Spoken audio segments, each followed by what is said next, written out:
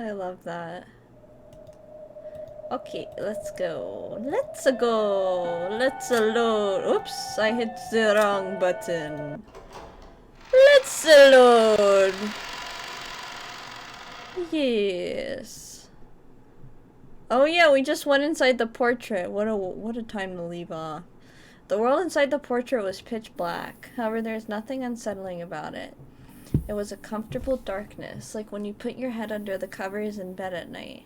Beato realized, excuse me, this was a world inside herself. So despite the darkness, she felt a warm embrace. As long as she asked for nothing, this world would ask nothing of her. But she couldn't remain like this. She didn't want to spend eternity inside the darkness of this world. Yes, I need to hatch out of my egg. The darkness in the shell surrounding the gold butterfly called Beatrice. 私は生まれます。お父様のために、バトラお父様のために生き、尽くすために生まれます。Excuse me. She took her goal, her reason for being born, and put it into words. As if the response to those words, the seal in the shell began to melt away. Cracks appeared in the darkness, and a brilliant light enveloped the world.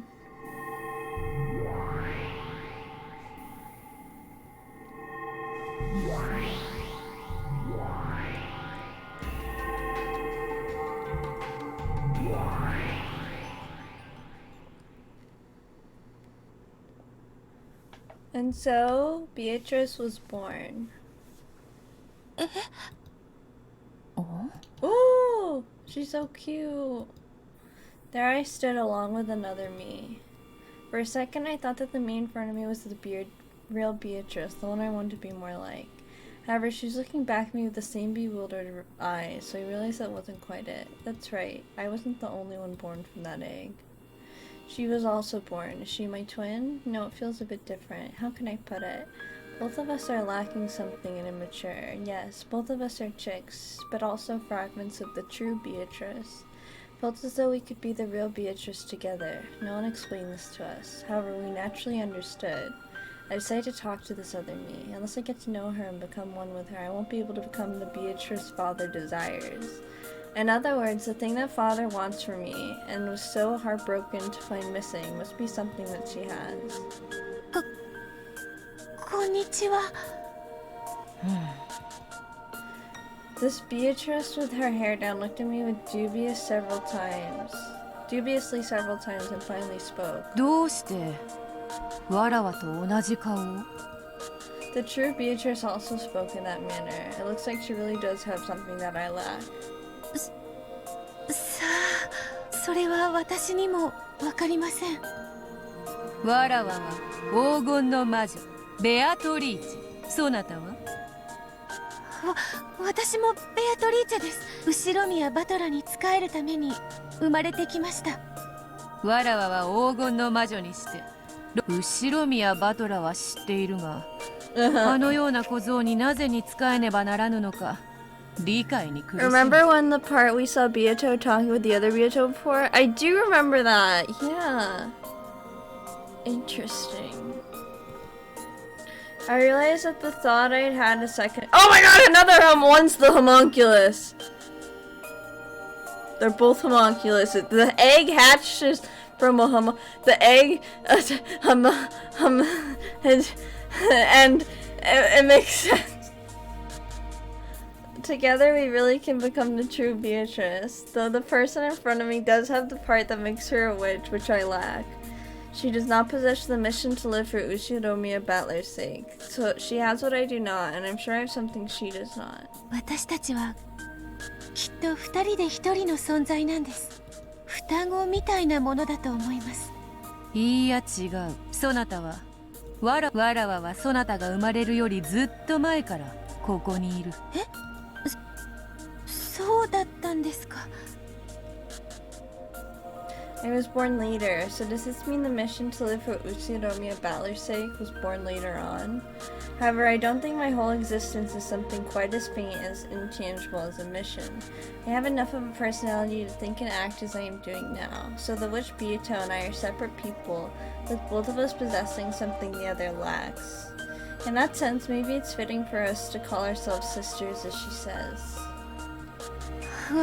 私はあなたのことが知りたいんです。わらわも知りたい。そなたもまたわらわであることは理解している。そしてなぜにそのような言葉遣いでありバトラに仕えねばならぬのか。そしてどうやらそれを理解せぬ限りわらわたちは互いに未熟らしい。私は完全なベアトリーチェになりたいんです。わらわはそなたが生まれるまで、しかしこうしてそなたがそなたを受け入れるのがわらわの定めであるように思う。わらわもまたそなたのことを知りたい。 To which Beato's tone was very slightly arrogant, which fitted her self-proclaimed status as the older sister. However, since we both realized that we were the same person, there was no need for her to be a bully. She probably realized that after meeting me, her current form was no longer her real self. ここはどこですか？お屋敷のホール？あ、Beato gasped. Her portrait wasn't there. Did that mean this was at least 2 years in the past? そうとも。後宮の屋敷のホールである。夜はわらわの時間。そして夜の屋敷はわらわのものだ。金蔵の間抜けは相変わらずわらわを蘇らせようだの。とら皮肉な話よ。そのわらわはこうして堂々と毎晩屋敷をあなたはここで何を？体を失いあの肉々しい鎮守の社により魔力もない。しかしわずかずつに日々魔力はよみがえりつつあるのだ。最後には見事復活を遂げあの金蔵を嘲笑ってやりたいぞ。わらわは見事そなたの檻を抜け出したとな。その笑いだけを楽しみに夜な夜な徘徊して暇つぶしをしている亡霊といったところよ。ご一緒してもいいですか？無論。何しろそなたもまたわらわの一部。右腕の同行を断る左腕がどこにいる？断る道理もない。そなたを迎えようぞ、我が妹、新しきベアトリーチェよ。Oh, they're both so cute. お姉様。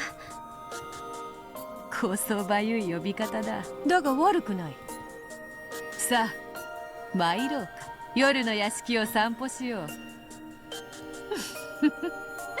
う。わらわの退屈な日常を紹介しようぞ。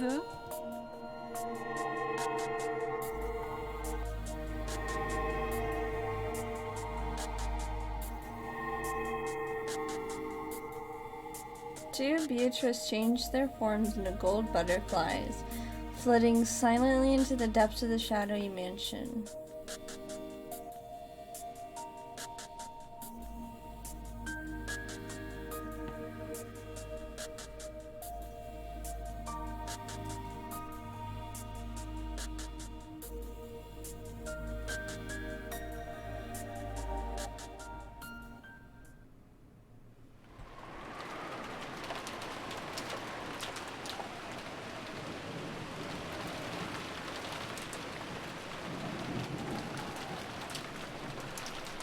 私は今でもそうなんですが、うっかり屋さんでよく物をどこに置いたか忘れたり、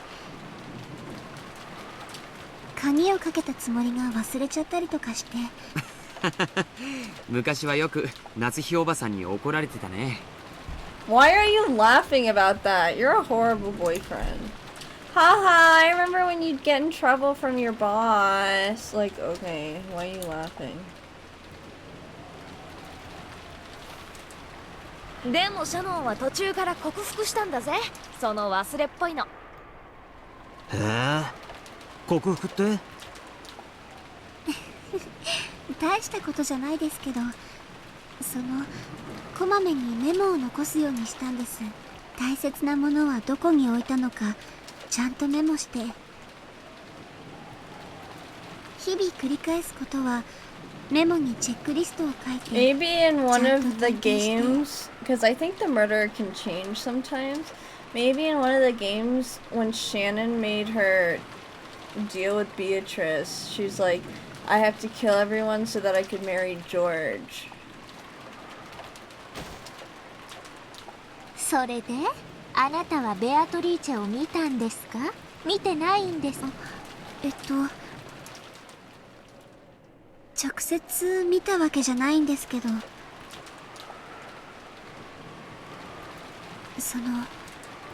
っぱりおかしいことがあって。Interesting. Because I think I don't know. She was talking about a certain summer night. Shannon had been doing the nightly rounds. From her perspective, it was a ghost story. From the witch's perspective, it was just a theory of a little summer night's prank.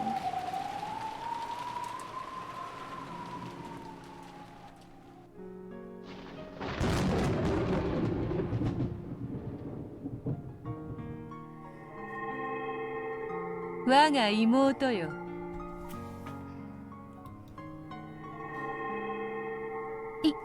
いいえ、何ですか、お姉様。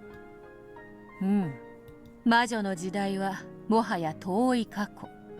万物を支配したとのたまう人間どもは我らの存在を否定する強い毒を持ち、その毒は私たちには有害なのですか？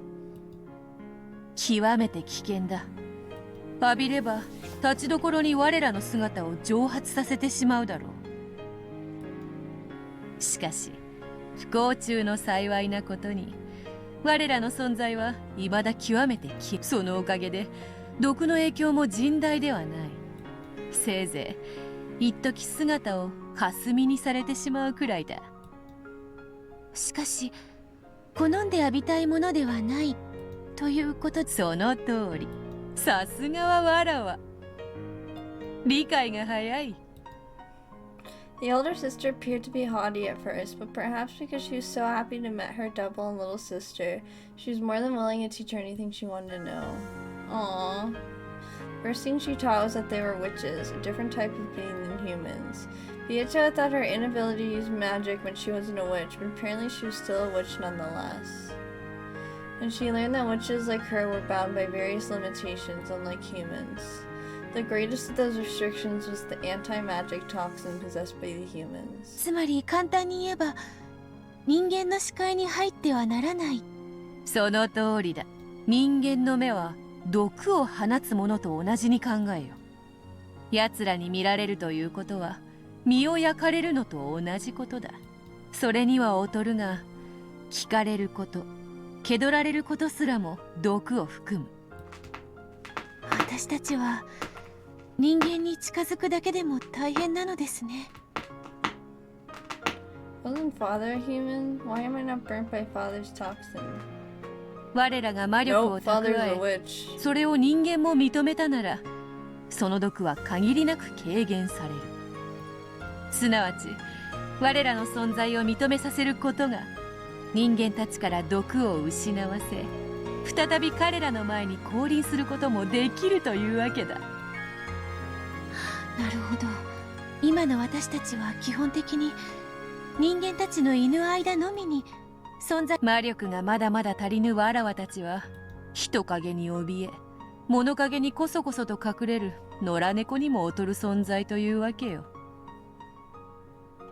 The main goal of the older sister was to gain a large supply of magical power and be revived as a great witch strong enough to have no fear of the anti-magic toxin. For that purpose, she had wandered around the mansion night after night, striving to regain her magical power and reduce the anti-magic toxin power of the humans. The powerful previous Beatrice, whom she had read about in Feathering's library, had appeared openly in front of the humans and had even toyed with them at will. According to her big sister, such a level of power was most impressive. 人前に堂々と姿を現し、魔法を自由自在とな。わらわとて想像もつかぬ大魔女の境地よ。それがわらわたちの未来の姿だというのか。はい、お屋敷の人間たちの前に堂々と姿を現し、魔法や眷属を次々に召喚できる、まるで絵本の中の魔女のようですらありました。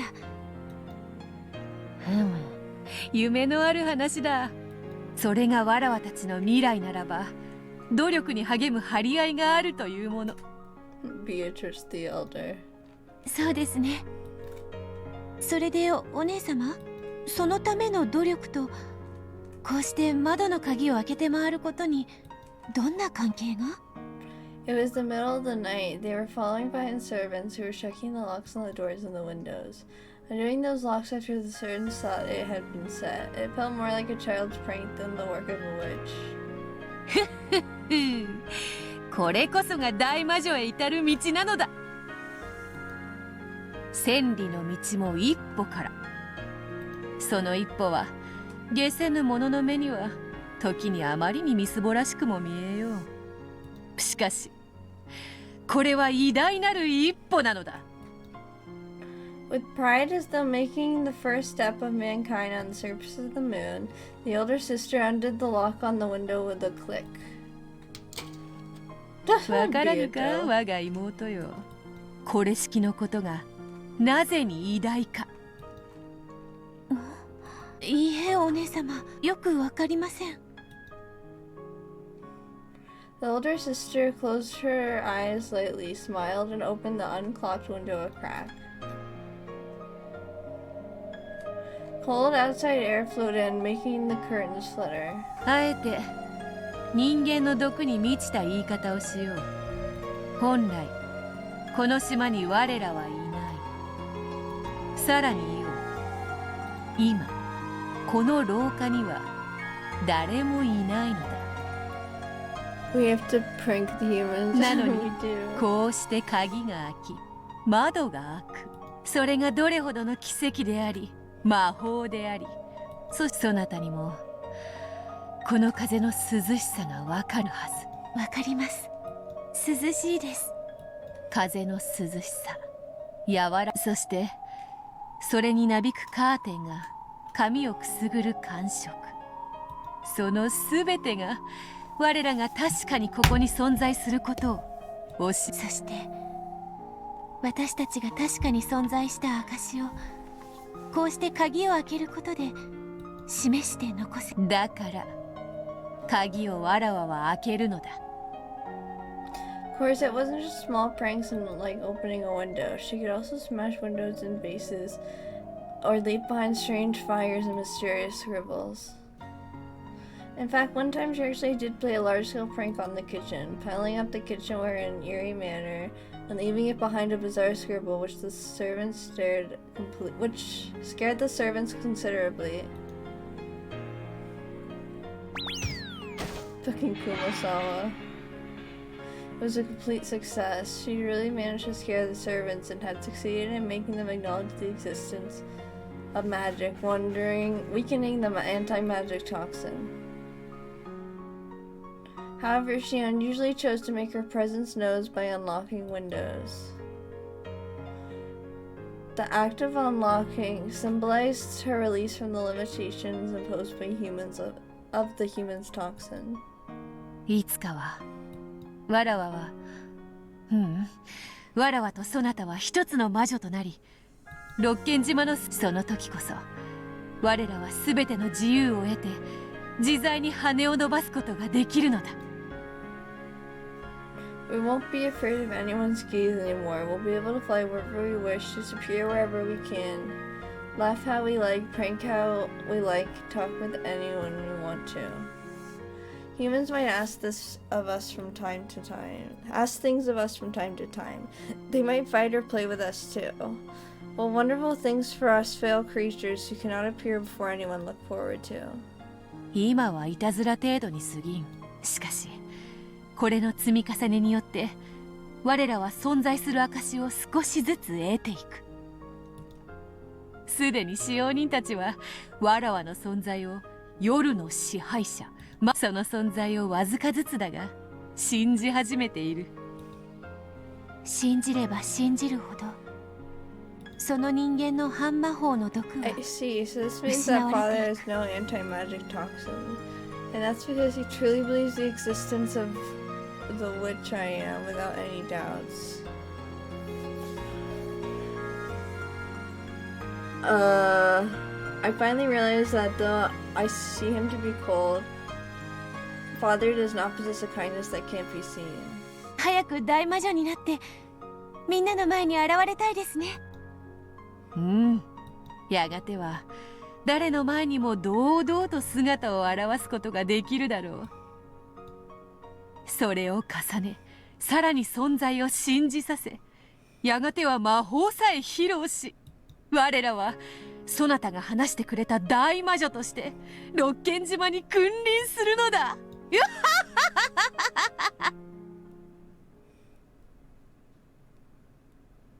魔女側の理屈はなかなかに面白い。退屈せぬ。信憑性ってあるわよね。ここは幽霊が出る有名な心霊スポットって脅されたら、木の葉が一枚落ちたって人間は幽霊が出たと騒ぐわ。そうだ。すべての現象は本来中立、中性、無味無色だ。それを望む受け取り方をさせるには、その環境づくりが必要となる。カリスマのある人物がたとえ何かを失敗しても好意的に解釈されるのと一緒よね。なるほど。その意味においてはベアトたちのささやかな努力は間違ったことではない。屋敷の鍵が開いていただけなら戸締まりを忘れたか、はたまた誰かのいたずらかで済む問題。それが夜な夜な屋敷を魔女が徘徊しているという噂が魔女の存在を少しずつ形作り、夜の屋敷でおかしなことが起こればそれは全て魔女の仕業とみなされる環境の成立。なるほど。そういう論法がまかり通るまでに至ったなら、それはもはや夜の屋敷には魔女がいるのと同然を意味するわ。Okay, Angie. After Beatos finished their mischief, unlocking and opening the window, they enjoyed the coolness of the wind and the brightness of the moon, then became gold butterflies and disappeared into the darkness.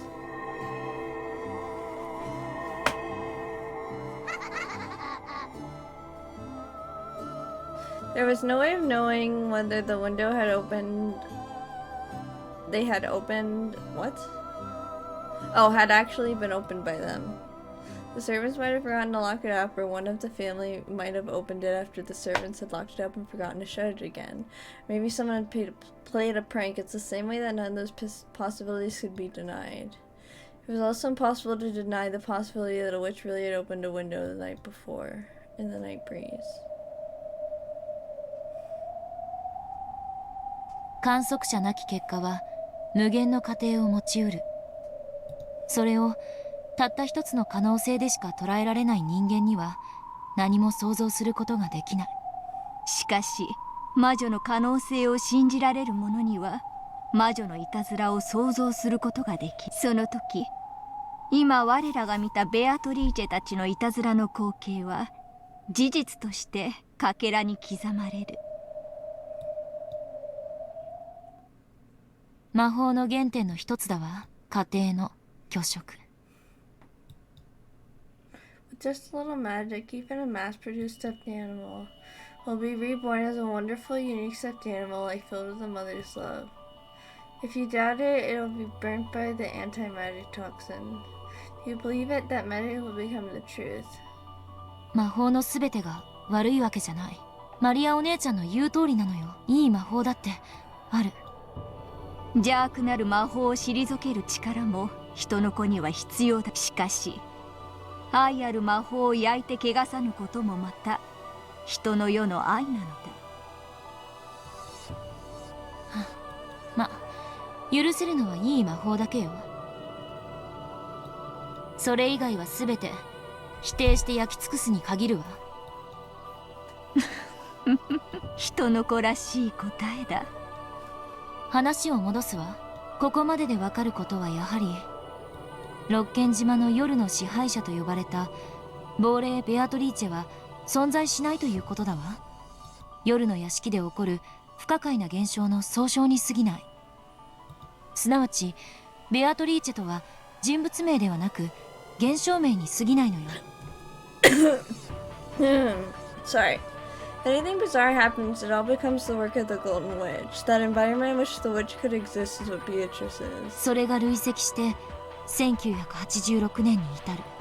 これこそが真犯人がかぶっているベールなのよ。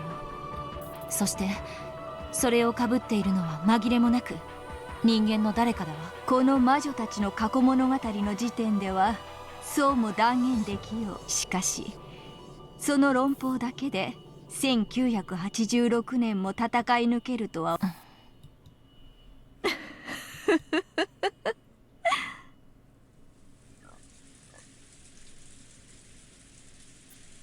バカバカしい。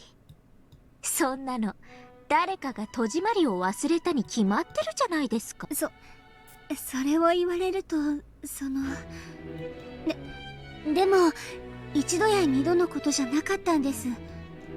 それはつまりあなたが一度や二度どころじゃないくらい何度も戸締まりの確認を忘れるドジで間抜けでアンポンタンな使用人ってことじゃないんですか？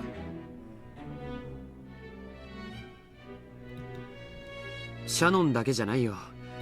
他の使用人の時にもいつも同じ窓が開いていたんだよ。私も母さんに夜に廊下の窓を開けっぱなし、そんなのやってないのになんだか怒られたぜ。ベアトリーチェもきっとお月見がしたかったんだね。何度も同じ窓でそういうことがあると薄気味悪いよな。それに厨房の料理道具が積み上がってて不気味な魔法陣だかの落書きがあったってのはもっと血みたいなもので不気味な魔法陣が、それ以来厨房の見回りも怖がられていて、その厨房の不気味な魔法陣目撃者は誰ですか？私はその日は私の勤務日。つまりはそういうこと。心霊スポットに尾ひれがつくようにあなたたち使用人も夜の屋敷の階段を少し面白がったりはしていませんでしたか？あなたがそうして魔女が存在するかのように語り、それを伝染させているように。つまりベアトリーチェの仕業ということになってる不気味な出来事は全て何かの偶然か事故、あるいは面白がって誰かが捏造した根も葉もない噂話と、そう言いたいわけか。そういうことです。ベアトリーチェなんて存在するわけがないじゃないですか。ベアトリーチェはいる。バトラさんはよくご理解されているようです。そういう名の人間、あるいはそう自称して何かを行った特定または不特定多数の人間は存在するでしょうね。しかし私たちが期待して妄想するような黄金の魔女ベアトリーチェなんていう存在、全くにもってありえません。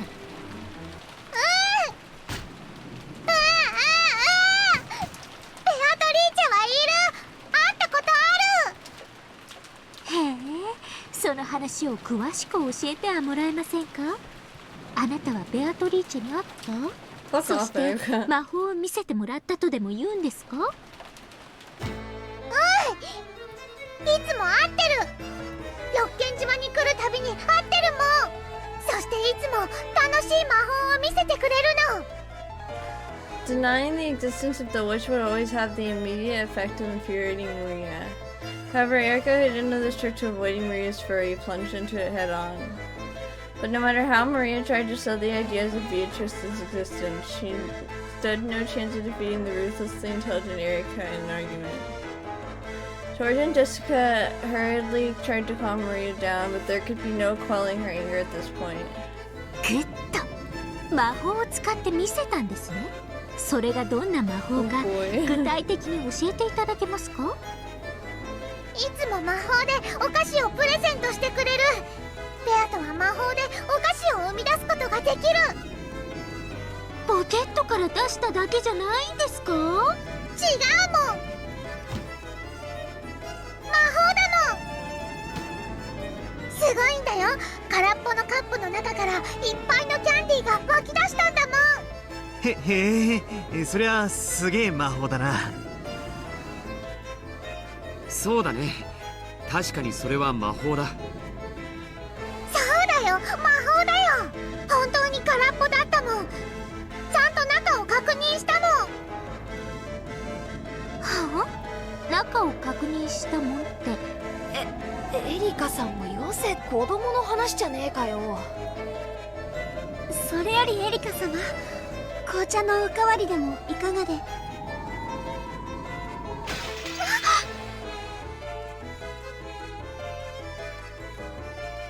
ノーサンキューです。今大変知的な話をしています。外野は黙っているように。もっと具体的に教えてください、マリアさん。カップの中をちゃんと確認したとはどういう意味ですか？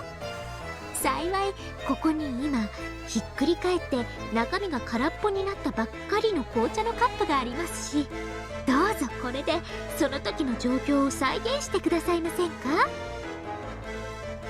さあお願いします。さあ。After holding the cup of black tea, which she had just overturned and was still dropping upside down over the black table, Erica slammed it down hard and slid over to Maria. Erica's eyes glowed repulsively, like those of a snake about to snap like a frog. Their eyes were ice cold and had a madness in them that made them want to avert their gaze. On the other hand, Maria was going uncomfortably. The greatest expression of anger that a human can manage. The look on her face was frightened, not at all what you'd expect from a 9-year-old girl. お二人ともおやめください。 Maria is definitely one of the potential killers. ベアトリーチェはね、こうやって空っぽのカップをね、テーブルの上に逆さに伏せておいたの。はい、それでそのまま開いたら飴玉が溢れ出してきたわけです。それはすごい。それなら魔法ですよね。それならば。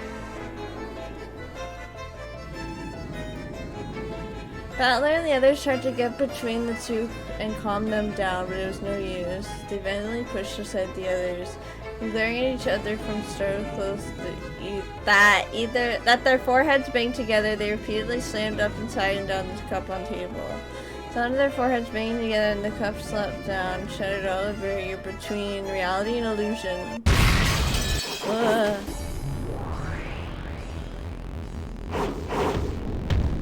魔法だよ、魔法なんだよ。ベアとは魔法でキャンディーを生み出したんだよ。なら Yeah, I 再構築しても had らい some ましょう snacks か。 earlier, thank you. マリアージュ・ソルシエル創立者にして原初の魔女のマリア。エリカ卿、取るに足らぬ相手です。戦うまでもありません。お黙りなさい、殺人球体関節に。さあこの伏せたカップの中がどう飴玉で満たされたって言うんです。 going nuts. カップをひっくり返したってキャンディーは出てこないよ。だって魔法を使わなきゃ出てこないもん。ベアとは魔女なんだもん。魔法を使う。はいはい、魔法ですね。どうやって魔法を？魔法のステッキを振るってカップを叩い違いますよ。ベアとは魔女だから魔法を使うの。魔法は呪文を唱えて奇跡を起こすの。 Oh. キャンディーを生み出す魔法も呪文を唱えなきゃ使えない。はいはい了解。グッドです、グッド。呪文をどうぞ、魔法をどうぞ。さあさあ、どんな呪文を魔女はどんな風に。さあさあ、思い浮かべてごらんなさい。カップの中にキャンディーがいい。そんな素敵なところを。へえ、それ。ほら、カップの中にはキャンディーがいっぱい。Maria grasped the overturned cup so tightly it nearly cracked, and slowly it lifted it up.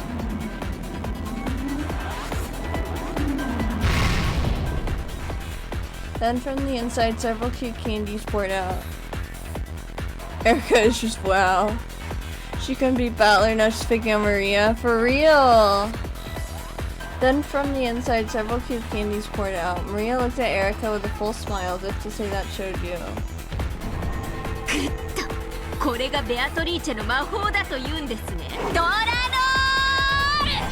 ドールブーチーやね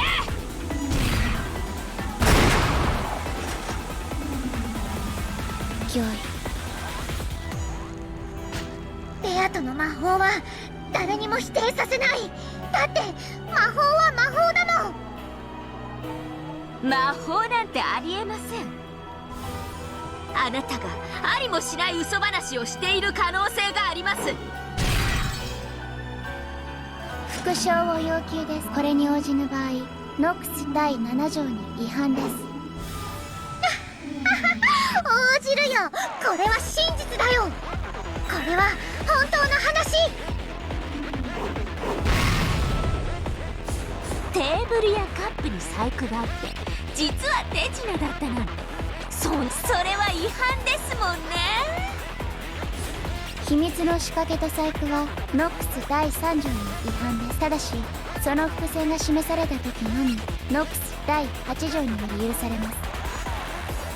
Nox's third prohibits hidden doors and devices that have no clues pointing towards them. However, by presenting foreshadowing and clues that point towards the existence of said devices, Nox's eighth allows them to be used. そんな細工は何もない。ただのテーブルとカップだよ。だから手品じゃない魔法だよ。了解です。ノックス第9条によりマリア教の魔法目撃は認められます。そうですよね。第9条ならね、観測者はいついかなる時でも視点を語ることが許される。でなかったら女装した犯人の目撃を女を見たと表記したミステリーは全て失格ってことになりますから。いいんですよ、あなたが魔法を見たと主張しても全ての真実は主張に過ぎない。だから私はあなたとは異なる真実を主張し、それを看破します。 You can't reiterate a paragraph word for word. それが探偵の役目、醍醐味ですから。カンパなんてできないよ。だってこれは魔法だもん。その魔法は魔法ですから魔女にしか使えないわけですよね。そうだよ、魔女にしか使えないもん。では人間の私にも使えてしまったら魔法ではないということになりますね。お前なんかに使えないよ。ベアトにしか魔法は使えないもん。ぐっとなら私がやってこの空のカップの中に飴玉をやれるならやってみてよ。無理無理、無駄無駄。人間にできるわけがない。なら Poor Maria. 期待ご期待こうご期待。さあここに空っぽのカップがありますよ。よろしいですか。よろしいですね。それをこうしてテーブルに伏せます。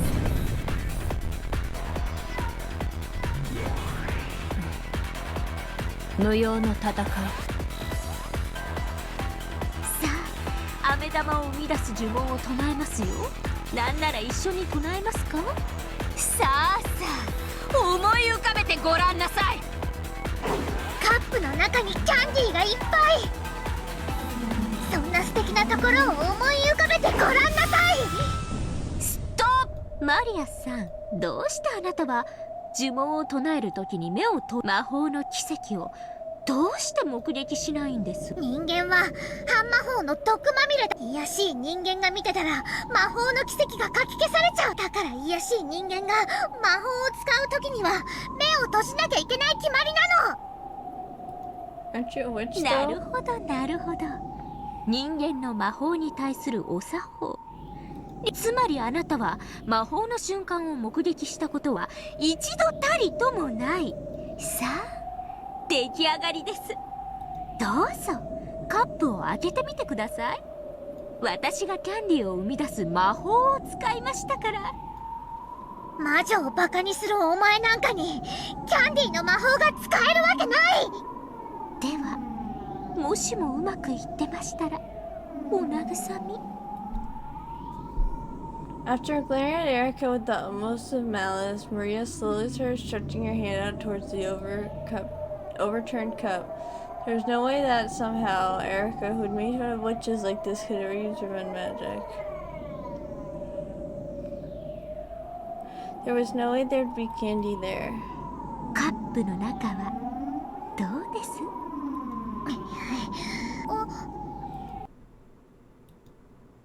And there lay a single candy with a cute wrapper. これが魔法ね。 Erica smiled gently. A look of disbelief shock rose from Maria's eyes, along with envy of the person who could use the same magic as Beato. エリカも魔法が使えるの？ね、魔法でしょ。これが。ってことはつまり。 Erica smiled pleasantly. She and Maria had finally reached a deep understanding. わけねえだ Yeah, I knew that was coming. あんたが目つぶってる間にカップ開けて飴玉放り込んだだけじゃないですか。これが魔法？こんなの三流手品でしょうが。これがまず探偵としての青き真実です。そして重ねて真実の魔女としてくれてやります。あんたの言う飴玉の魔法はただの手品。ベアトリーチェとかいうエセ魔女が魔法と称して見せた単なる手品。つうかあんたこの程度の手品で騙されるわけで、あんたの主観が語る魔法なんてね全く信用できやしない。あんたが魔法だと思い込んでるものは全てあなたが種に切る魔法なんてあるわけない。 Oh, poor 存在する Maria. わけない。 Why is everyone mean to Maria? Like, what did Maria do?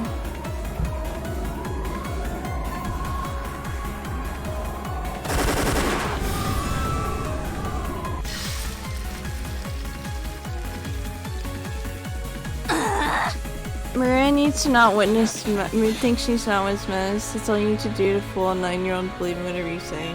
I still believe in magic, though. このカップにキャンディーを入れたのはエリカだからといって、 Yeah. ベアトの魔法も手品だったことの証明にはならないよ。 That's what I was thinking. Go Sakutaro! ならば同時に魔法以外では不可能だったことのこの腐れぬいぐるみが。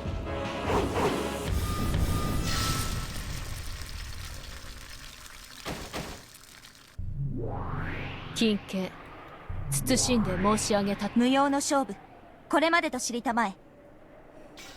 この紙切れどもがいいところで邪魔を。これで十分です。カップの中にキャンディーを表す魔法についてはマリよって魔法であるとの主張は却下されます。でもマリアの時は手品が存在することが魔法を否定。エリカ教見事マリア教の魔女幻想を打ち破りました。 The illusion of the witch occurs when someone tries to force acknowledgement of magic by claiming that a thing would be impossible without it. It's how witches launch an attack. If someone's able to successfully argue back and show that it would be possible without magic, the illusion of the witch is defeated, and the witch must retreat. The magic Maria claimed to have seen could have been a trick, so it was unqualified to be acknowledged as magic. However, that was only the result of this battle. It was still too early to bring the fight into the domain of denying Beatrice, the witch, and the magic that Maria believed in. However, battler always ends instantly when your opponent surrenders. Battles, sorry. Erica wanted to hit Maria with everything at once, defiling the witch and magic she believed in, crushing it without a fragment of compassion. Poor Delaner. Yeah, she has to deal with あと this. 一歩で波が引いた後のまっさらな砂浜みたいな無垢なハートをズタズタに引き裂いてやれたのに残念です。今日が覚めました。これで満足？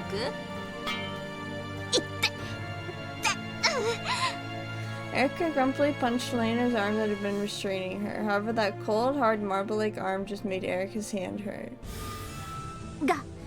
外交官特権、この勝負はもうおしまい。近景外交官特権了承する。意図大人げない戦いと知りたまうものなり。何か言いました？何も。引き上げましょう。マリア教など所詮はエリカ教の敵ではあり、この程度の雑魚見逃したとで問題はありますまい。そうですね。子供の夢を引き裂くなんて私も随分と大人げないことしちゃったもので本当にごめんなさい。私にしてはエレガントじゃなかったことを行きましょう。 Poor Maria. Erica and the others turned their backs on Maria, who was still crouching limply. However, as detectives and famous mysteries voiced on the past, Erica clapped her hands, stopped, and turned around. そうそう。いかがです？ただカップが伏せてあるだけでフルドエリカはこの程度の推理がいかがです？ Erica's merciless words gouged themselves into Maria's heart once more.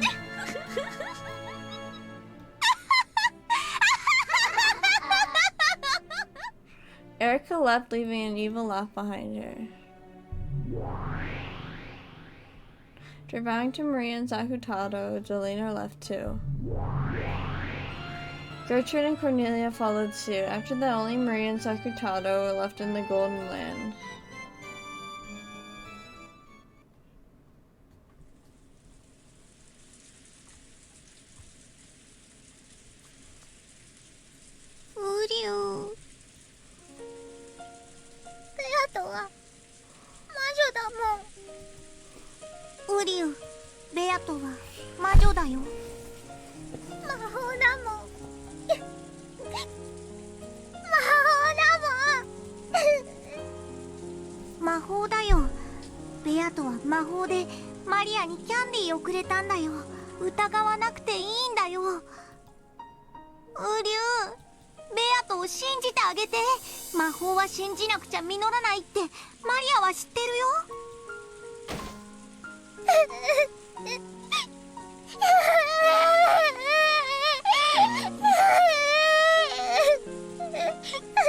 Surrounded by an icicle drizzle that had started falling at some point, Maria cried quietly. Trying to at least protect her from the rain, Sakutado used his large sleeve to cover Maria's head.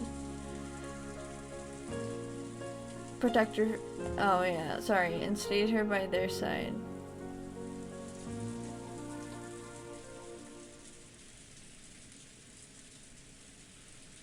さあ、行こうマリア。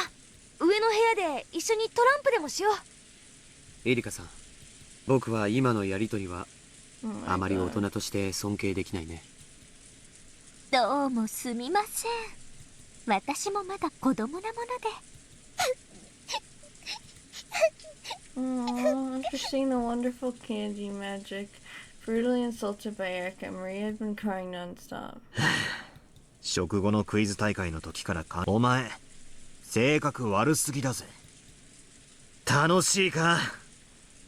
小さい子の夢ずったずたに引き裂いて楽しいかよ。バトラ様もおやめください。 Stop, Shannon. どうか私に免じて。 What do you mean for your sake? Who the fuck cares about your sake? お願いいたします。 Shannon, who had been looking flustered, bowed her head deeply and implored Ballard to stop. George, who didn't want Shannon pressured, fell in line. 行こう。また今年も僕たちはいとこ部屋で過ごそうよ。テレビを見たりトランプをしたりして遊ぼう。エリカさんの部屋用意があるそうだから。シャノン、案内してあげて。まだ結構です。私はもう少しここでのんびりすることにします。余韻を楽しみたいので。何の余韻だよ。Battler and the others could no longer hide their irritation. They had no obligation to entertain the uninvited guest any further than this. Erica herself understood perfectly well that no place would welcome a detective. Battler and the others wanted to leave, and Erica wanted to stay.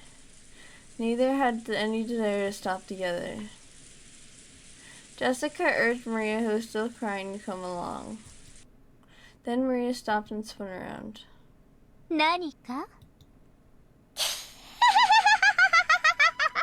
Poor Maria, let's go psycho mode on Erica. たまにいるんだよ。魔法を信じない毒素の塊みたいな人間が。私のクラスにもお前みたいな男子がいくらでも。魔女も魔法も奇跡も幸せも何も信じない。そんな程度の奴らの毒素に焼かれて灰になっちゃうようじゃ魔女になんかはなれないね。マリアはこう見えてもベアトリーチェの弟子、原初の魔女見習いなんだから。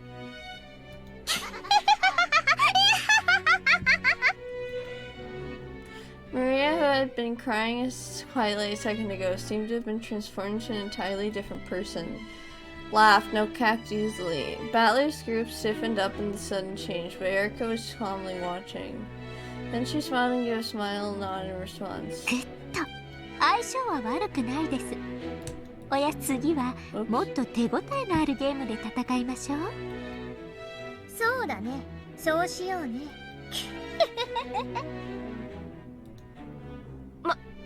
マリアもよせって。行こう行こシャノンちゃんもどう？よかったら一緒にトランプ。ほんの一戦でもいいから厄払いになるぜ。え？ああ、じゃあちょっとだけ。Shannon couldn't remain in the suffocating lounge any longer either. Shannon, in part apologetic and in part trying to escape, she followed after Balor's group. After that, Erica was the only one left in the lounge. Still wearing a thin smile, she tapped on the glass with her finger. There was a light chink, a surprisingly boring sound, and so, even though Erica wore a thin smile as though pleased. Is Erica gonna die, I hope? お待 Oh た my せ god, しま freaking した。 Kumasawa. お風呂に入っておりまして。おや、 Cutie. 皆様方は？入れ替わりですね。ついさっき2階へ上がりました。あなたを呼んだのは私です。何でも悪事島の話や森の魔女の話などにも詳しいとか。ええ、まあたわいもない話ですが。たわいなくて大いに結構です。湯上がりに一杯いかがで？私もたまにはサービスくらいしますので。Erica stood up, opened the refrigerator before the counter, and put ice into the ice pail.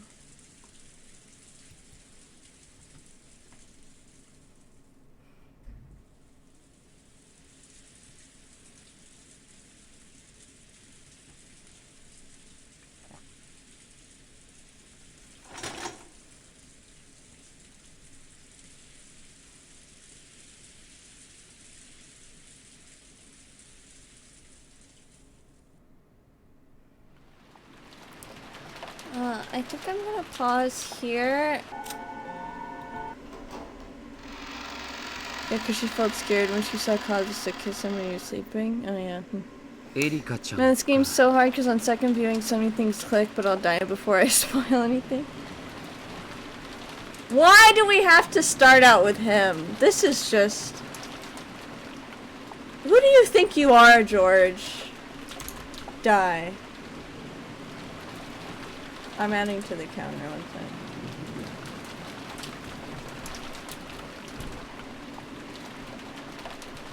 But yeah, she regrets everything now. Yeah, well... ずいぶん変わった子だね。 Just wait until George becomes the chosen one? Stop. 最近の若い子とはどうも相性が良くないよ。ジョージさんだってお若いですよ。Yeah, young and dumb! いとこで最年長ということもあってついつい。いつも自分がもう若くないって気持ちになっちゃって。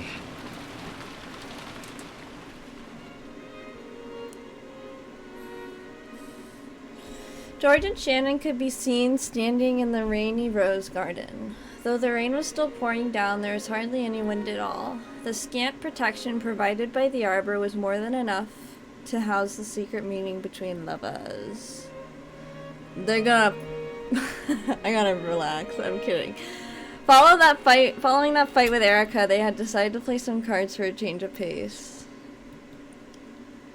Young, dumb, full of... numb. When that was over, Shannon had returned to the servant room. And shortly after that, George had left his room to meet with Shannon at the time they had arranged.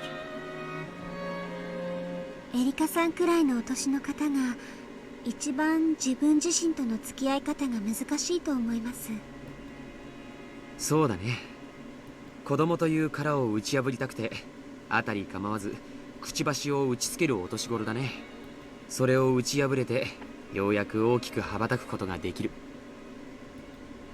僕もそうだったよ。かつてまだ殻の中にいた時の自分は情けなくひ弱な。Yeah, you're still like that, George. そんなことはありません。いや、いいんだ。自分でも分かってる。かつての僕はいとこの中で最年長ではあっても、いつもぼんやりしているうだつの上がらない男だったよ。それは何もいとこの中だけの話じゃない。家でも学校でも全てでそうだったさ。I hated being like that. I wanted to break that shell and become a splendid adult like mother and father. George, you're a murderer. でも You're a murderer, George. それを打ち破られました。 You're a murderer. この数年のジョージ様は毎年出会うたびに道があるようでした。ありがとう。George murdered Asumu. Or Asuma. I don't know what her name is. 何かきっかけがあったんですか？殻を破る？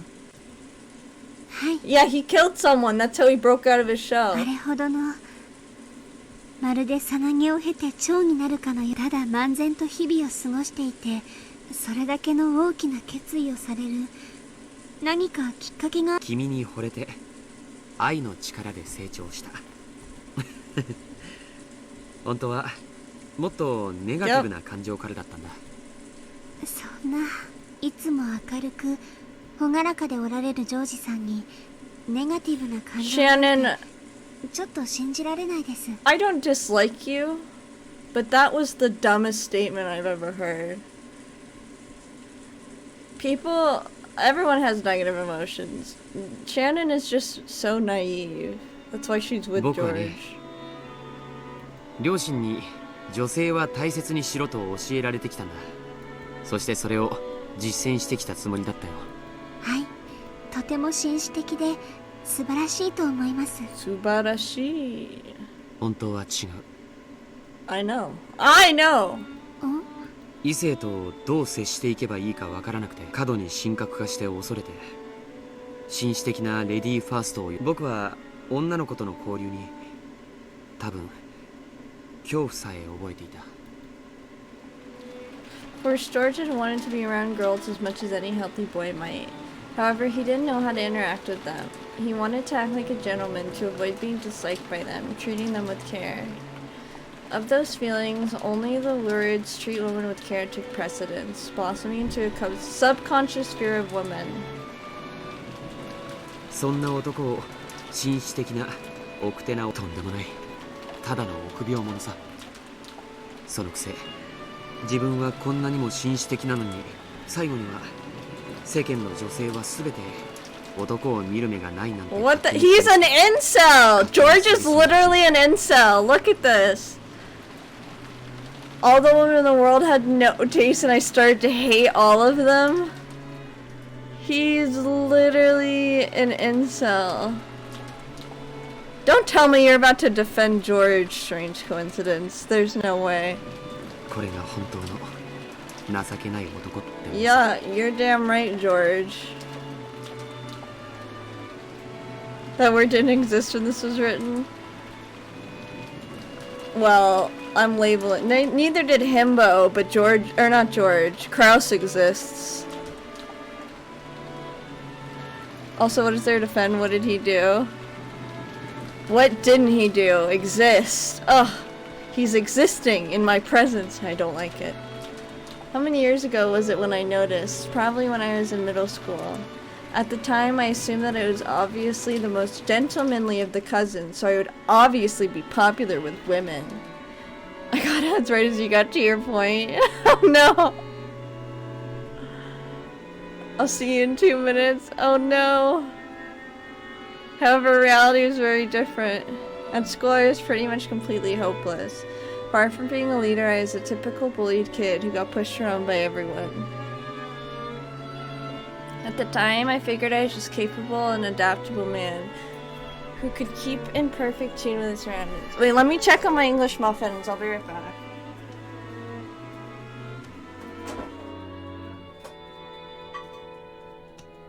They're done, y'all. Dude, I'm so hungry.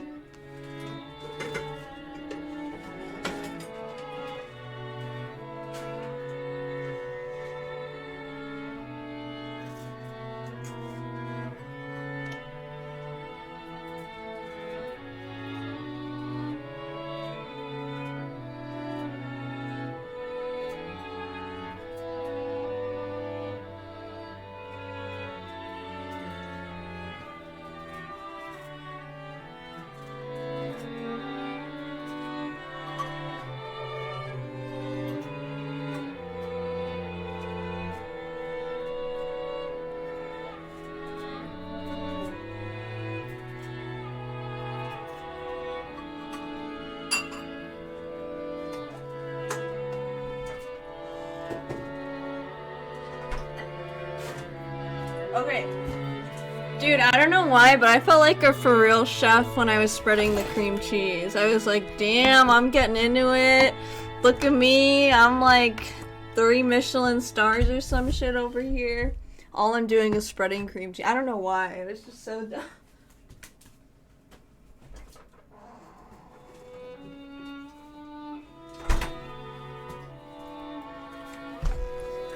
I need an air fryer. You do? It's so good. Okay. How stupid. Lunch.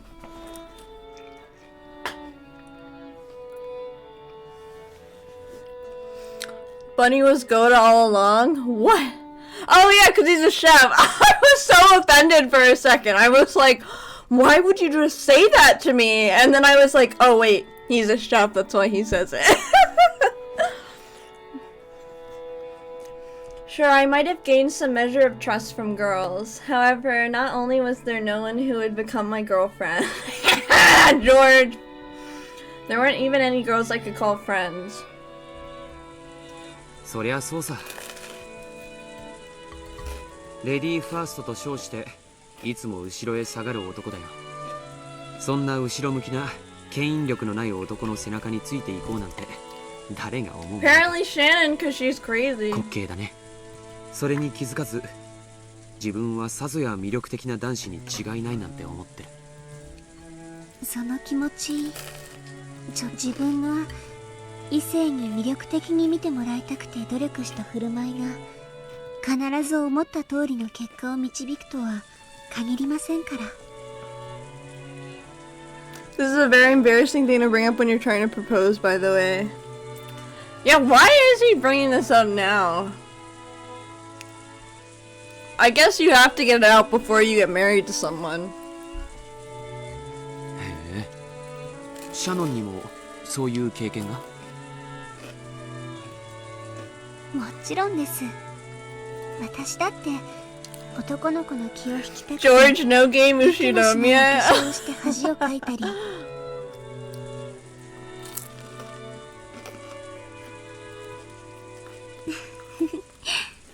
恥ずかしい失敗の思い出がたくさんあります。そんなうぬぼれた僕の目を覚ましてくれたのがシャノン、いや君たちだった。どんなきっかけがジョージさんに訪れたんですか？ What do you mean, both of you? What do you mean? What the hell does that mean?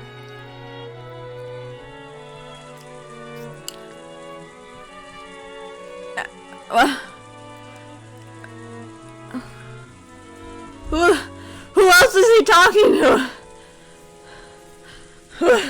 What does this mean? What does that mean? Oh, Shannon and Beatrice, right? Because of the fucking... Because Beatrice's deal with Shannon with the... breaking the shrine to get more magic power. What the fuck? I don't understand.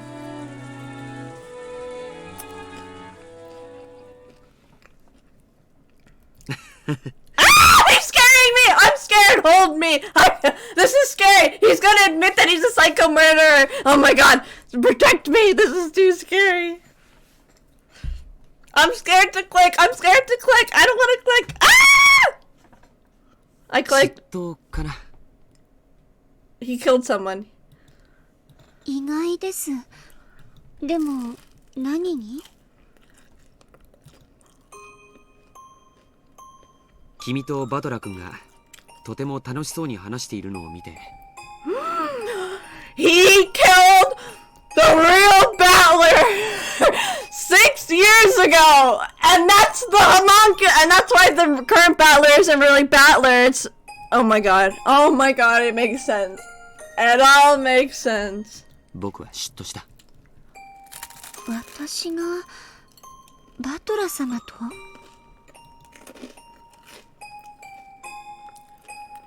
Shannon raced through her memories trying to find a conversation that might have made George envious. 君たちにとっては他愛ない会話だったに違いないよ。でも僕はそれに嫉妬を感じてしまった。ここからの話はバトラ君には絶対に内緒にしてほしい。So maybe earlier he was talking about Shannon and Battler. 約束できる？ Or Beatrice. もちろんです。I don't want Battler to hear what I say. Yeah. Oh, yes to what? You guys... To being him... To, he was referring to Shannon and Battler. George killed him 6 years ago. Mm. Oh my god! It all makes sense! Okay. So when Beatrice said it was Battler's fault, it's because George kills everyone because he's jealous of Battler 6 years ago. みすぼらしい僕の懺悔さ。でも聞いてほしい。今夜は僕の悪い部分も知ってくれた上で君に返事をもらいたいことがあるから。はい。聞かせてください。Shannon, you're brainwashed. What does he have to do with now? He successfully made her fiance. What's that have to do with now? I don't know. With a smile but serious look in her eyes, Shannon nodded. Tonight. She knew what he was gonna ask her tonight. George had the right to confess before asking that sacred question, and Shannon had the obligation to listen. Shannon understood this and she listened quietly. 感激の魔女ってずいぶん趣味の悪い魔女なのね。恋を語る話は時を超えて尊い。いくら聞いても飽きぬでな。もっとも私にはエンジェの乙女らしい嫌悪の表情の方が愉快であるが。Featherine laughed quietly. Angie huffed and looked away. But she quickly realized that this would only entertain Featherweed even more, so she tried to act unconcerned. バトラ君もジェシカちゃんも昔から快活だね。いや、そんな言い方は取り繕ってる。だからこう言うよ。George looked at where the moon should be, high above the rain clouds, and spoke. They were honest words, spoken simply from George's heart. 僕は昔からバトラ君もジェシカちゃんも礼儀に欠けた子だと思ってたよ。Fuck you, George. Let me add to the counter real quick.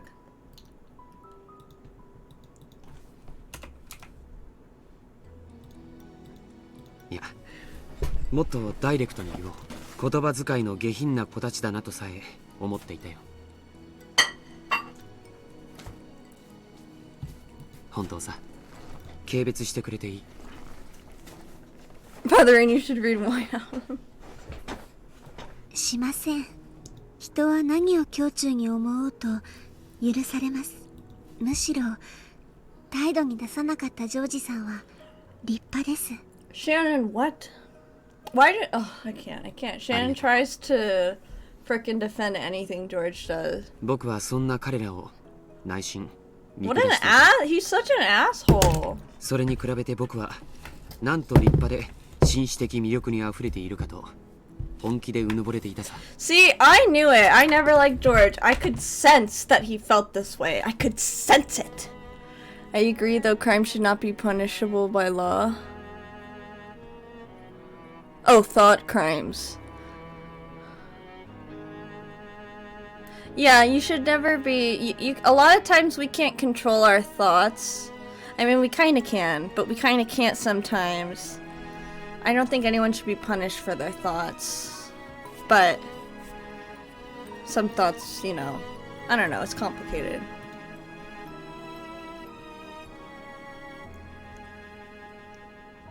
What do you mean?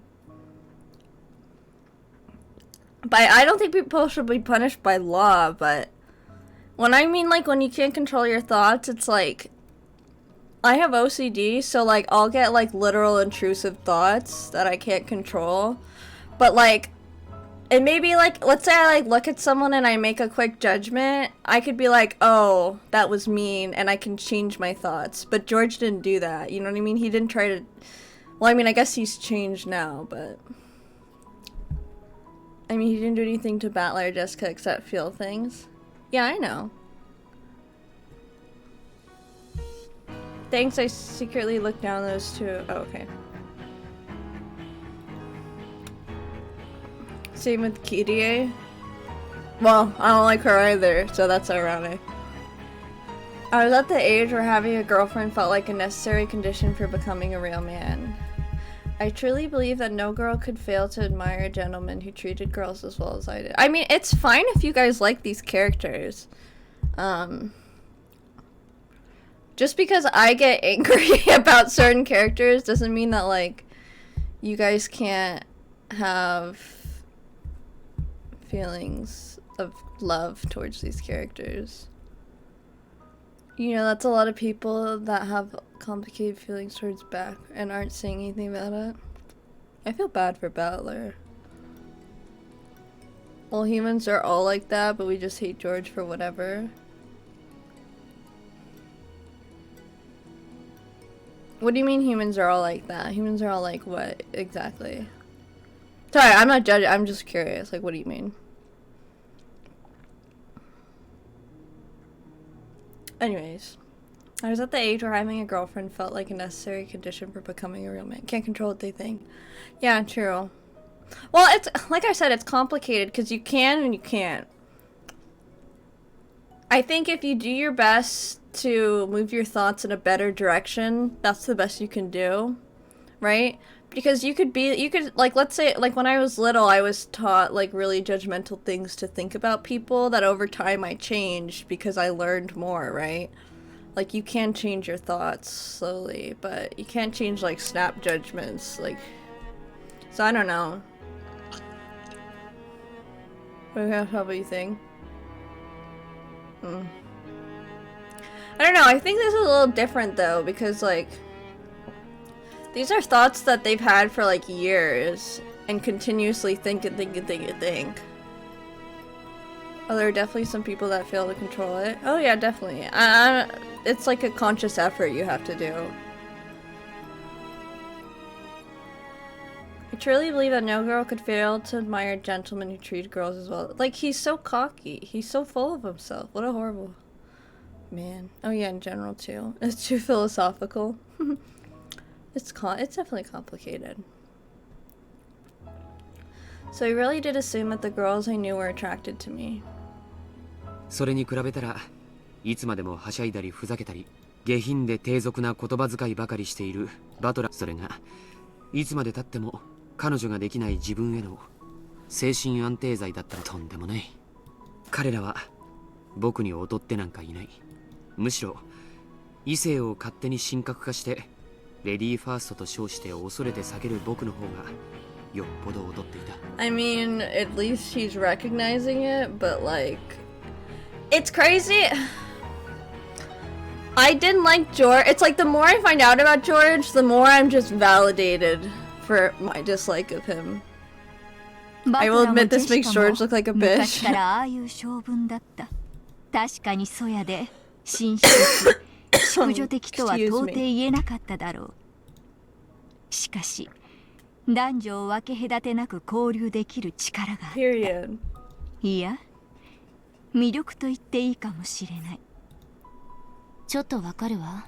お兄ちゃんやジェシカお姉ちゃんみたいなタイプの人って男女問わず誰とでも仲良くなれるタイプよね。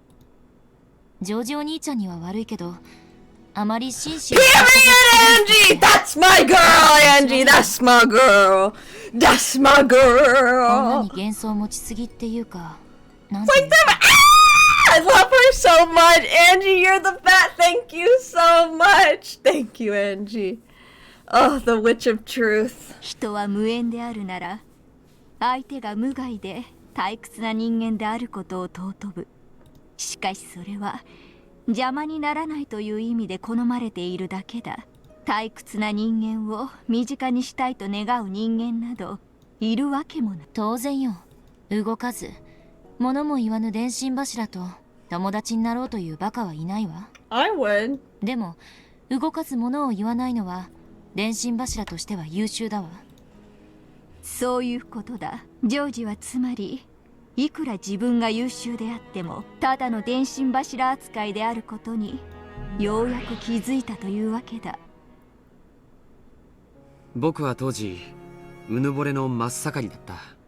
だから親族会議でみんなで集まっている時、一番魅力的なのは僕で、それに混じって遊んでくれた使用人の女の子はみんな僕に惚れている。それがあの日、僕はそこでようやく自分がどれほどみすぼらしかったかを思い知った。私が当時何か心ないことを言ってしまった。いいや、君は何も君の瞳に Whoops, I didn't mean to click. I didn't mean to click. 常に僕だといううぬぼれが打ち砕かれたのさ。Just when did it start? No, it must have started long before then. I only failed to notice because my eyes were clouded with conceit. ある日、唐突に気づいたんだ。君たちがバトラ君やジェシカちゃんと楽しそうに遊んでいることに。Yes, those two whom I had looked down upon so much were radiating far more charm than I was. You really looked like you were enjoying yourself that day. The look on your face was far brighter than you ever showed me. 気色悪い話さ。僕は君を勝手にひょっとしたら異性の付き合いになってもいいかななんて青くそれを勝手に恋人を奪われた気持ちになって勝手に傷ついて、どこまでも僕はダメな男だったんだ。その時ようやく僕は自分。ジョージ様。その後バトラ君 We はい got ろい too ろあって lucky last chapter that there wasn't a bunch of George because he was dead. But of course, he hasn't fucking died yet, so we can get him. おじさんも可愛い人だね。バトラ君とあんなにいつも喧嘩をしているのに、バトラ君の近況を常に気にかけていた。そうですね。 I don't trust Rudolph 私も either. 聞かせてもらったことがあります。 Why is Rudolph speaking to everyone about it? That's suspicious. That's very suspicious. Yeah, one more thing. Yes. ア What ス is ム it? 様も呆れておられましたっけ？ Asumu. It is Asumu. Yeah, okay. I thought I was wrong when I said that. It's Asumu, not Asuma. George is 23, I think, which means he was 17 6 years ago. Battler is 18, meaning he was jealous of a 12-year-old. Battler? I don't think George is that much older, is he? Can we look up how old George is? Let's look up how old he is just to make sure. But still, being jealous, that's kind of crazy. Wait, Shannon's only 16 now?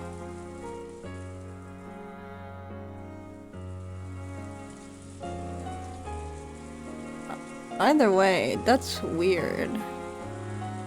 No, Cannon is 16, which means 6 years ago. I think you're getting some of the ages a little wrong. Battler is 19, isn't he? 学校では Maybe he's 大層 18. I 女 don't 性 know. に人気でトラブルが絶えないのはきっとルドルフ様の血のせいに違いないと。 How old is Shannon? そしてジェシカちゃんも男女の友達を大勢作っていつもその中心で活躍していると聞いていたし。 Wait, why don't I just look? Oh wait, it doesn't say, does it?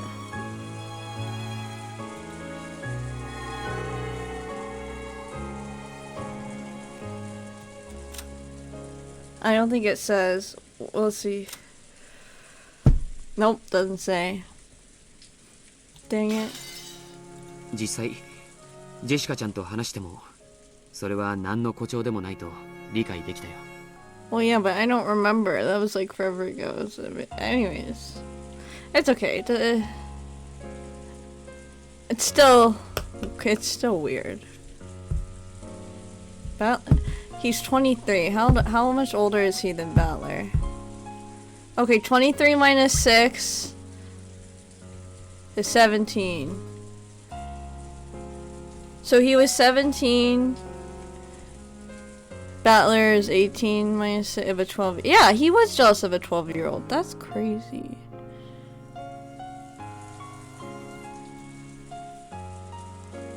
This proved that the two I'd looked down upon were much more attractive human beings than I was. 最初はね、バトラ君たちを真似ようと思ったんだ。滑稽な話さ。ふざけたりはしゃいだり下品な会話を好めば彼らのような魅力が得られると思い込んだ。ジョージ様がですか？ちょっと想像できません。痛々しかったよ。僕もあの頃のことは生涯、そしてそんなことを真似ても真の魅力は宿らないとすぐに気づいたよ。僕に魅力がないのは人を大事にすると称したり場の雰囲気に合わせて振る舞えると称したりしていつも一歩逃げている自分の僕はそれを克服するために生まれ変わる決意をしたよ。初めて自分の殻というものを理解しそれを打ち破ろうと誓ったんだ。その意志がくじけそうになるたびにあの日のことを思い出して君たちが僕を忘れて楽しそうに遊んでいたあの日、そして僕に好意があると決めつけている君の瞳に僕が映っていなかった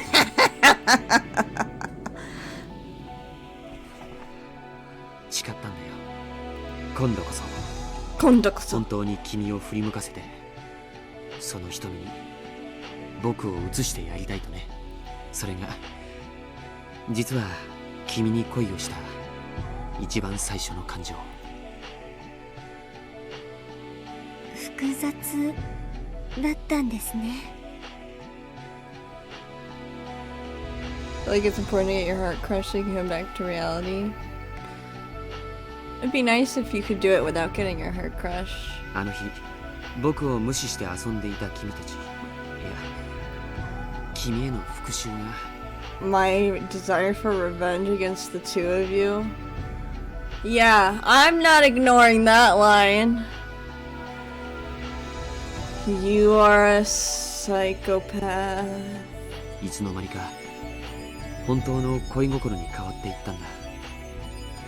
しかし神に誓うよ。それが君のことを真剣に考え出したきっかけだとしても、僕が今君に持つ気持ちには The best revenge is 何の self-improvement. 偽りもない。僕は君を生涯愛することを誓う。 Yeah, that's fair. That's a fair statement. それは誰にも何にも偽らない。Mm. そして君を妻として迎える I don't know. I think also slaughtering Okay. everyone important to them is 世界を a 敵 good way に to 回 get すことだって revenge. 厭わない。 Not that I would do that. But when I think about revenge, that's how I would get revenge on someone if someone wronged me. Sorry. I was just thinking, you know, I wouldn't do that. I was just thinking, you know what I'm saying? Whoopsie. Or would you? Well, I am literally Shion, so... I'm just kidding. I would not do that. I'm just a little bunny. Just a little bunny. Georgie. 以上が君に先にしておきたい懺悔さ。僕は You're 今 gonna 日 need ま to で君 delete のこ this とを spot. 初恋で一目惚れだったと言ってきた。That's so funny. Hello. FBI, that was a joke. I would never harm another person. うぬぼれた僕の歪んだ。関係ないです。そんなの。 Dude, Shannon's such an airhead. Shannon smiled, but she spoke forcefully enough to cut through George's words. 初恋じゃなかったら結ばれちゃいけないんですか？ Let me open my Dr. Pepper. Bam! Bam! 初恋の人を忘れたらそれは裏切りなんですか？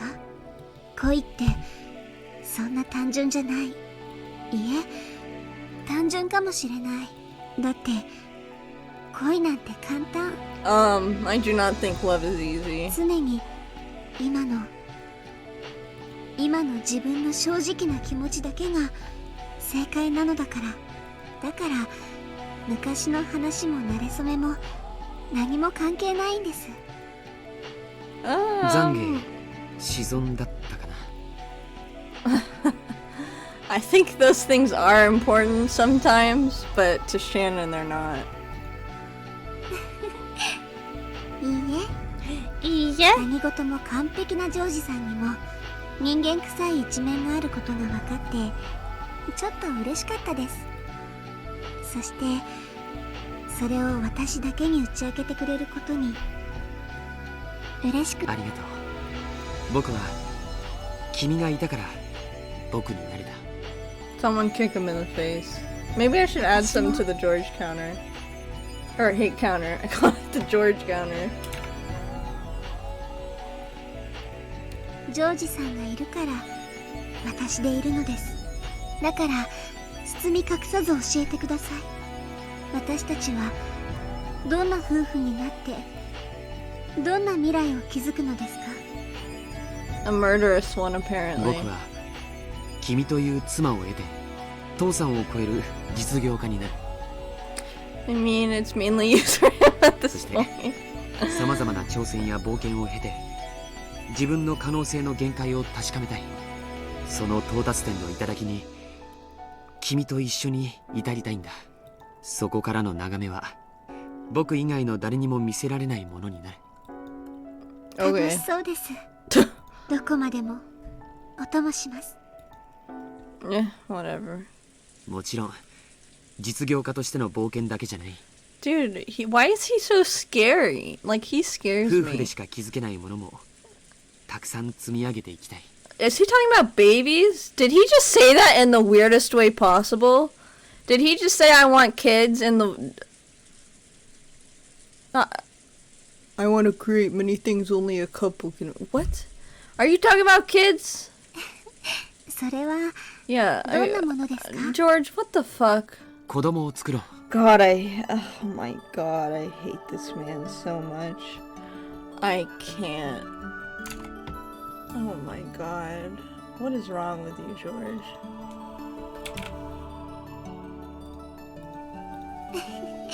Hi, 旦那様。 Add 2 to the. I added 2. Don't worry. 最低3人は For each kid. Oh, he said 3 of them. 男の子も女の子も両方欲しい。 Oh my god. もし3人とも男の子だったら？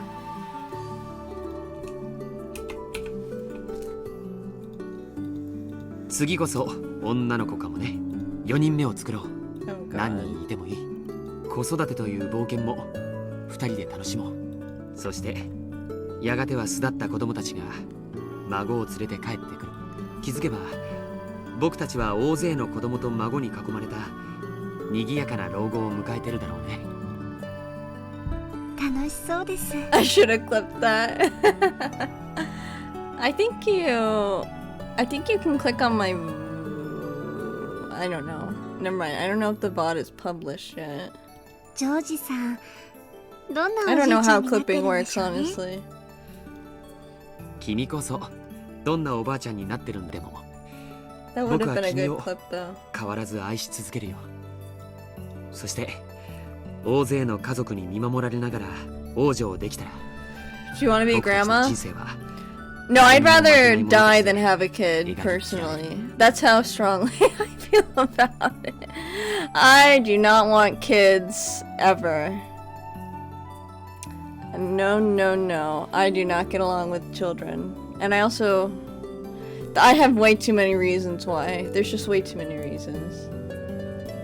There's like 99 reasons why I don't want to be pregnant, and then like 10 reasons why I don't want a child, even like adopt it, anything like that. George didn't just talk about his love of the present, but that's just me. I don't have anything against people who have kids, that's just me. He swore to love her soul until the final moment when the lid of their coffins would be shut. I've been told my whole life, oh, you're gonna change your mind, you're gonna change your mind. No, girl, I'm not. I'm not. Then George took a small box out of his pocket. What about you guys? Do you want kids? Even without opening it, she knew what was inside. He took it out with emotion that was even more natural than the one he'd practiced in the airport bathroom. It was overflowing with masculine charm. Was it? Was it really? さよ Oh yeah, that's her real name. Forgot. 結婚しよう。はい。この指輪をどうかその指。はい。ジョージさん。I think I've seen this before. That ring, which glistened divinely even in the dim light of the arbor, passed from George's hand to Shannon's finger. Of course, Shannon had already decided which finger to put it on. Let me turn the nether bunny first. If I don't lose this one within a week, I'll think of it. Yeah, true. 毅然と立ち向かうことを誓う。 Yeah, pets are a good way to test if you're a good parent. But also, you shouldn't use a pet just to test that. But if you have a pet, it's good practice. George proclaimed that he would reveal their engagement to the entire family on the next day. 僕たちの結婚に両親はとやかく言うかもしれない。でも僕はそれを許さない。 Well, I barely could take care of myself, but yeah, if I would be someone I love, I would want kids. Oh, nice, nice. 僕が親にするのは婚約の報告であって認めてもらいたいわけじゃない。もし母さんが君との結婚を許さないと言い出すなら僕は自ら感動を申し出て君と家を出るつもり。僕にはその覚悟が Remember having a dog and it barks sometimes? Shut up already. Oh, I forgot to feed you. Imagine that with a baby. Well, don't forget to feed them. That's not good. But yeah, dogs bark a lot. 僕たちの未来を I 阻 like む dogs 全ての though, 運 but 命 I'm を definitely more of a cat person. 僕は毅然と立ち向かうことを George had said it out loud, so Shannon said the same thing. 私も私とジョージさんの未来を阻もうとする運命に You guys are gonna 毅然と立ち向か die. うことを You can't 誓 stand います against the fate of the bunny arrow. Wacha. Chiester 45 sniping you down. Wacha cha cha cha cha. Break. バトラさん、いつ事件が始まるんです？もう恋愛ごっこお腹いっぱいなんですけど。 Me too, girl. 黙って見ていろ。はいはい。私があくびでもした隙に何かとんでもない伏線を通過されたらたまりませんから。お前には愛はないのか。 Without love, it cannot be smooth. 愛が証拠として受理されるミステリーってあるんですか？ありませんから。 Erica laughed coldly and stared down at the two on the game board. Battler watched her quietly. Erica thought she felt a touch of pity in his gaze. She averted her eyes uncomfortably. 一応理解はしてますとも。愛が殺人の動機程度にはなりうることくらい。一応この東屋での出来事は2人の婚約に障害が生じた場合、犯行の動機となりうる程度には解釈しとこうと思います。まあ赤くない言葉でいくら愛をささやこうとも全ては幻ですが。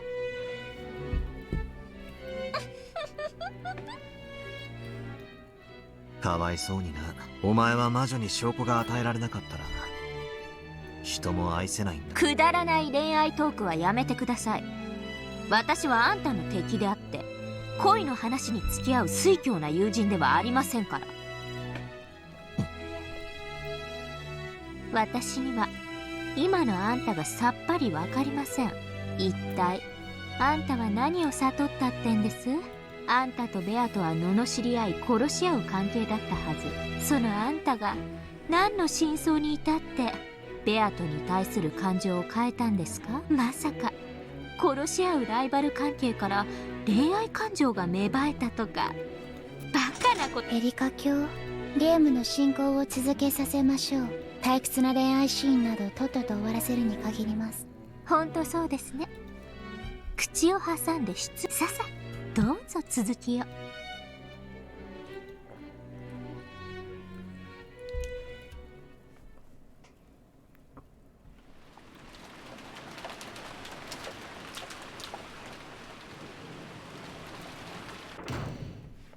シャノンです。戻りました。うん、今日の日誌はまだだな。はい、すぐに提出します。カノン君、留守番をありがとう。長い休み時間だったね。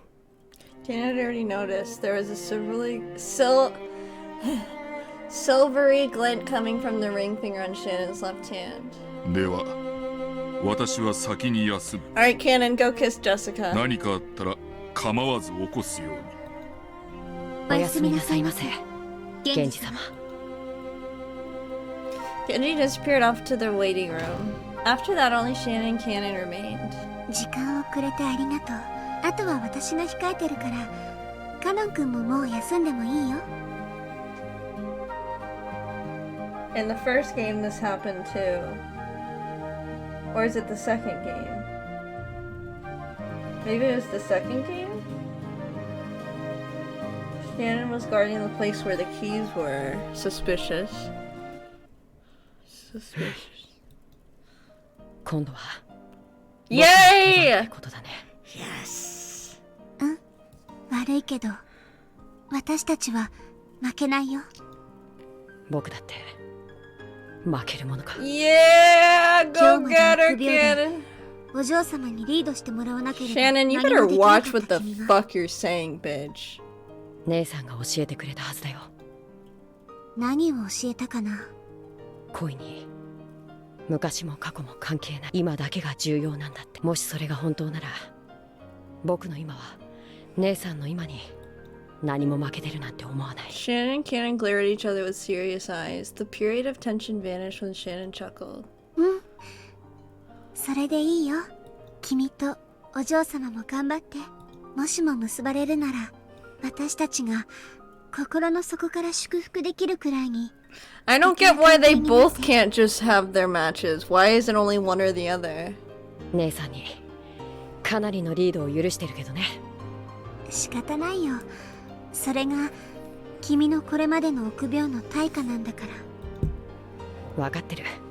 それが僕の罪だから。Shannon and Cannon fished around in their pockets and drew out two small things that glittered gold. They looked like the left and right wings of a gold butterfly. 私たちは家具、人間になって That's what Byato 愛 gave を them. 育む奇跡を得るには、もう一度魔法の奇跡を頼らなくてはならない。 Good question. Yeah, I don't know why they both can't be. 私たちの手元にある唯一の魔法。 It's the golden butterfly brooch, which Beatrice had once given to Shannon in the hopes of creating love between her and George. Shannon then gave it to Cannon, but he let his emotions get a hold of him and crushed it into pieces. So when the two wings they held were brought together, it would regain a form of a beautiful butterfly. じゃあ行ってくる。僕もトランプに一応呼ばれてたからね。イェーイ。頑張ってね、お嬢様。きっと喜ぶと思う。少し照れるな。楽しんで。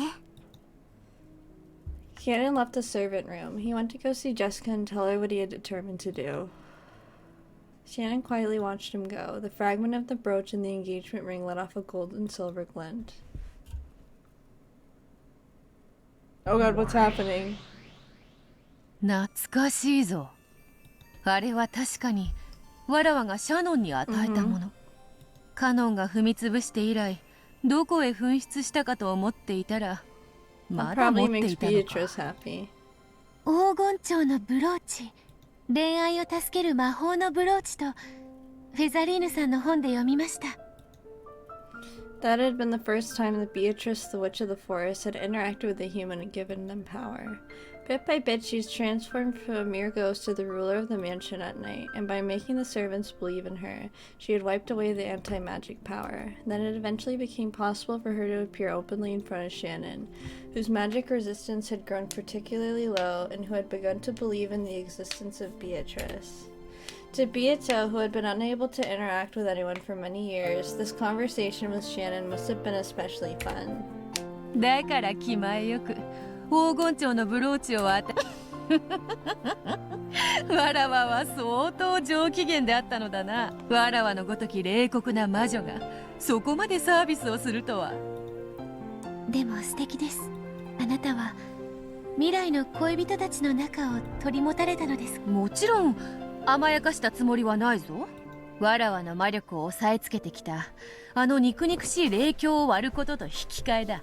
そのおかげでわらわは一気に力を取り戻すことができたのだから。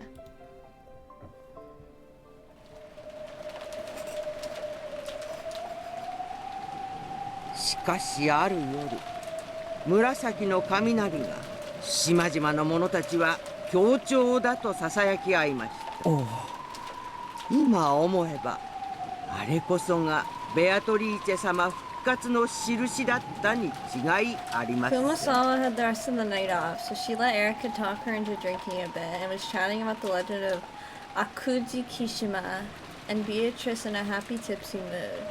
Erica would nod from time to time, but besides this she listened in complete silence. She wasn't actually taking notes, but she was gathering information on the whiteboard inside her head. Then she frowned as though noticing something out of place and held up her hand.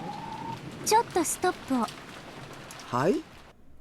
その鎮守の社は悪事木島の悪霊を封じそうでしたね。ええ、そうでございます。強い神通力をお持ちだったということで、その霊境として社に奉納し悪霊を少し違和感を覚えます。悪事木島の悪霊を封印する社がどうしてベアトリーチェも封印するんです？はあ、それはその霊境の神通力が。なるほど。東洋の悪霊も西洋の魔女も OK の便利な霊境だったからというわけですか。すっきりはしませんが、そこは俺。しかしどうしてベアトリーチェが雲の巣も嫌うのかわかりません。According to the legend, the evil spirits of Akuji Kishima despise spiderwebs, so they were apparently used to wards against evil on the surrounding island. In fact, spiders are a useful bug. There's nothing strange about the fact that island farmers had treasured them. It's very possible that they were then tied to the story of evil spirits because and became known as charms against evil, leading to a tradition of people treating this useful bug with care through generations. しかしそれ、悪食島伝説の話です。そもそもベアトリーチェの魔女伝説の発祥は、この島に引っ越してきた後宮金蔵がミステリアスな黄金伝説とそれを授けた魔女という名の愛人を吹聴してから始まったものです。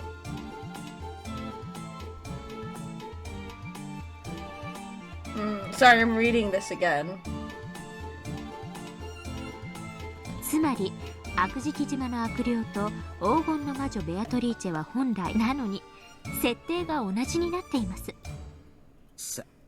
さてはて。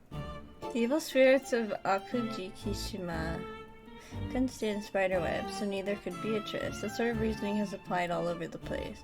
And it was pointed out that it was strange Kumasawa was lost for an answer. 金蔵さんの書斎のドアノブはサソリの魔法陣が描かれ、だから西洋魔女のベアトリーチェはこれは理解できるんです。でも雲の巣に限っては私の知る限りでも西洋魔女の苦手なものに雲の巣があったという記憶はありません。むしろ雲は魔女の仲間や眷属では思うに悪食島伝説の悪霊と魔女伝説のベアトリーチェ。 Some oral witches have spiderweb tats in his eye. Oh, real life witches? But I know I heard you have to be careful because I'm pretty sure if you have like a spider web, like you have to be, it's like it like has a meaning that's like bad or something if you have it in a certain place. I don't remember. I think it's like on your elbow or something. In my opinion, those two legends about evil spirits of Akujikishima sorry and the witch Beatrice. この2つの異なる伝説が少し混交しているように思います。Was Hudson on the elbow just a spider web? I don't know. Apparently, I think it's. I don't know if it's specifically the elbow, but I think it like means something if you have it in a specific place. It's like an old prison tattoo that means something. 悪食島伝説は六軒島周辺の暗礁を恐れた漁民たちが生み出したおとぎ話。しかし悪食島に住まう悪霊なる者には人なのか怪物なのかはたまた足のない幽霊なのかさっぱりイメージがありません。人はビジュアルを伴わない空想を苦手とします。そこにベアトリーチェという魔女の伝説が登場した。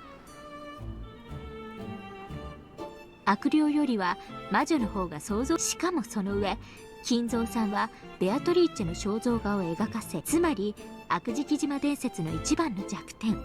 そこからいつの間にか2つの伝説が混じり合っていってしまったのではないでしょうか。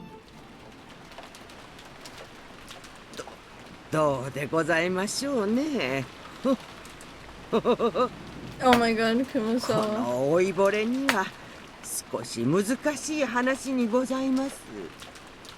Kumasawa laughed to smooth it over, wiping away a cold sweat. She might have seemed confused, but she actually did understand what Eriko was saying.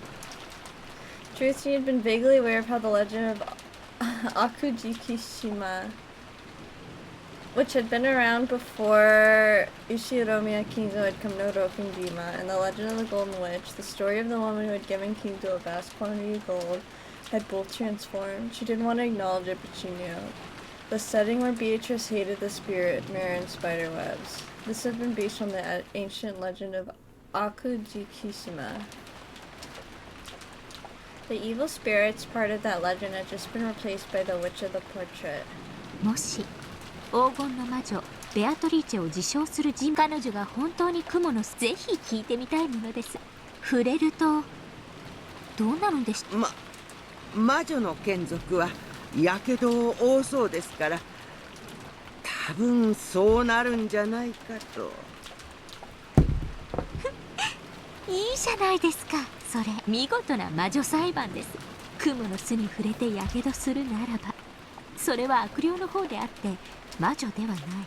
そして触れても何も起こらないのであれば、ただの人間であることの証。つまりやけどしようがしなかろうが黄金の魔女など存在しないという証になります。魔女伝説なんて所詮悪食島伝説が装いを変えただけの焼き直しにすはあ。ただ伝説がそこにあるだけで、フルドエリカはこの程度の推理が可能。いかがです皆様方。Though the only two of them were in the lounge, Erica faced in the direction of the invisible audience would have been, and shrugged, and just as Erica imagined, the targets of her comments actually were there listening in.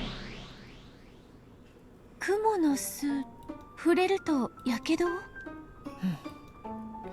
When Bito the elder snapped her fingers, a graceful silver spider slipped down from the ceiling, hanging by a transparent thread. Afterwards, only a single silver strand remained. Timidly, Beatrice stretched her finger out towards the spider string, and then she touched it. 平気です。平気なのか。Beato the elder lifted up a white pale finger after showing it to her little sister, and she traced the silver string with it. There was a stench like a single hair being burnt. Once again, she held her finger up in front of Beato, who was stunned. There was a thin burn line, as though someone had traced across it with a razor. これはどういうことですか。わらわが聞きたい。どうしてそなたは平気なのか。わかりません。むしろ逆に、どうしてお姉様がクモの巣に触れるとやけどをするのかわからぬ。わらわが自らの存在を意識した時からそういうことになっていた。 So what if this was the original Beato, and when she died her spirit got mixed up with one of the evil spirits, and that's how this Beato came to be, and that's why she's more evil. ではお姉様は。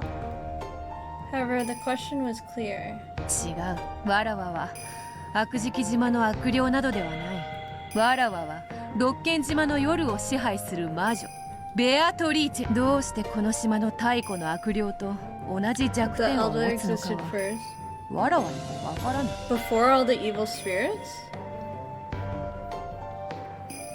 Or you mean before she died? The one on the right is new? Yeah, I know that.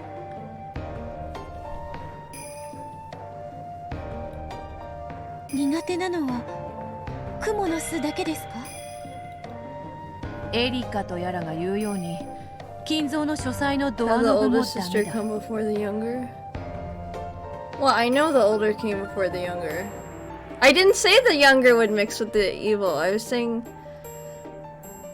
I'm not talking about this one. I'm talking about, like, old Beato. No, you're fine. Maybe I probably miscommunicated. It's probably my bad. Don't worry. Well, I don't know. I mean... I don't know. あのサソリの魔法陣はわらわを焼く。わらわにとって金蔵の書斎の扉を開けようとするのは真っ赤に焼けた蹄鉄を家中に拾うも同じこと。そなたはどうか。サソリの魔法陣ですか。 The older sister snapped her fingers again. When she did, the surrounding scene bent and twisted, and they had suddenly moved the place in front of Kinzo's study. And there was the doorknob engraved with the scorpion magic circle. 魔術を研究するものならば、人的にも霊的にも隔絶金蔵が自らの書斎を閉ざし、このような魔除けを施したとしても不思議。そしてそれは困ったことに、わらわにもこうして効果がある。 As she did, a violent burning sound, unbelievably stronger than the one that caused by the spider web rang out. お姉様、大丈夫ですか。手は。 Her hand had been horribly burnt, and Beato couldn't help but avert her eyes. 安心せよ。これしきすぐ治る。 Apparently, it would heal by itself if left alone. The older sister seemed to heal at an inhuman rate. だがそなたはどうやら平気らしいな。えい。 She timidly poked the doorknob. Nothing happened. Slowly, she touched it with her entire palm, but she felt nothing but the pleasant, cool sensation. 不思議だ。そなたはわらわの分身であるにもかかわらず、わらわとは様々なものが異なっている。逆にドアノブに触れても平気ですが、お姉様のような火傷を負ったら私は簡単には治らないと思います。まるで普通の人間のようであるな。Yeah, that's why I think this is the Beato before she died. Like the homunculus Beato.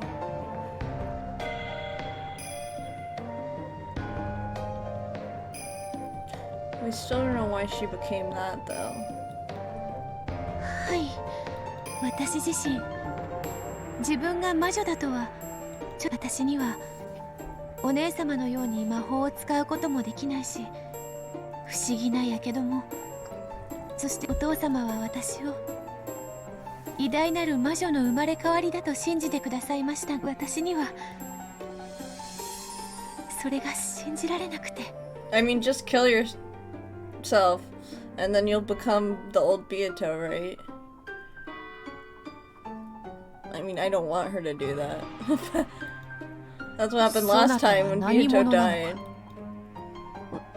私はベアトリーチェ。お父様のために生まれ、お姉様はわらわもまたベアトリーチェ。金蔵に魔法にて黄金を授け、その後も魂となって島に縛り付けられている体を失った魔女である。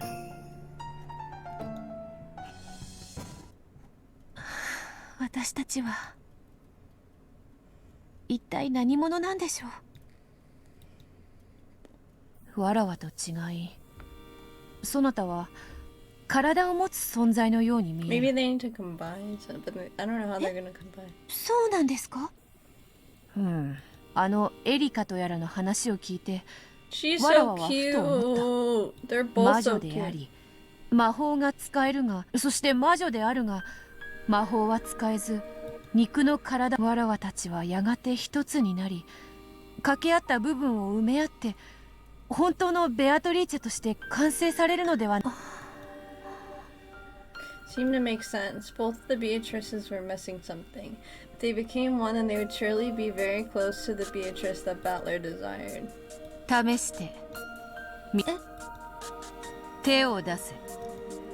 The older sister slowly raised her palm and held it out before Beato. The large burn from a second ago really had started to heal already.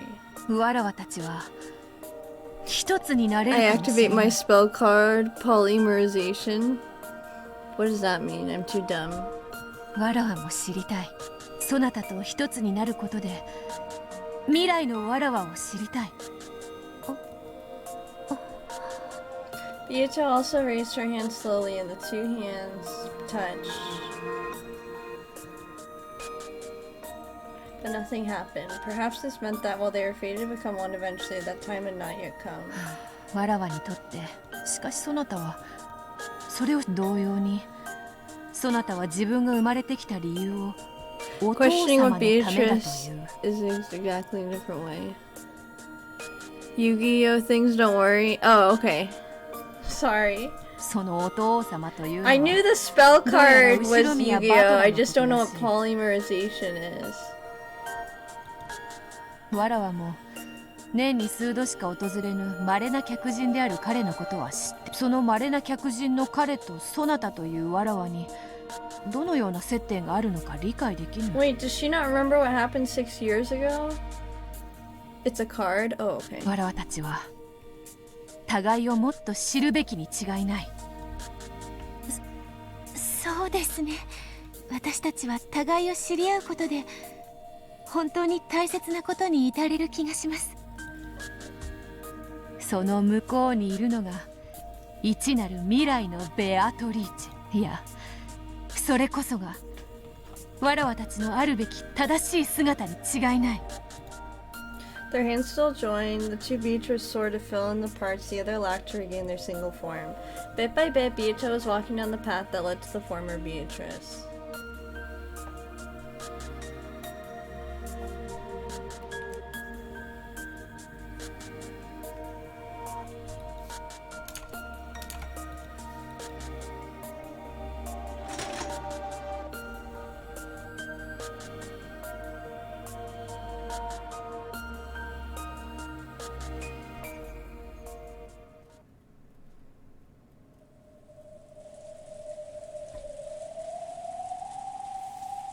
I could hear the eerie sound of wind and rain. Once again, I hazily regained consciousness on top of the bed.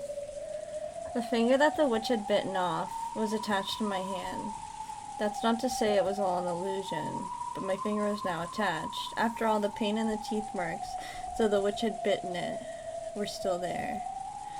And yet the window which I had supposedly smashed had been fixed, though it had never been broken in the first place. How can I escape this creepy room? Why am I locked up in this eerie room all alone? I want to get out. I have to get out. Please let me out.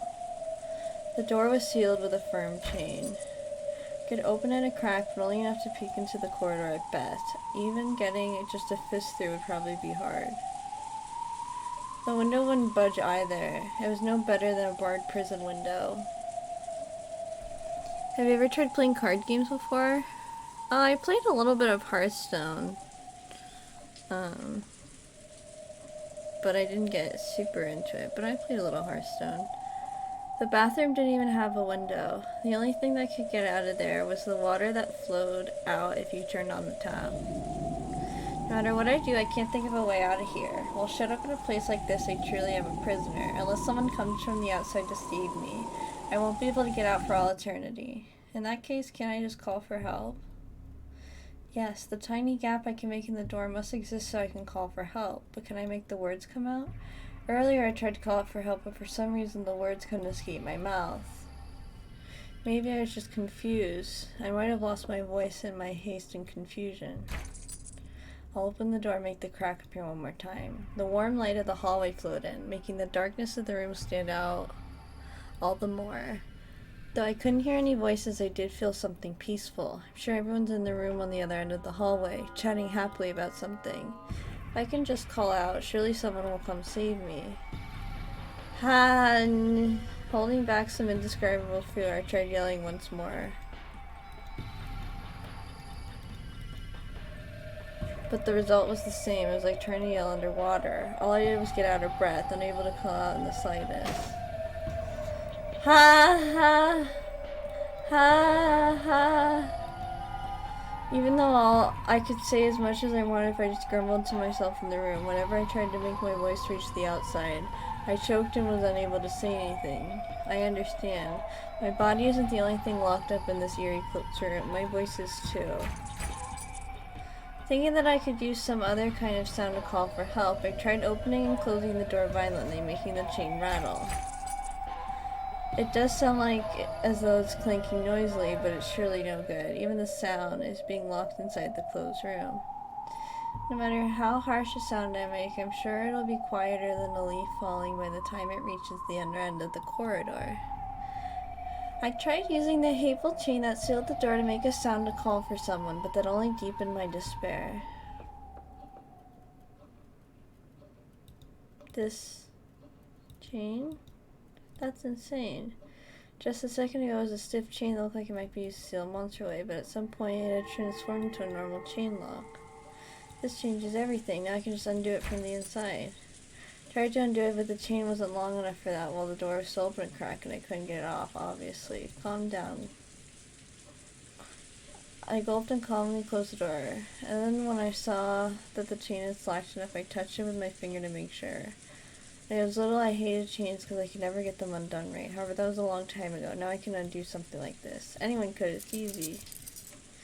I imagine the demon who locked me up in this room using this as a trap to give me hope, just to make me despair even more. But I pushed those thoughts aside for the time being. I undid the chain lock, and then the chain dangled there right before my eyes. Now, there's no lock sealing this door. Please, don't torment me anymore, and just open normally. Slowly the door opened. When I closed the door to undo the chain, the warm light from the hallway got cut off. If I open again, what if that warm light is gone? Oh my god, just show me what's on the other side. I was even afraid of stuff like that. However, this was just me over-imagining things. Oh my god, hurry up. Slowly, quickly. No, I guess this is normal for a door. As the door let out an annoying creak, the exit from this cursed closed room finally opened.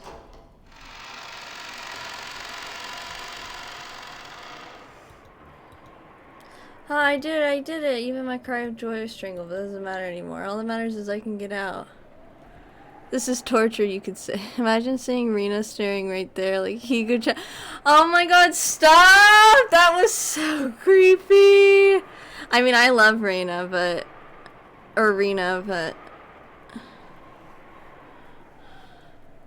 I like Rena and Rena. I poked my head out and looked left and right down the corridor, the warm corridor. I could sense people having fun at the other end. Everyone's right there. Let's go right now. Yeah.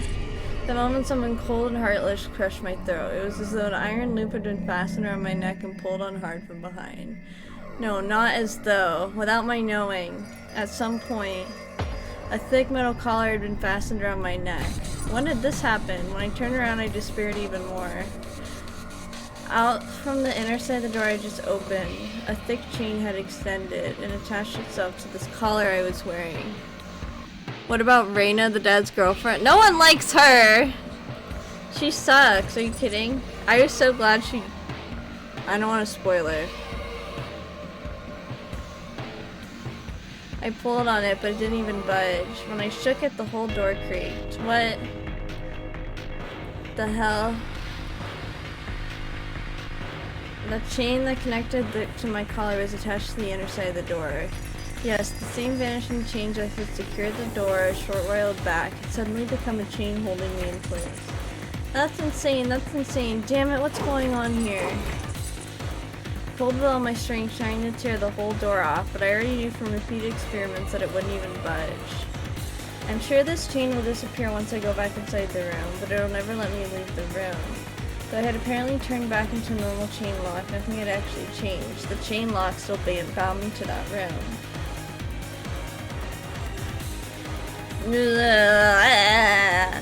Tears flowing down my face, I pulled with all I had. It was completely useless. No matter what I did, I'd never tear it loose. And I wasn't even permitted to call out for help. I felt a confused anger at how the demon had mercilessly made me think that I'd escaped for just an instant. But no matter how much I yelled, no voice came out, and no one on the other end of the corridor could hear me. Then, I noticed an odd stain on the wall of the corridor. It wasn't a stain, there were letters traced up by a finger that had been covered in red paint. Those letters, which looked like they'd been drawn in blood, answered my biggest question. The chain lock must be set. You're allowed to unset it, but it must be reset. Unless it is set, this exit of yours will be unusable. I instantly understood the meaning of this ominous message, and I tried it out and understood completely. When I returned to the room and reset the chain lock, the collar on my neck disappeared. When I undid the chain lock again, that heavy feeling around my neck returned. In other words, I cannot leave this room while the chain lock is still unset. In that case, why don't we just set the chain while outside the room? I undid the chain one more time, the collar and chain appeared around my neck again. I stepped out into the corridor and closed the door behind me, leaving only a slightest crack. I stuck my hand through the crack, grabbed the dangling chain, and tried to reset it somehow. Damn it, even though it was so easy from the inside, why is it hard to do from the outside? The gap needed to be wide if I wanted to manipulate the chain. However, that made the chain too short to reach. To make the chain reach just a bit further, I'd have to close the door a little more. But if I do that, there won't be enough of a gap to fit my hand. Of course, that was perfectly natural. Chain locks are made to be used from the inside. It'd be completely pointless if you could set and unset them from the outside. That's why the length of the chain is specially chosen to prevent anyone from setting or unsetting it from the outside. Then can I use some kind of hard and thin tool? If the gap in the door is just a finger's width across, it's more than enough for the chain to reach. If I could just bend a wire hanger so it fits through the crack, and work the chain with that. That's right, there's a closet just to the side of the door. Could there be some hangers in there? I found one, oh thank god. Single cheap looking hanger, one you might find in a laundry room, was hanging there. Really? I'm pretty sure that when I looked a short while ago, nothing like this was in the closet. Oh, who cares? Quickly. Twisted the wire hanger, bending the end with the tip around. I formed a loop at the end to grab things with, looking for a sort of burglar's tool. I then dashed down to the corridor again, closed the door almost as far as it would go. My wrist could never pass through this. However, if I close it as much, the chain should have extra length to spare. And this crack is enough for me to stick the hanger through. Now it's just a matter of technique. If I keep trying, I'll definitely be able to do it eventually. I'm certain of it. Ha! Ha! Ha! Ha! It's harder than it looks, but the chain is long enough. It isn't impossible. I finally got my hands on the one way to escape. It was hard, yes, but this was theoretically possible. If it's possible, I'll be able to get out. I'll be able to escape from here. That's Burncastle's voice. That moment I felt a heavy weight on the far side of the door. It felt as though someone inside the room had pressed their forehead against the door. It was drawing closer, and she, the witch, had laughed. Then I felt a powerful, strange force on the wire hanger. She's trying to grab it away from me. Yeah, right, like how I'll let go.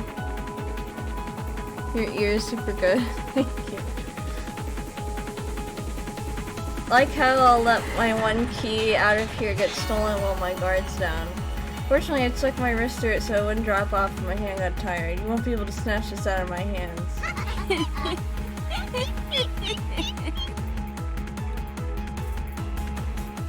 The witch on the other side of the door laughed at me.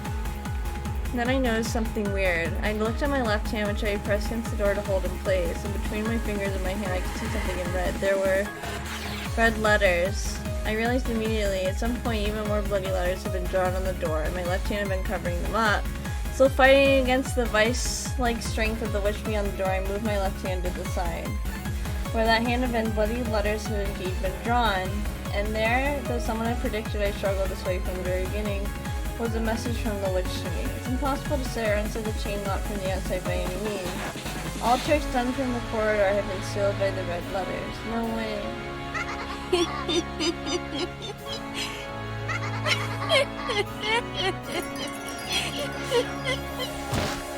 There was suddenly a terrible sound. The force pulling on the hanger was suddenly released. Then when I pulled it out and looked, I lost all hope. Though it had been hit by acid of darkness, the tip of the hanger had burnt and bubbled and melted off. Now it's pitifully short. This can't be used for anything. It would be useless to search for a substitute. All schemes to set the chain from the outside have been prevented.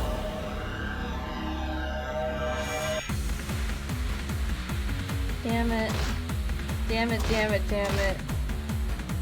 I threw the remnants of the wire hanger against the floor and faced the hallway filled with warm light and called for help. However, I just choked, unable to speak at all. Everyone's just down the corridor and everything's peaceful there. I can't hear their voices, but I know. I'm sure they're all having a good time playing cards. Please someone notice. Someone save me.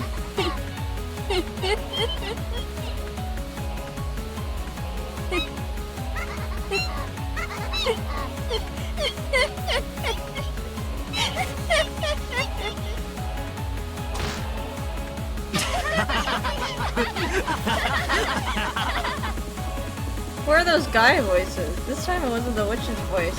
It was the happy voices of everyone else, which I could hear coming from the end of the hallway. Someone come over here and save me.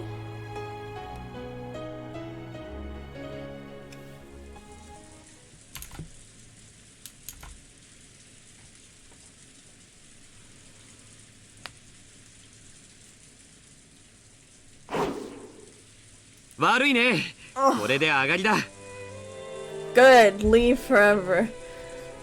Okay, I think I'm gonna pause and stop here. Stretchy stretch. Oops. Hey, hello. I am live once again. I'm sorry I was not feeling too good yesterday. And I'm still recovering a little bit, so it might be a shorter stream, but I'll see how long I can go. Let me get right into it. Ooh, we're with Battler.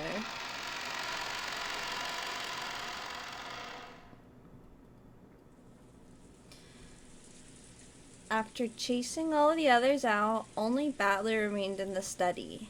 There was no color in this dimly lit room. However, for just the short time that plate of cookies had been placed there, the room had seemed at least a little cheery. Battler's gaze drifted over to the table, which no longer had anything on it. When he did, the cookie plate that had been there until a second ago was revived. However, it was an illusion. Though the cookies could be looked at, they could not be touched, much less eaten. If Battler wished, he could make it possible to touch them or eat them, there would be an empty sensation. It would only give the touch and taste that Battler desired. He no longer had any way of knowing what kind of cookies they had been. That's what you get for being such a meanie to Beato, you dummy. On the reception sofa across from Battler, a cloud of gold butterflies slowly gathered and took the form of old Beato. ほーら食べろよ。わらわが珍しく手作りしたのだぞ。安心せよ。自信作であるぞ。I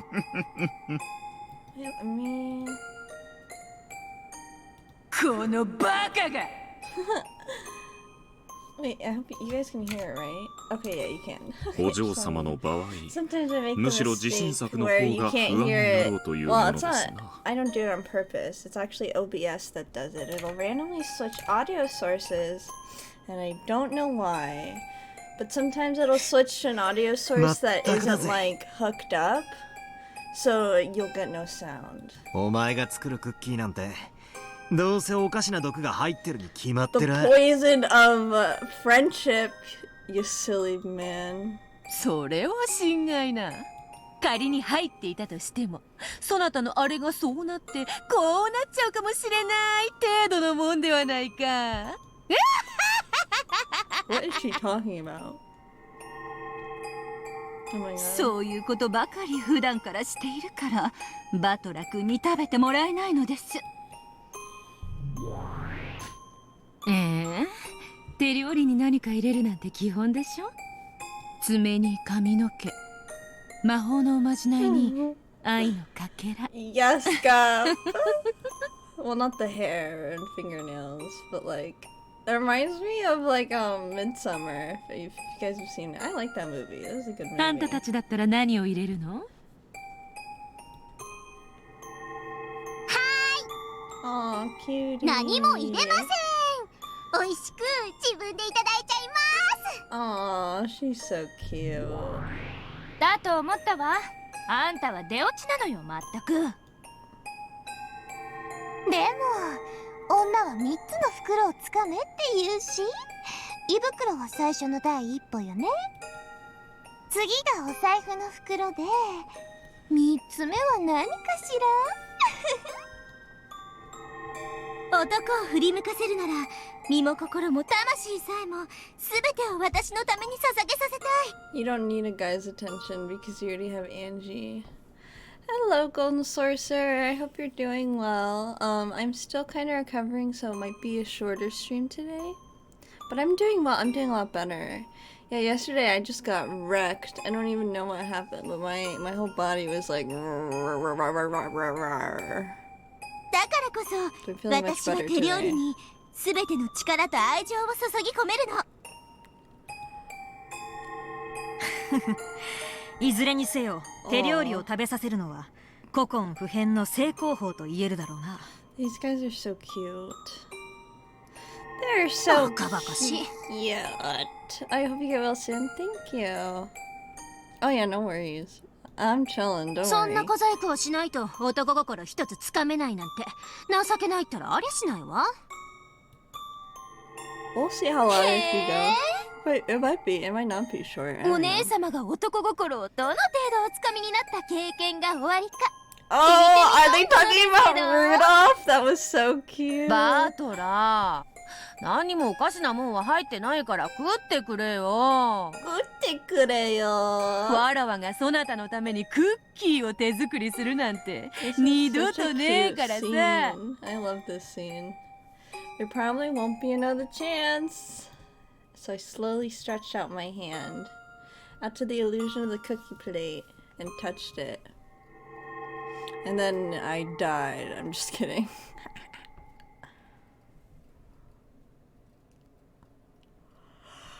Oh, excuse me. Just before I did, it became a cloud of gold butterflies and vanished into the darkness of the study. Oof. The illusions of Veronove and Virgilia also disappeared. However, the illusion of Beato alone still remained on the sofa. 何が不満か？それを俺に言わせるつもりか。How's your day, Golden Sorcerer? How you doing? 新しきわらわがそなたの望んだ姿とあまりに違えば違うほどわらわが二度とよみがえらぬ存在であることを思い知らされるからであろう。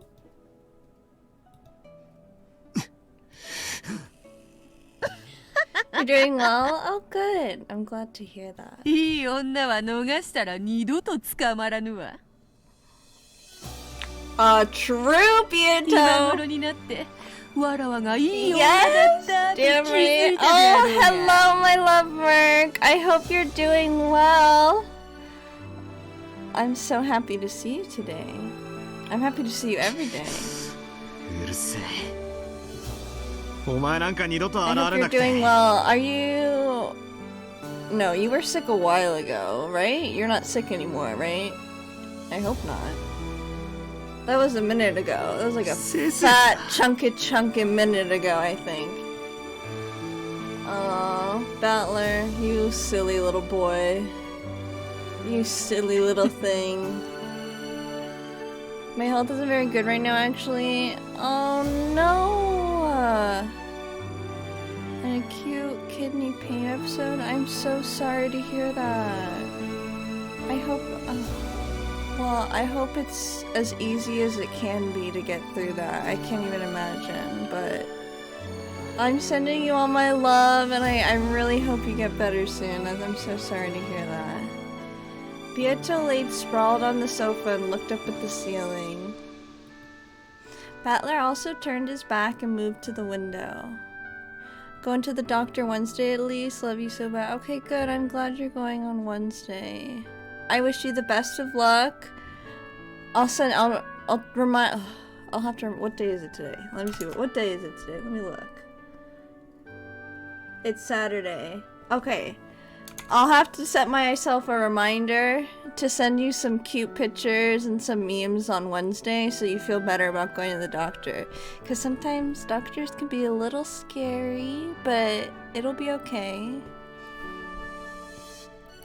Battler also turned his back and moved to the window. For a while there was silence. These two are a little dramatic. Oh, you are so cute, thank you. Oh, of course, Dr. Nanjo. Where is that? Don't trust that witch boy. No! Get that witch away from my merc.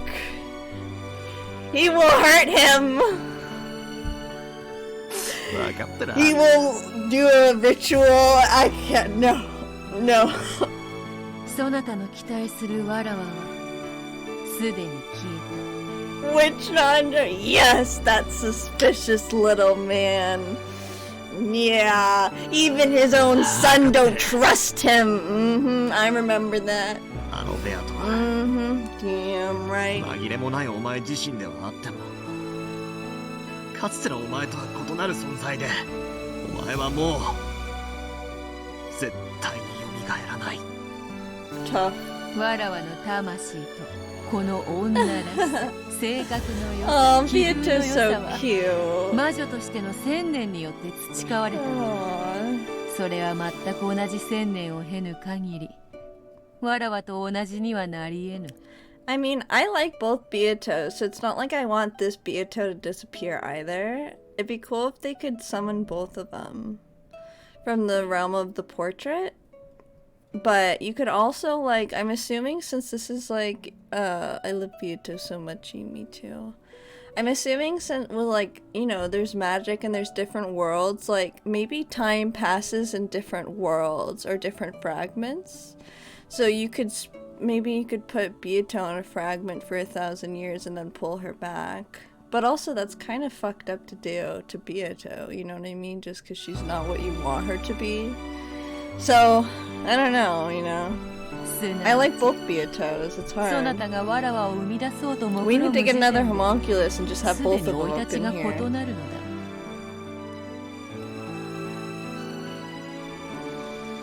ああ、お前が絶対に蘇らないなんて Yeah, like she said, it had to be identical experiences anyway. Yep, that's how it works. There's no way to do that. だが期待しているのであろう。 Poor Bieto Bubby. Aw, I'm sad she had to die. 新しきわらわがある日豆腐の角にでもコツンと頭をぶつけ過去の記憶を取り戻して見事復活。 It's true. That's what happened last time. みたいなのを期待しているのであろう。そんな妄想プロット今時ラノベだって通 It already 用せ happened ぬ。 though. That's so funny. うるせえ。お前だってかつて俺が思い出して気づくのをずっと待ってやがったじゃねえかよ。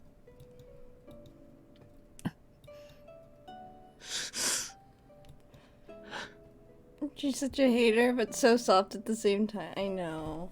I love how she teases him. She's like, what are you fucking... Yeah, look what you did, dumbass. But also, man, tough. Then what is it? Does this mean that our relationship is a friendship? That we're besties? Yes, that's what it means. It's exactly the opposite of how it once was. True, from rivals to besties. わらわもそなたがいつかはきっと気づく。そう信じてゲームを繰り返したこともあったがな。どういう気持ちだったんだよ。 Hi Bunny, hope you're well. Oh, hi Tinny! I hope you're doing well too. I hurt you so much. お前が俺とゲームをしている時は自分の胸に聞けとはよく言ったものよ。 It hurts.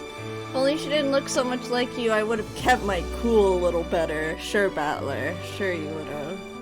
まあ好きにせよ。かつてわらわはそなたをさいなみもてあそんだ。 She probably did that because he didn't remember. 今度はそなたがそれをわらわに復讐する番だ。新しきわらわは何もわからずおろおろとする。I love both 見るも焼くもそなた次第よ。 No, don't do that. Bunny shush more. 積年の恨みも晴れるであろうが。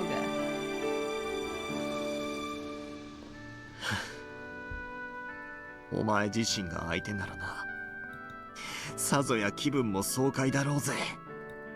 Now what he couldn't remember? Fuck if I know. Fuck if I know. Some deal they made about some homunculus and his real mom being Natsuhi and Asuma dying and yep, something.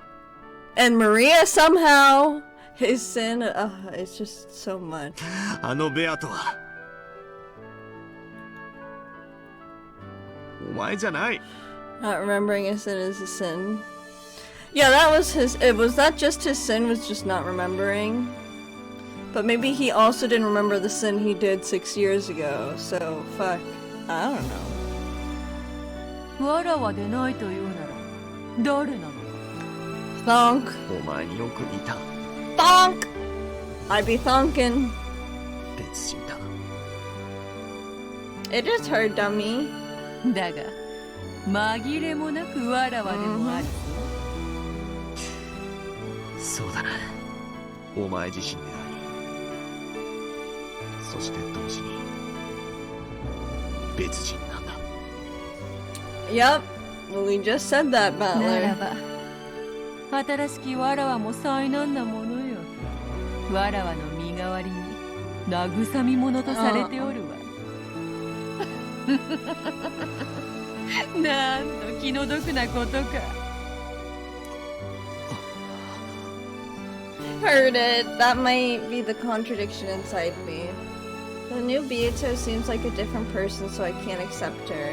Even though I know she's a different person, she kept reminding me of Beato's face. Aww. ならばいっそあれはわらわの娘とでも思え。 But she's your sister, not your daughter. Oh, here we go. All this family stuff. わらわの血を引きし、うり二つの娘と解釈せよ。I mean, I guess you could think of your younger self as like your daughter. Like your childhood self. What do they call? Oh, your inner child, that's what they call it. Your inner child. You could call that your daughter, I guess. Or your little sister. Both of them work, you know, they're both similar. しかし1000年の but 経 not 験 quite を the 経ぬの same. だから、そう呼んでもおかしくはあるまい。わらわは死して娘を残し、Oh, そ this な is たに cute. 託したと。さすればそなたも、あやつをどう受け So 止め much I れば want い to い say か about this part. 少しは考えやすいのではないか。らしくもなくうまい例えをしやがって。 No, it's exactly like her, you dummy. 茶化すでない。あやつはわらわが死んで残し、そなたに託したわらわの面影を Biyuto's just 押し so 付ける good. の Like 自 the 由 way she's saying it like this, like she's saying it so assertively, reminds me of when she was helping on poor little Natsuhi last time.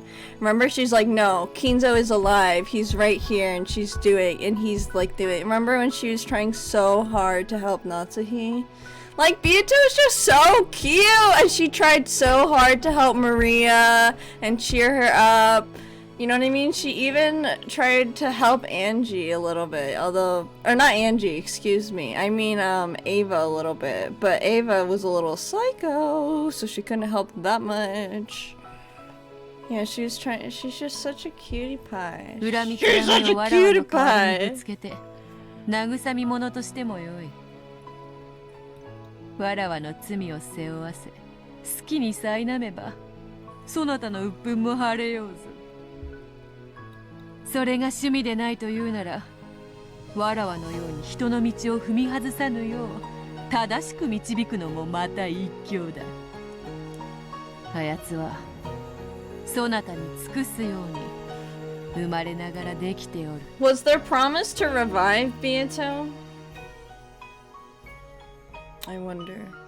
そなたが望めばどのような姿にだっ But て変え then られ there's る。 then there's that stupid route of Biyuto didn't exist. That well, yeah. Well, then maybe that is the promise that he was gonna revive her because she didn't exist, or maybe I don't know something like that. 千年の奇跡を Just 経たな because she didn't exist doesn't mean he didn't know about her, そのものに right? さえ Doesn't mean he couldn't なれ talk るかも to しれない。 her emptiness. I don't know. Doesn't mean she never existed. It just means that specific point 6 years ago shouldn't exist. かつてお前にされたようにひんむいて鎖で引っ張り回すことさえ自由だな。 Okay, don't do that, you weirdo. That was so funny when she did that to Battler, though, I gotta be honest. そうだな。今ならばそれ以上の非道なる所業さえ The Kinzo parallels weird me out. Wait, where are the Kinzo parallels? Did I make Kinzo parallels? Oh, because Kinzo was trying to revive her and stuff. Oh, I'm sorry. I'm not trying to weird you out. I'm just trying to think, you know, like, what could their promise be? But that's also part of it, right? Like, that's also another part of, like, what the fuck's going on with Kinzo and trying to revive Beatrice this whole time, and her being supposedly trapped by that, but then her being trapped by Lambda, but not being trapped by Lambda, because apparently she invited them to have fun, because Lambda and Burncastle technically were helping Biyuto by having the game continue, and trying to help Battler realize the truth by going against him in full force. So it's like, there's just so much, you know what I mean? There's too much. There's too much, and I don't know. Everyone made fun of Kinzo crying about Beatrice, but now we are crying about Beatrice. Well, I'm still gonna make fun of him shouting like that. Wait, let me do the emo. Hold on.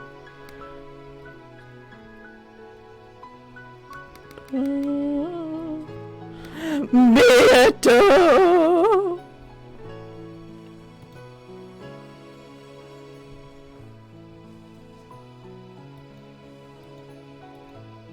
Dot dot dot dot dot dot dot. そして娘か。Yeah, I love them. My friend Hay did them, and my friend Tinny, who was here earlier, did some of them too. They're so cute. They both worked so hard on it. I'm really appreciative of them. Yeah. Tinny's also open for commissions if you want to commission her sometime. Yeah, she is exactly the same person, the same piece, which was created once more by the rules called Beatrice. However, when I'm unable to accept it that way, I can think of her as Beato's daughter. And then, yeah, and then there's that thing where people are like, oh, well, Beatrice is just all these rules. What? How does that make sense? I can think of her as Beato's daughter, finding a clear guidepost for how to interact with her and smooth the uncertainty in my heart. Finally, I understand how cruel I was to her then. Yeah, you were cruel! My tears poured to the ground. When I followed them with my eyes, I noticed that a white business card had fallen onto the floor. It was the message that had adorned these cookies. I rushed her, telling her to clean up and leave right away, which was probably why it had fallen to the floor unnoticed. I picked it up and read the message on it. Well, it's like the concept of Beatrice just fallen. Oh. Makes sense. Makes sense. That makes way more sense. It was extremely short, pure, and sincere. Of course it was. It's so clear that I should be able to read it. But your fucking tears are fucking it up, aren't they? Yeah, you little... It's blurred with tears and I can't see anything. Oh, Battler. You little dummy. Just go apologize to her and everything will be fine. She seems very forgiving.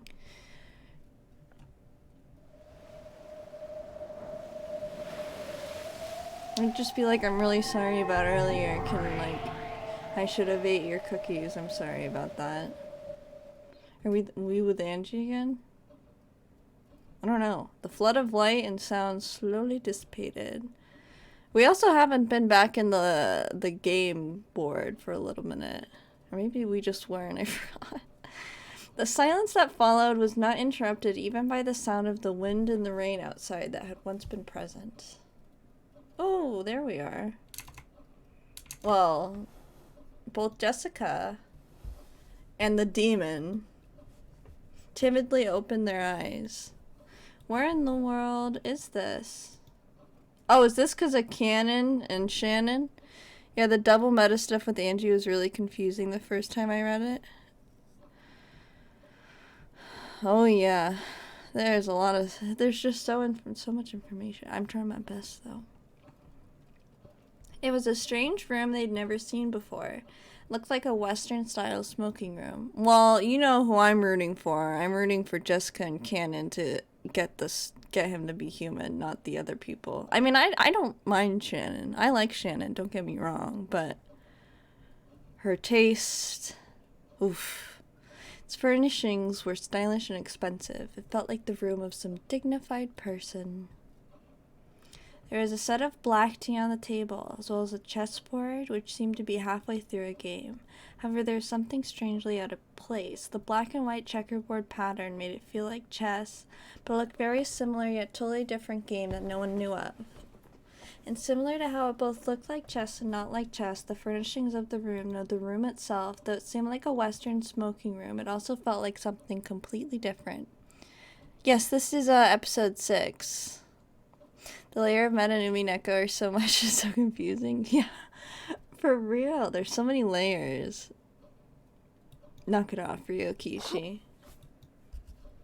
Just kidding, obviously.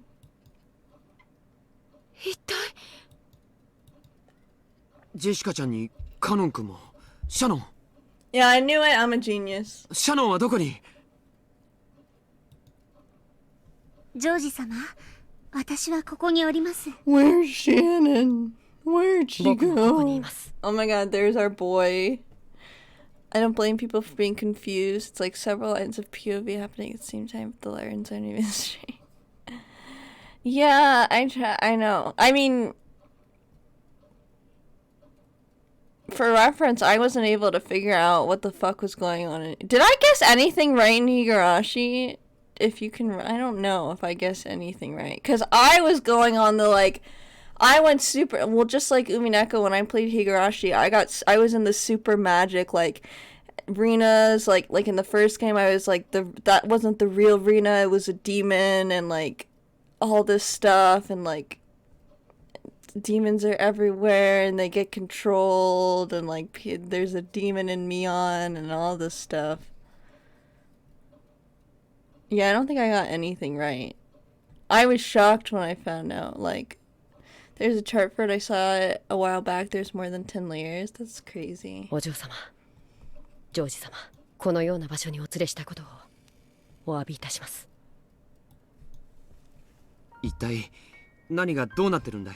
Oh my god, you're so... let me just add to the counter because it's so obvious what's happening. I bet Jessica knows what's going on more than you do, you stupid fucking dummy. To be fair, they do push the supernatural pretty hard in Miyakashi. I can't. I hate him so much.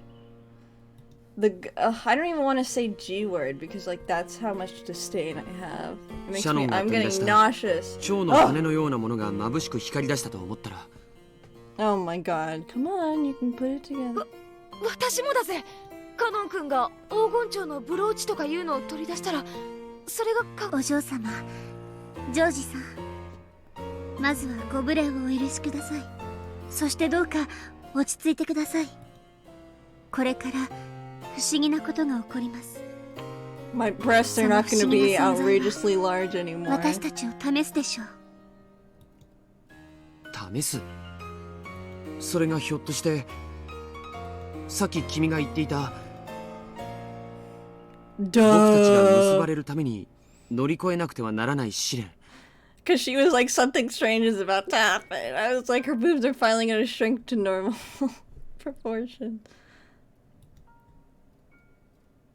Well, not normal. No, I mean, I'm sure these could not. I shouldn't say normal. That's not good language. I'm not sus. Whoever drew the sprites are sus. 試練？お嬢様にはまだ説明していませんでした。お詫びします。しかしどうか先ほどのお嬢様の言葉が本当なら、どうか力を貸してください。They're so cute. 僕も精一杯頑張ります。Yes, Canon, I believe in you. 私にはさっきから何一つはジョージ兄さんは何か知ってるの？ Just go with it, Jessica. 一応はね、今の状況を君同様に驚いてはいる。しかしこれが避けられぬ試練で僕たちに不可欠だと言うならば。Yeah, well, we've killed you in the previous games, buddy, so don't get too fucking with your power kick and other 試練？カノン君、ブローチを。The two of them brought the halves of the broken golden butterfly brooch closer together, or closer to each other. As they grew closer, the trial, I'm not ready. Excuse me. The strength of their bright yellow radiance increased. ジェシカちゃんもどうか心の準備をしてほしい。Yeah, no one fucking 僕に asked は you. すでにその準備がある。I'm already prepared. Okay, let me add the number. I'm prepared. どういうことだよ。私にはさっぱりだぜ。一体何が起こってるんだ。 Come on, Jessica, get it together. You gotta win this. 愛し合う二人のための試練。George spoke these awkward-seeming words quickly and easily. It was such an embarrassing line that Jessica couldn't help turning red. But the expression on George's face, which was so serious, it was almost a grim, forced her. It was almost grim. Sorry, I thought that said grin, so I was confused because I was like, that doesn't look like a grin. Look at him, he looks so silly. That's so funny. Look at his face. Forced her to tense up as well. Shannon and Cannon were just as serious, with the glow in their eyes, as though they were taking part in a sacred duel. The pair of them brought the two golden butterfly wings together. Then the wings they held became a single brooch and regained their magical power. An even more intense light filled the room, and the scene was burnt into the retinas of all present, as the brooch shattered and the two shining things flew out of it.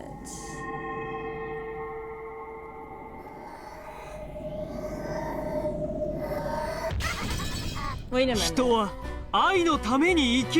Oh my god, these guys again. Okay, I have another theory.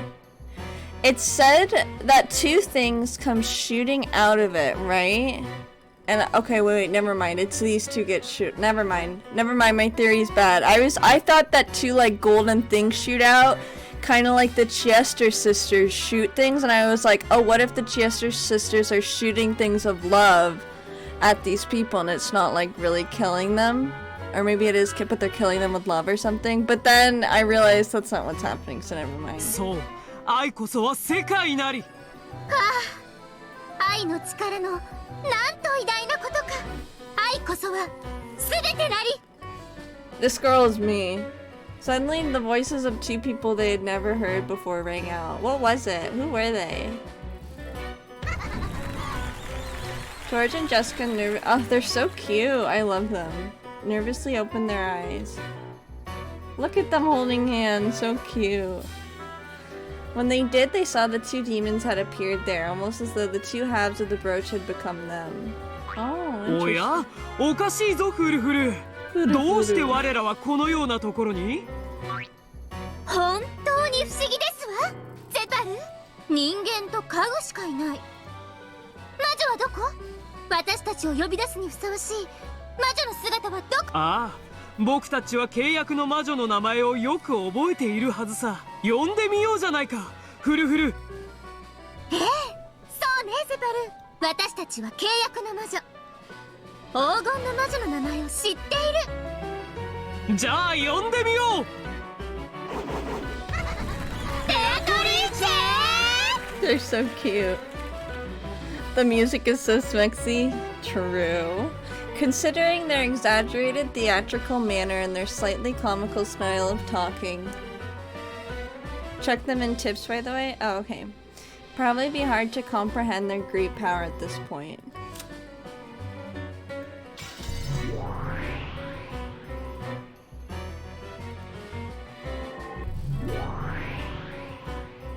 Oh. I don't think they're added to tips yet. Yeah, they're not here yet. They're not in the tips yet.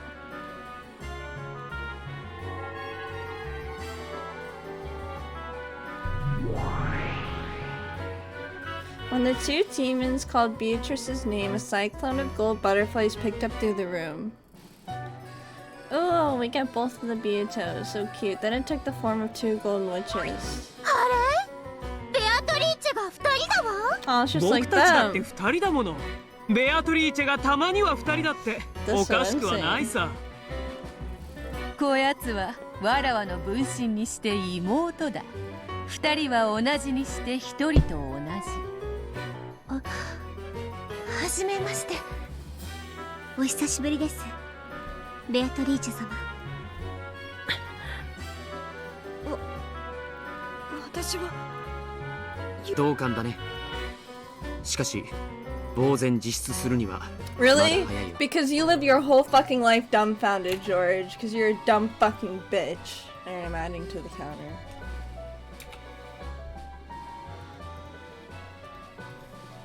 Unlike Jessica, George had maintained his composure even during this bizarre scene. After all, she had already told him what would happen next. 契約の悪魔たちよ。久しぶりであるな。久しぶり。ゼパル。それにフルフル。ああ、お久しぶり。Alright, I think I heard the sound for it. Yeah, here they are. One of the 72 great demons controls love and tests others through trial. Oh, they're so cute! I love their outfits so much. Oh my god, the ass cheeks. That's lewd.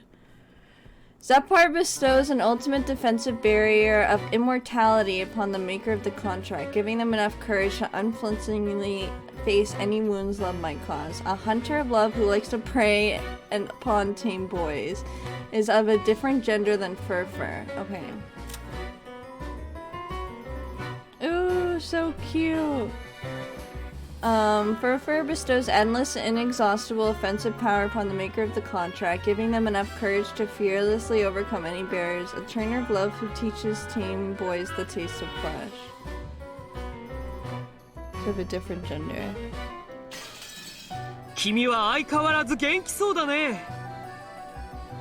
それにしても可愛らしい妹君、潤んだそのみずみずしい瞳は水蜜糖の味がするんじゃないかしら。Okay, maybe she's not me. どうでしょうか。 I stay as Chester 45. Sapara and Fur latch onto Beatrice from either side, wearing strange smiles. Each movement they made was exaggerated yet polished, as though they were acting out a play. それくらいにしておけ、契約の悪魔たちよ。その悪ふざけも今宵限りで見納めとはな。寂しいものだ。見納めとは？僕たちのよりしろのブローチはもう壊す。つまりこれでもうお役御免というわけ。はあ、今まで本当に楽しかったわ、ベアトリーチェ。でも契約時の取り決めでね、最後の別れにもう一度だけ力を貸さねばならないと決まっていたのさ。I don't like final farewell. だからこれが正真正銘最後の奇跡。 Nothing will ever. The past is never where you left it either. 愛の奇跡は一度で十分だって、永久の愛に二度目は不要なのだから。そういうわけだ。愛し合う男女たちよ。ここに集いしは奇跡なくして恋を成就できぬ呪われし者たち。その奇跡を与える黄金蝶のブローチの力は、泣こうがわめこうが今宵限り最後のチャンス。Why can't they both have it? それは一組のつがいにしか与えられる。 Because I'm scared that Ryukishi's gonna favor George and Shannon over Jessica and Cannon. So I'm scared that Jessica and Cannon aren't gonna be able to get it. I don't want that to happen. I'm sad. I'm sad. Preemptively. 負けないよ。 Period, Cannon. Don't fucking lose. I'll be sad. 頑張ろうね。 Shannon and Cannon exchanged serious gazes. Both had already readied themselves to fight for the sake of their love. よくわからん。おかしな悪魔の力なんて世話になる気はね Jessica's えぜ。 finally starting to figure this place out. Those demons were probably planning to pit her and Cannon against George and Shannon. はっきり言わせてもらうが、余計なお世話だ。私とカノン君の仲は私とカノン君でどうにかする。怪しげな悪魔の世話になんかなる義理はさらさらねえぜ。 What did she say? I was 5 times. Oh my god, no! Do you want me to go back? Oh, I was saying that, I was like, why can't they both have it? Like, why can't they both, like, be able to be together? And I was, like, sad, because I was like, I feel like Ryokishi's gonna favor George and Shannon's relationship, and so they're gonna get it. And I was getting sad, because I want Jessica and Cannon to have it, but I feel like Ryokishi's not gonna do that. So I'm like sad. I want them to be お嬢 together. 様、聞いてください。この試練を乗り越えなければ。 I can't have my Jessica and Cannon. I can't have my Kazusa. I can't have anything. 僕たちは結ばれないのです。 I can't even have my Satoshi because he's in the fucking hospital. I'm just kidding. I know that he gets out of it with Shion eventually, which is good. ジェシカ、受け入れよ。それが家具の身で人間と結ばれようと願う身の程知らずに課せられる唯一の試練なのである。家具とか人間とか勝手に言ってろってんだ。 Oh, Jessica. 私たちには何の関係 Maybe もねえぜ。 both won't. Maybe both will. Yeah, I don't know. Oh, I'm sad. お嬢様にはまだ話していないの？どう説明すればいいかわからなくて。カノン君もシャノンもジョージ兄さんもどうしてこんなうさんくさい話に人の恋路を邪魔するやつは馬に蹴られて死ねって決まってんだ。なんで悪魔たちに認められなきゃならねえんだよ。余計なお世話だぜ。さては困った分からず屋がいたものよ。このままゲームを始めてもよいが、それではフェアとは言えぬな。説明してあげても私にもよくわかりません。ジェシカさんとカノンさんの恋に何か問題でもあるというのですか？やれやれ、どうやら君も君たちも何も分かっていないようだね。私たちに祝福されれば二人の恋をゆっくり育むことができるの。うさんくさい悪魔も何にも関係ないわ。でももし僕らに祝福されなければ君たちの恋路は消えてなくなり、枯れてしおれて消えてしまう。なんでそんなことが言えるんだよ。運命だから。認めないのも自由、抗わないことだって自由。抗わないと The others reader 恋路が終わると抽象的な言い方では納得すまい。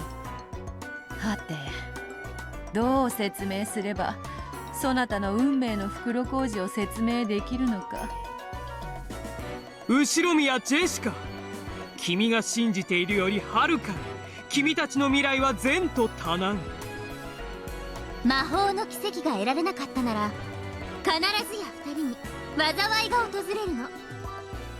そしてそれがかぶれ二人を破綻させる。わらわもその過程を詳細に語るほど無粋ではない。しかしジェシカが信じぬというなら破綻の最後だけ語ろう。so cute. カノンは使用人をやめこの島を去る。永遠にな。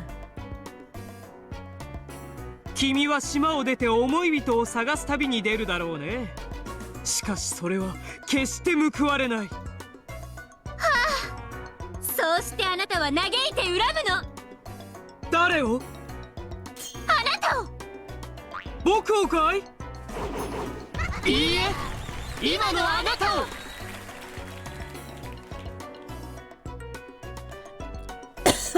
Sorry. With a dramatic gesture, the two of them pointed at Jessica. Sorry about that. I had something stuck in my throat. They were saying that if she left, the person left with regrets would be Jessica herself. 何を言ってやがる。思い人を失ったあなたはその時気づくわ。思いを遂げる試練を逃げたあの時の自分が憎いって。そうさ、僕たちは未来の君からのメッセンジャー。どうか今のこの瞬間を君の恋に真剣になって戦いに臨んでほしい。もしあなたが未来の自分のメッセージに耳を貸さないならば。王を飲み込む愚かな蛇はそのままどんどん飲み込み続け。永遠の苦悩の輪廻は自らを飲み込み消えるのみよ。わけがわからない。 Jessica's confusion showed on her face as anger. However, a memory of something she'd heard long time ago welled up in the back of her mind.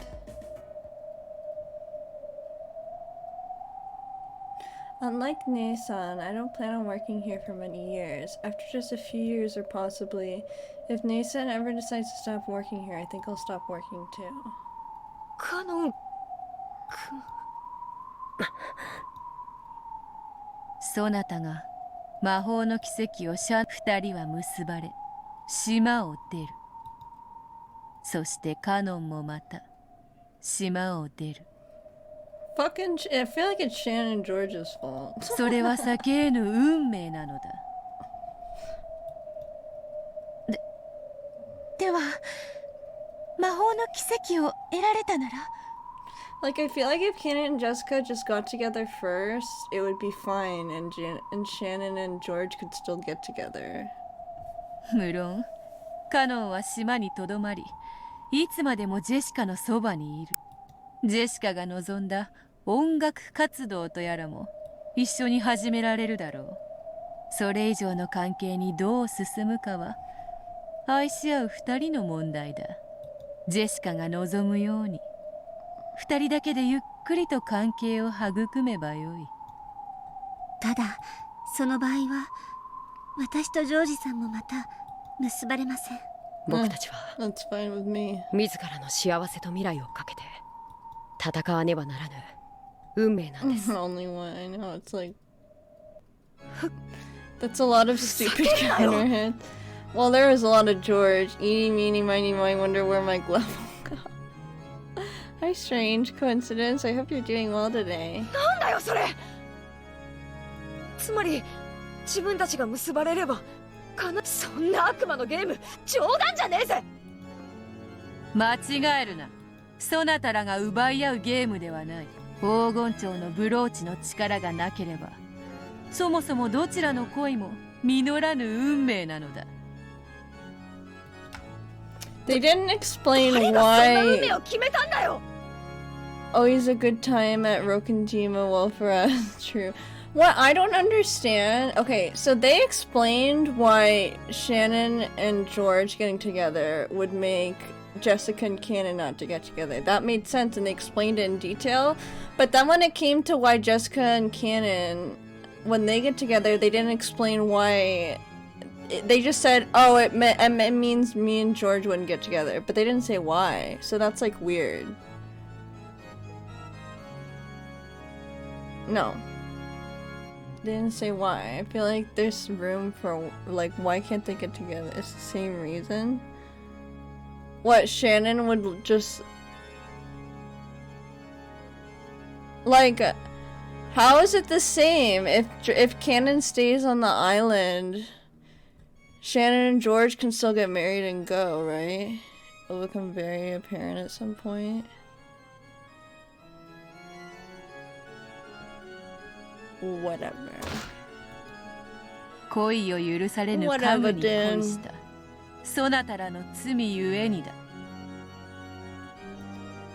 カノンはそなたにはっきりと家具は恋をする資格がないと拒んだはず。そなたはそれを承知でカノンを恋の相手に選んだのだ。Their furniture?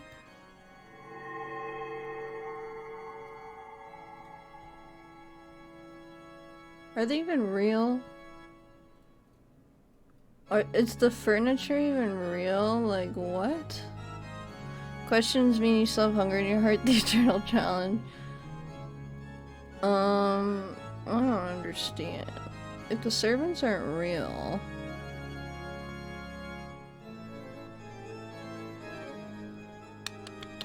I don't know. 知らぬとは言わせぬ。But she couldn't accept any of it. Jessica's unable to argue back. Then the demon spoke up with that tone that he always used to fuck everything up. Servant is different from furniture, but all the servants call themselves furniture.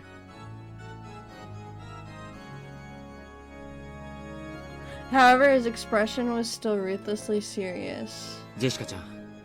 Oh, get ready to hear something really fucking horrible. こう考えないかい。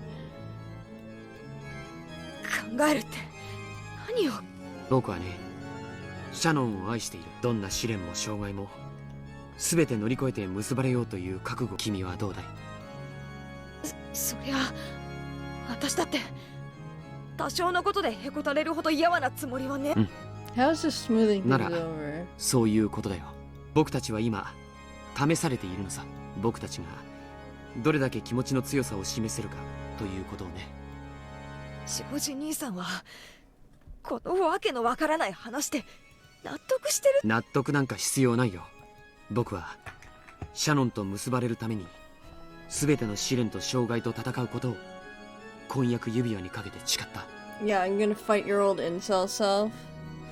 I like this Dracula music, perfect for George. True.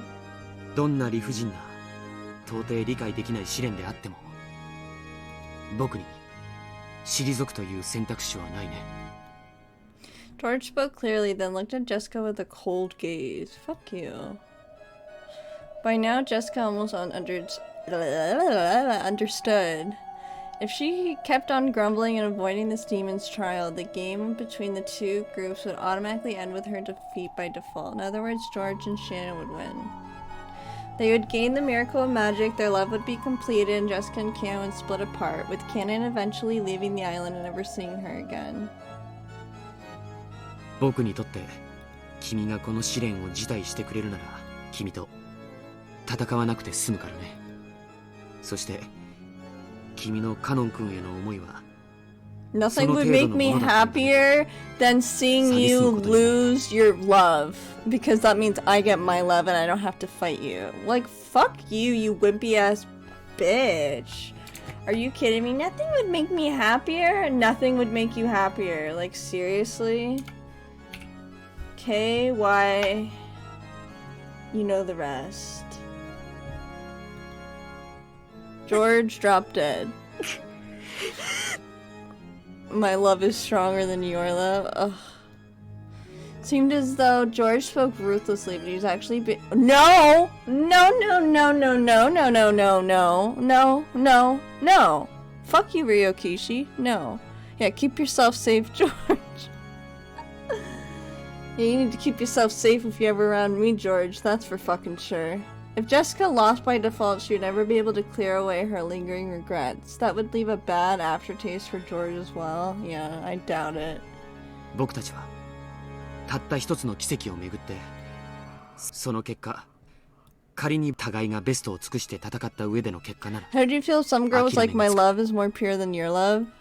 It would not be cute. I'd be pissed off. I'd be like, first of all, who the fuck do you think you are to even think you can understand what my love is? Never mind saying that your love's more pure than mine. Who the fuck do you think you are? You have no idea what my love is like. Like, saying it's not, like, what the fuck? I would, like, are you kidding me? Hell no. I take love very seriously, and, like, that shit would piss me off. I mean, I'm literally Shion. I take that shit very seriously. I will go to many depths of darkness to get my shit done. And maybe be a little paranoid in the process. ジョージの覚悟なかなかのものよ。そこまで言われて。君は逃げ出すのかい？ I'll prove my love with violence. Two demons giggled and challenged her. Of course, George didn't laugh, but he still challenged her with cold eyes. シャノンはお許しください、お嬢様。私はジョージさんと結ばれるために一歩たりとも引かない覚悟です。たとえ私の思いを貫くことが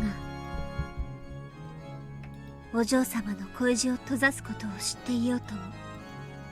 Shannon had never spoken to Jessica with such serious and solemn words. Jessica realized what a strong will had dwelt within her usually weak and clumsy friend and was surprised. カノン君。僕はお嬢様と新しい人生を歩みたいです。その歩みが姉さんの幸せを踏み越えていくことを意味しようとも。僕はここを引きたくない。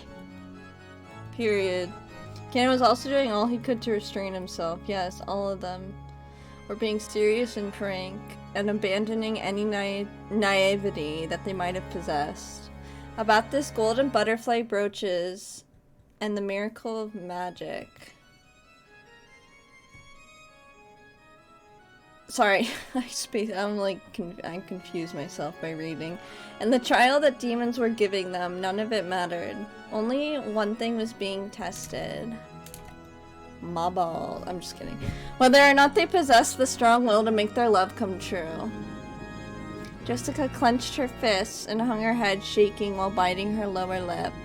She was silent, but she would probably gain an unswerving will of steel before too long. She just needed a little time first.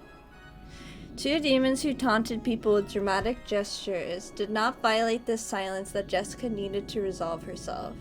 Love brings about conflict, and this conflict gives rise to determination. As the demons of love, they could understand more fully than any of the others how noble that determination was.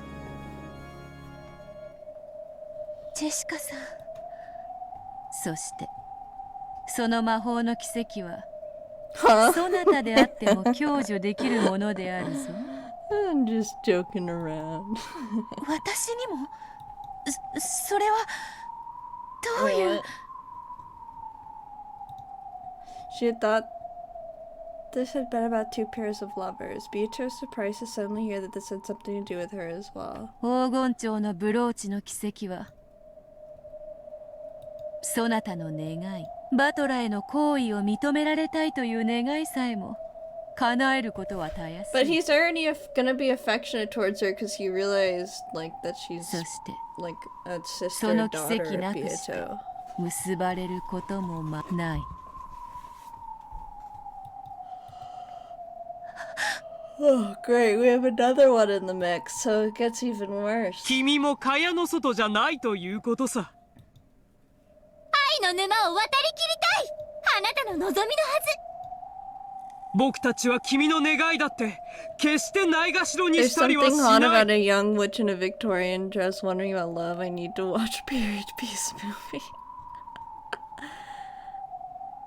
That is so funny. Let's cry together. そなたとバトラの関係とてやがてはただれ腐り落ちる。いくら楽観的なそなたであっても何かの奇跡がない限りやがてはそのような運命を迎えることを Like, why is すでに理解しているはず。 where I'm coming from is why is this golden brooch the only way for any of them to get a miracle? Like there has to be more way. There has to be more miracles. それは Beato hung her head sadly. She hadn't wanted to lose heart from that cookie incident. However, it would have been a massive lie to say that it hadn't hurt her. The more she tried to get close to Battler, the more she hurt him. However, she had been born in order to get close to Battler. She was like a hedgehog freezing in the cold and bunching together for warmth. She had approached him because of love and had been hurt for it. そこまで分かっているなら奇跡に託すのもまた一興というものよ。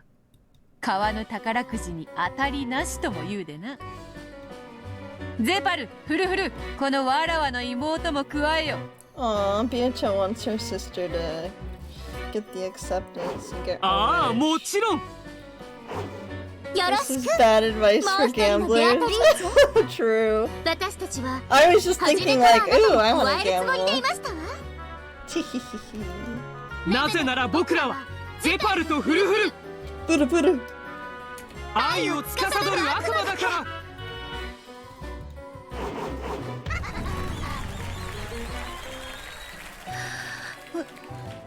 私も参加してもよろしいのでしょうか。Oh, she's so cute. 君が望むならいいんじゃないかい。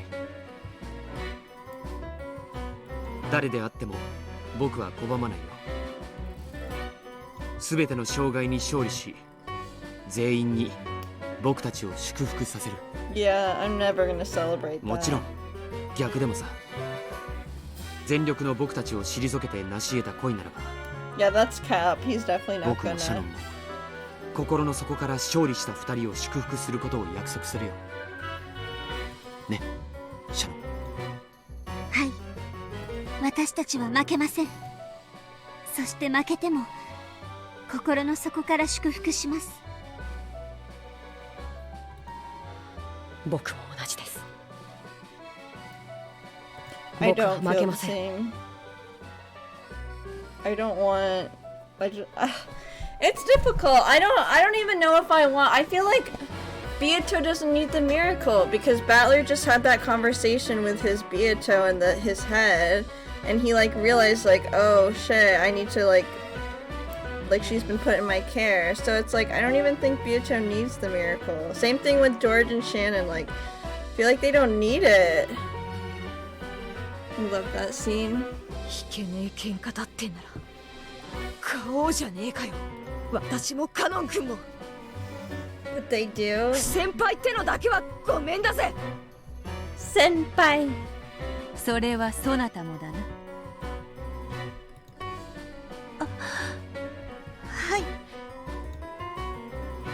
様に。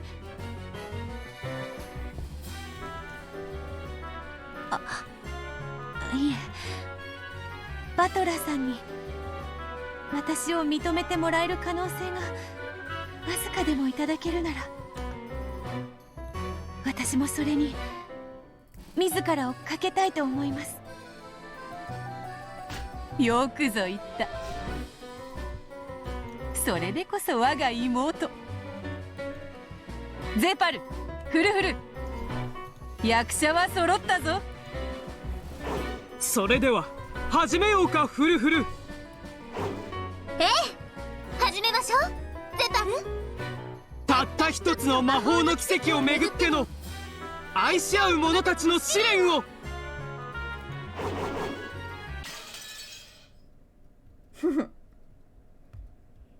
Well then.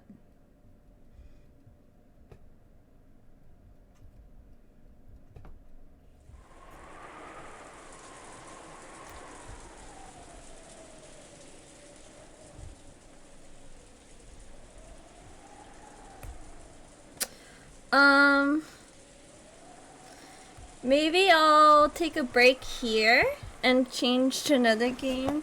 Hey, hello. Oh, my cat's meowing. Maybe she wants some pets.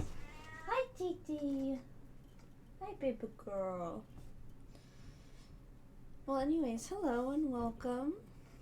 Sorry, I don't have any audio playing right now. Let me open up Umineko.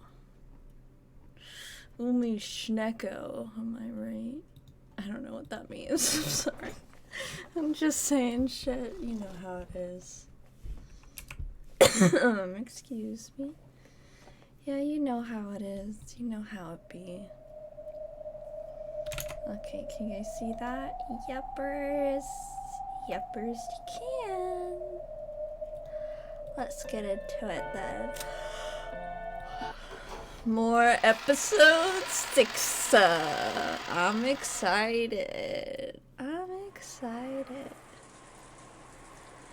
Erica had returned to the room that had been given to her on the 2nd floor of the guest house. What's up, Loading? How are you? I hope you're doing well. The next room over was empty. I'm swagging? Damn right. Damn right. That's what I like to hear. The next room over was empty. It was very quiet there. Even pressing her ear against the wall wouldn't help her listen in on the voices in the cousin's room. Wait, what are we waiting for? Even with hearing power boosted by the detective's authority, it would probably be impossible to make out anything. Ha! Get wrecked, Erica. You forgot the cosplay again? You're so right. Okay. Let me do, you know what? Let me do that right now. I think there's just a few more. See, what have I posted? I posted Rafi, Naui, Asuka, Naruto. Okay. Give me one moment though. Let me just do that before I forget.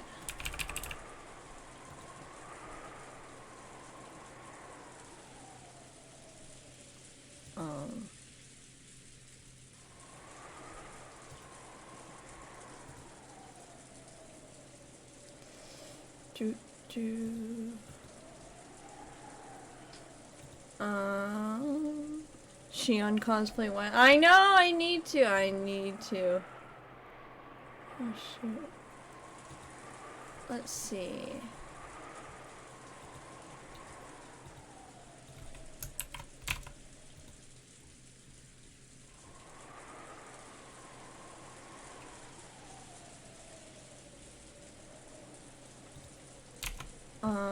Link.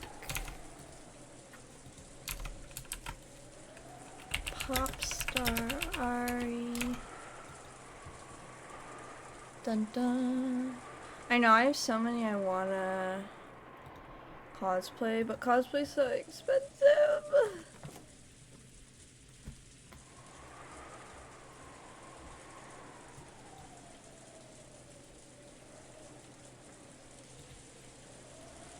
Okay, It's like not letting me look at albums specifically, which is really annoying.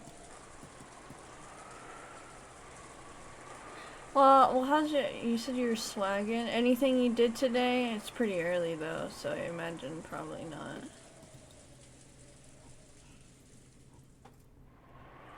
Here, I think I got to the place in the pictures.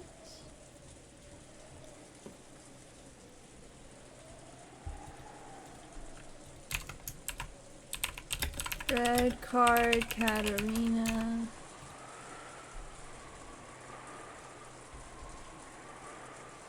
I swear there was another one. Let me keep looking.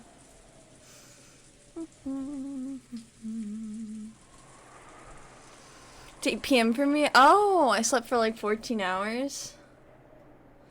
Damn. I sleep a lot too.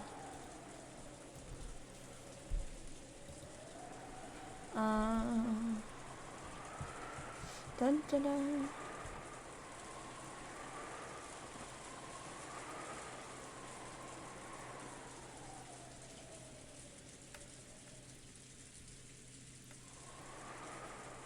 Should be right here, but I'm not seeing.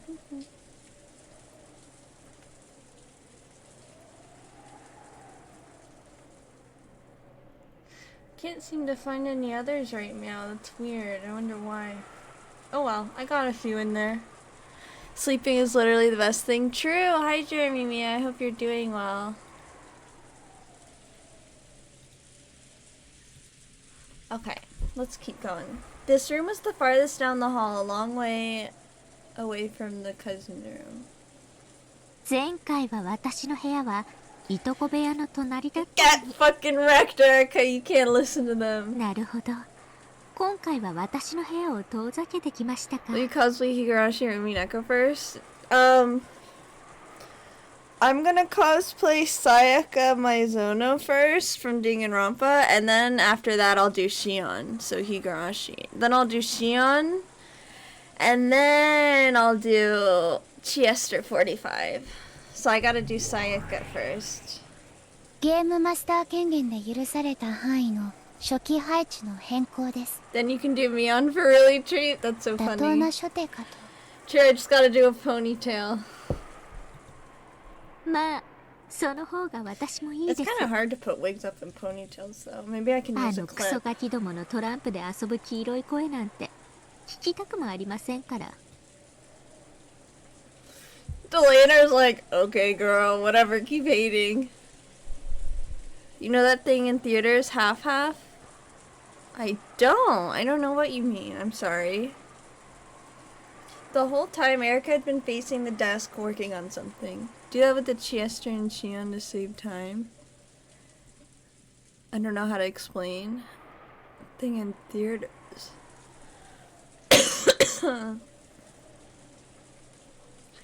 I don't know. Yeah, I'm sorry. I'm trying to think. I'm trying to, like, use my brain, but I don't understand. She was preparing some of those packing tape seals from before. She had asked Kumasawa for the stickiest tape in the place. She drew a complicated signature that could not be counterfeited across it with a permanent marker, then began making notches across from it. Half of the face is character A, the other half is character B. When they swap characters, they turn around. Oh. That would be really hard to do, I think. Having to do half and half of a wig and half of a costume, that sounds super hard. This way, if she ever wanted to prove that some opening had remained closed, she could stick the tape over it, creating a powerful seal equal in strength to the Red Truth. These menacing seals had cornered Natsuhi so thoroughly in the previous game.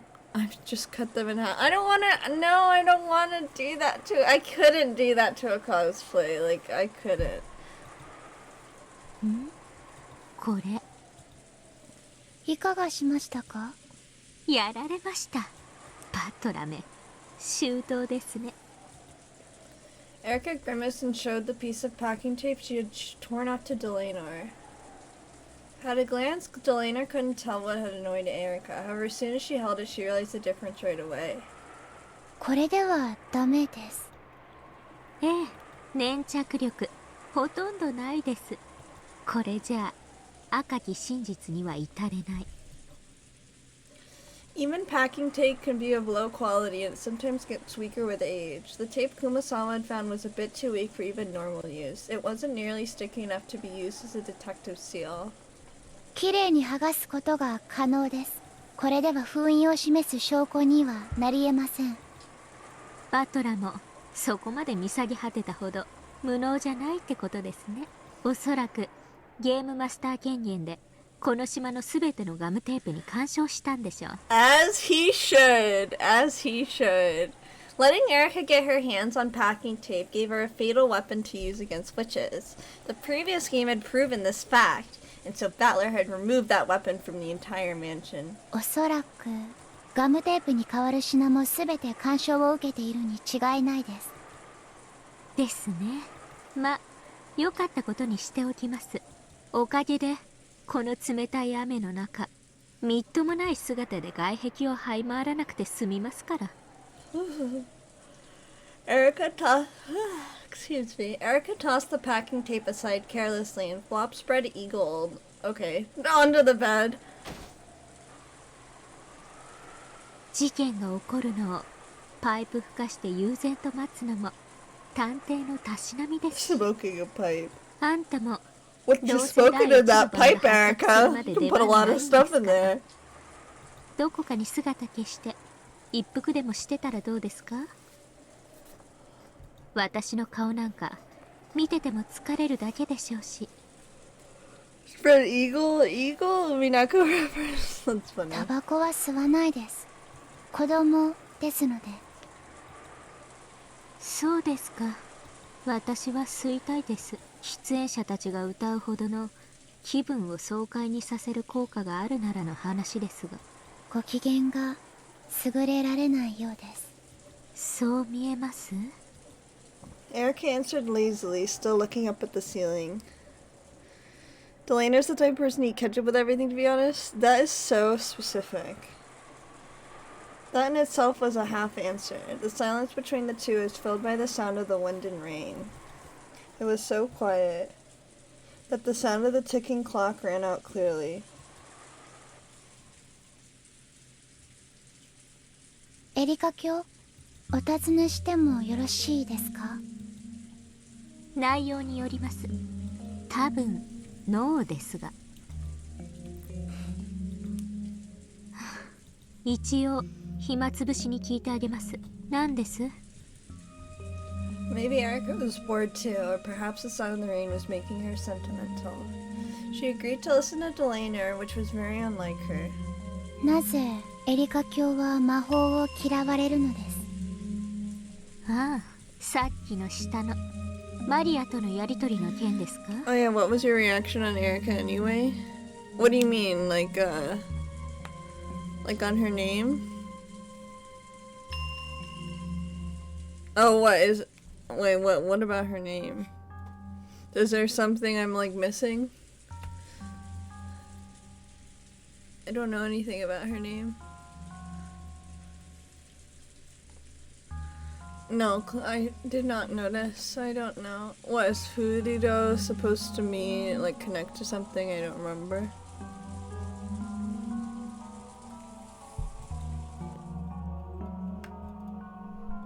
あんなの子供騙しのくだらない手品です。誰だって分かっています。ああまでして幻想を打ち砕く必要があったのですか？ Rika Furude? Oh, right. I think someone pointed that out to me and I just totally forgot.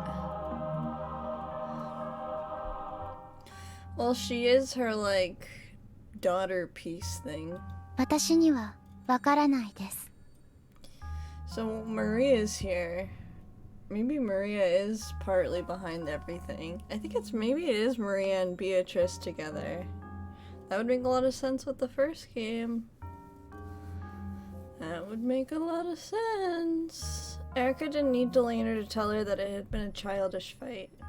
自称知的蹂躙者としましては、魔法なんてもので真実をうやむやにすることが許せないわけです。それを暴くことに優越を感じられているということですか？私には他の感情が感じられます。他の感情？何です？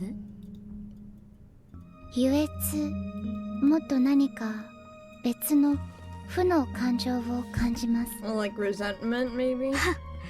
やっぱりあんたはただの殺人人形です。その目も節穴みたいですね。失礼しました。許してほしいです。Aww. Poor Delana. Erica rolled over grumpily, turning her back to Delana, so Delana couldn't see her expression. Even so, for some reason she could guess that this completely unobserved expression was one of pain. I love the Shion emote.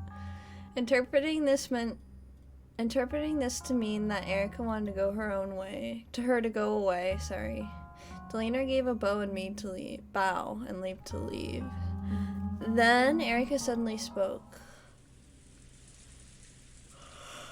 Oh, excuse me. The words seemed so utterly out of place that Delana doubted her ears, and she had to ask Erica to say it again. 今、何とおっしゃいましたか？あなたのことが好きです。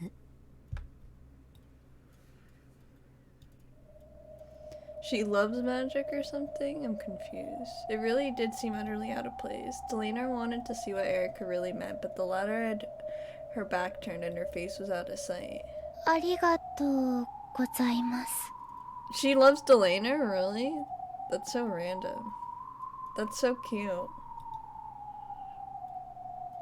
以前は別の子と付き合っていましたが、今は完全に切れています。周りの人たちは僕たちを妬んでありもしないことを言いますが、気にし、俺は君に生涯のすべてを捧げるから。Where is this coming from? Gay, let's go! Yeah, I do love the gayness. This feels so random. I did not see this coming at all. But hey, I'll do it. I'll ship them. I don't give a fuck. I like it. 二人で一緒に幸せになろう。We love more ships. Delana avoided asking what she was talking about and stood there in silence. For a while, Erica kept on dully and emotionlessly repeating soppy phrases that might have popped up in some shoujo manga. Then unexpectedly, she once again followed up with a complete non sequitur. 新しい財布。Huh? Of course, she had no idea what Erica was saying. However, her back still to Delana, Erica kept on saying disconnected 変な words. 猫のキーホルダー。Who has a cat keychain? Is it Angie? Or Maria? 趣味の合わないアロマオイル。Never mind, she's talking about her ex. 演劇の先輩に借りたという趣味違いの音楽テープ。先輩の付き合いで断れなくて、急にバイトが入っちゃって、ダチの電話が長くてなかなか切れなくって。Need too much curry. Went to theater practice more often. The way he folds paper towels. Thanks, I've already eaten. He knew more about cosmetics. Sorry, I was sleeping. She's just quoting her boyfriend. Oh, yeah. Sorry, I was sleeping. The toilet seat was left down. He spent the night over at a stage friend's place. My acting friends had a party here earlier. Someone must have left it behind. The drain sink were cleaned out. Receipts and point cards from places he never goes. Yeah, he's cheating on her. No lesbian truth witches. Oh. The muddy soles are evidence that you went out on Sunday when it was raining. That matches the strange symbol on the calendar. None of your theater friends have hair this long. That's a leading question. How do you know the plot of a movie you haven't seen yet?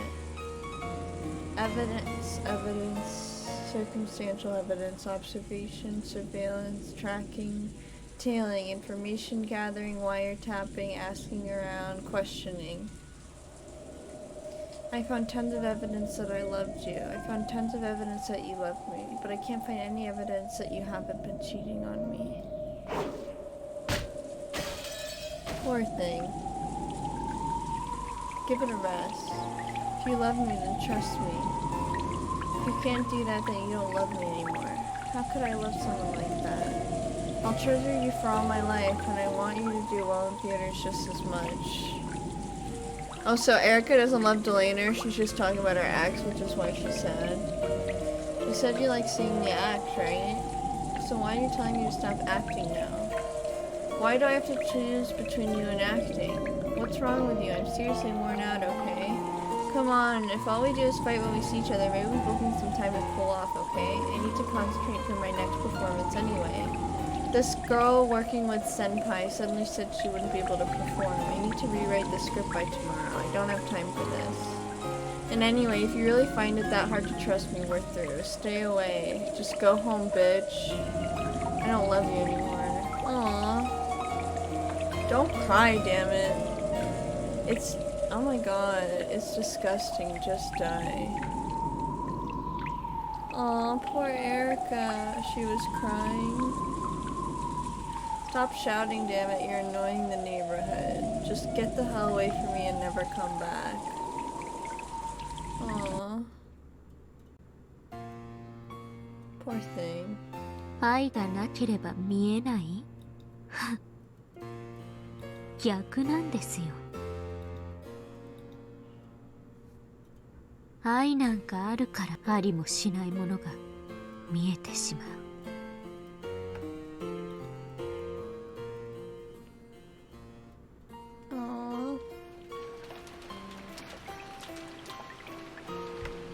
It's nothing more than an illusion, one that no one but you can see and one that even you can never touch.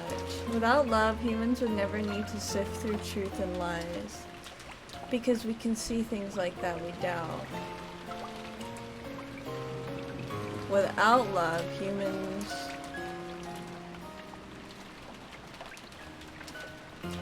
we suffer, we cry out loud. She's crying salty tears. 私は今幸せです。仮とはいえ真実の魔女になれて、今の私はもう赤くない言葉に苦しめられなくて済むのだから。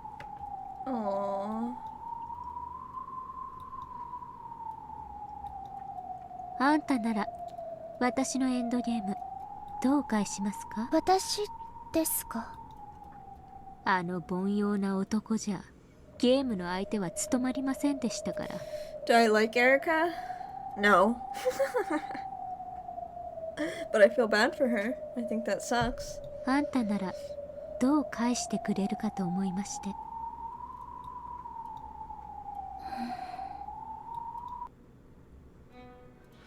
Delana was suddenly thrust in the position of Erica's opponent. In the witch's game, she had once challenged that man too. I think she should have had it worse. Oh my god, no. Don't say that. I can't with you sometimes. You're so funny. Delana shared in the fragments of Erica's past and was made to grasp the full situation. 3 boyfriends cheating on her at the same time? Well, then she'd be cheating, so it wouldn't be worse. She wouldn't be as hurt. The board was reproduced in full inside their heads. Unless you mean at different times, then that would be sad.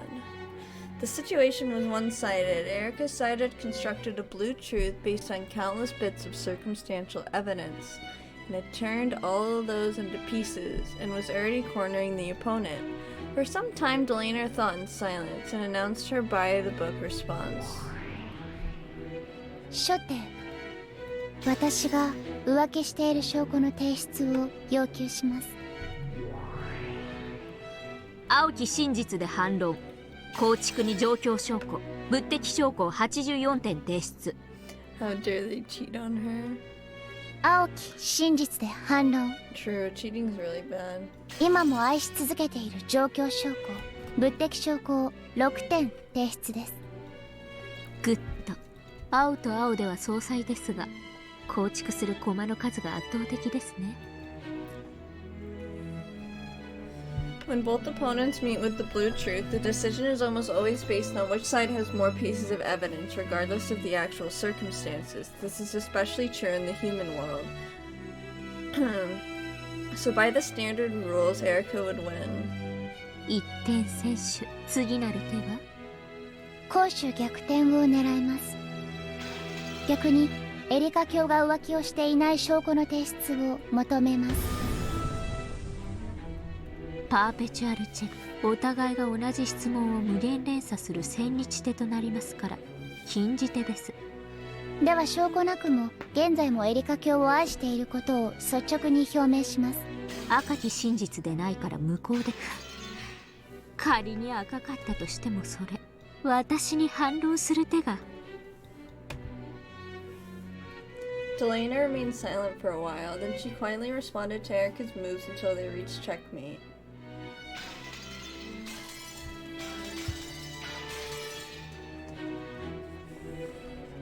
A stalemate is a forbidden move in the game of witches, since it means the ruin of the game. However, in chess, it also represents a draw. Because of this, it's a splendid final move that a weaker player can pull off because they're unable to win outright. In this situation, Erica clearly had the advantage, so it was natural that Delana would seek a stalemate to obtain a tie.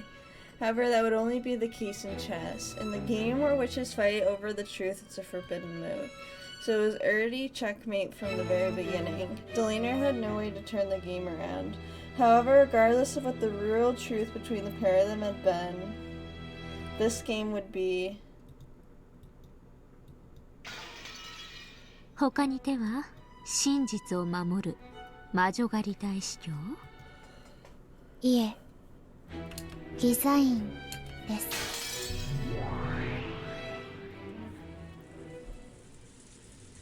ね、ほら。Erica had succeeded in crushing her opponent with the truth she espoused. That her former boyfriend no longer loved her and was cheating on her. Her opponent had no way to argue back. After all, humans are not allowed to blink. A splendid game, a splendid finish from a superior position. Regardless of the truth of her opponent, Erica could win. A splendid victory.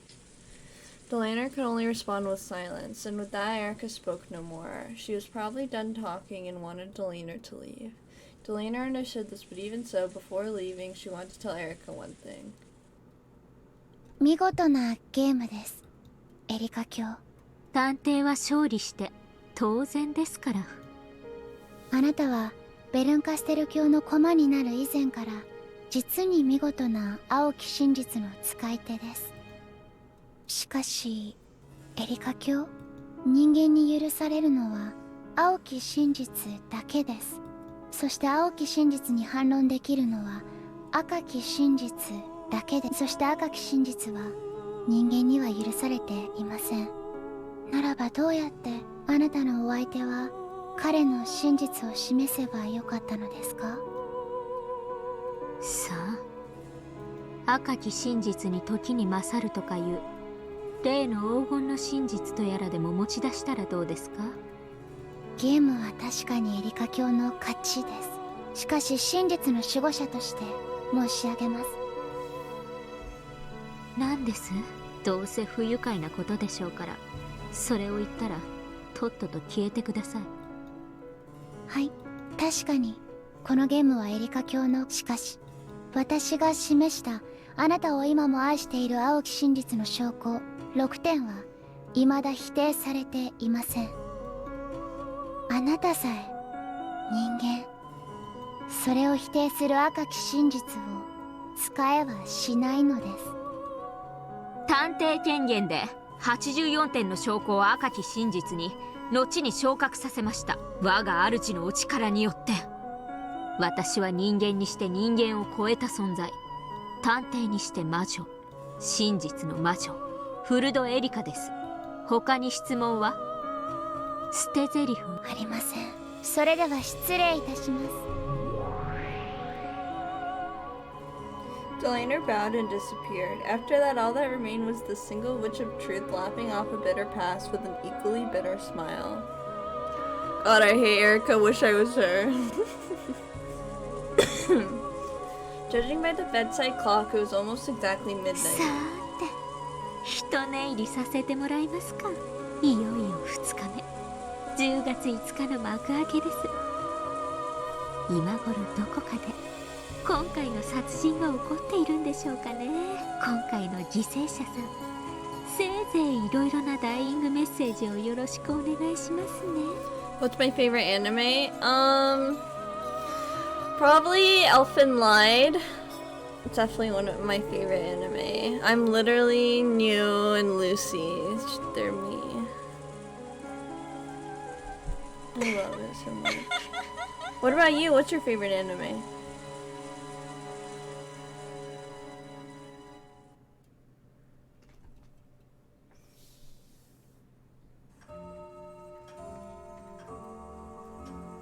Here we go. Hard decision. どうして母さんに相談しなかったの？あなたの人生を最後まで支えるパートナーの話なのよ。そうだよ。生涯一緒にいたい女性なんだ。That means George won? That sucks. Am I ready to murder? Hell yeah. だからこそ真剣に決めなければいけないんでしょ？どうしてそんな軽率に？ Ava and George could be seen beneath the eaves of the guest house. George had revealed his engagement with Shannon. Ava's anger had exploded almost instantly. This had been no more than George had expected, so he had responded with ice-cold calm. まさかもう関係を？子供ができたとか言われて結婚を迫られたんでしょう？失礼だな。僕は婚前の貞操は厳しくあるべき主義なんだ。じゃあどうして婚約なんて？僕は求めた。彼女は受けた。それで成立じゃないか。違うわ違うわ。結婚はね、あんたが思ってるような漫画か何かみたいに簡単なものじゃないの。I think Ava's also a little upset because she didn't get to choose. She got assigned to her marriage. 先方のご両親は？両家の交流は？あんた野良猫じゃないのよ。後ろ宮ジョージなのよ。Ava's a crybaby. Yep, she is. ひょっとしたらおじい様の後継者に指名されるかもしれないこの時期にどうしてそんな軽率な？ You saw the epitaph? Fuck no. どうして母さんに？今こうして相談してるよ。いや、相談じゃないか。これはただの報告だね。おじい様の後継者に指名されるのは全く期待してないよ。いや、むしろ辞退したいくらいさ。僕は自分の国と城を父さんがそうしたように何もない原野に築き上げたい。あのね、父さんが今日までどれくらいの苦労をしたのか分かってるの？あんたが真似てできるようなことじゃないの。今日までどれほどの運や偶然に助けられたことか。そして母さんという良き理解者さよは僕を支え、より強く生まれ変わらせてくれる人だ。母さんがたくましくなったと褒めてくれた今の僕は。はあ、いいジョージ。とにかくここは頭を冷やしてよ。シャノンちゃんだけがあなたに好意を持ってるわけじゃないのよ。お見合いしたあゆみさんだってあなたのことをとても気に入ったそうよ。初耳だね。あなたも分かってると思って。先方のご両親も大変あなたのことを気に。もしあなたに父さんのように一国一城を築きたい夢があるなら、その手伝いができるのはあゆみさんの方でしょ。 Thank you, but dude, I have no idea, honestly. 彼女の気持ちを裏切るの？ I think maybe it has something to do with where they adopt the servants from. Like it might be that place that Kinzo loves, and something that I don't know. Then I don't know. 裏切るも何も僕はあゆみさんと特に交流があったわけじゃない。お見合いをしてその後親たちが勝手に盛り上がってるだけ。数度無理やり引き合わされたけど僕たちは互いに目さえ合わせ。あゆみさんは育ちのいい奥ゆかしい女性でしょ。男性のジョージに目を合わせるなんて恥ずかしいしぶしつけでできなかっただけよ。あなたが目を見て話してくれなきゃ気持ちが感じられないと言うなら彼女にそう注意するわ。きっとこれからはあなたの目を見て話してくれるはずよ。あゆみさんと結婚させたいのは母さんの縁談には僕の気持ちがわずかほども含まれていない。ジョージ、どうしてそんなことを言うの？母さんがあなたのことを考えないことなんてあった？ないでしょ。親という漢字はどういう字？木の上に立って見ると書いて親なのよ。母さんたちはね、あなたよりはるかに高みから人生の遠くまでを展望してるの。そしてあなたが若さゆえの一時の感情で間違った道へ進もうとしているのが見えているの。だからこうして憎まれることを承知で言ってるのよ。あんたがどうでもいい子だったらこんな喧嘩しないわ。どこの変な女とでも勝手に結婚しなさいって放っておいてるわよ。ねえジョージ、母さんに全て任せな。もうあなたはシャノンちゃんに会わなくていいわ。全部母さんたちで話をつけてあげる。大丈夫よ。シャノンちゃんにも悪いようにはしない。だってジョージに成長のきっかけをくれた人だものね。ちゃんとそれに配慮してあげるから。だからあとはもうジョージ。 No. Sometimes during Ava's rage, tears had started to drip from her eyes, as though those tears had caused him to hesitate. George turned his back and sagged his shoulders. Even George is a child. Yep, of a man after all. Though he understands that marriage requires nothing more than the love of two people, he can't get over his desire for his parents' acceptance. And so he is trapped between the tears of the mother who has always helped him and the fiancé he chose. Or is he? I don't know. What was that? そろそろ今日まで立派に育ててもらって本当に感謝してる。僕もこう思って親になったら母さんみたいな親になるよ。子供のために本当に戦える世界で一番尊敬できる親にね。ジョージ。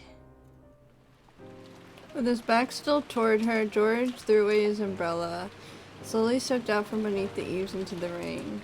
Then he slowly turned around. That's stupid. He's just getting wet for no reason. It was without a doubt the familiar face of Ava's son. He was now his own man, self-controlled and independent enough that blood connection might be forgotten. もうそろそろいいと思う。何が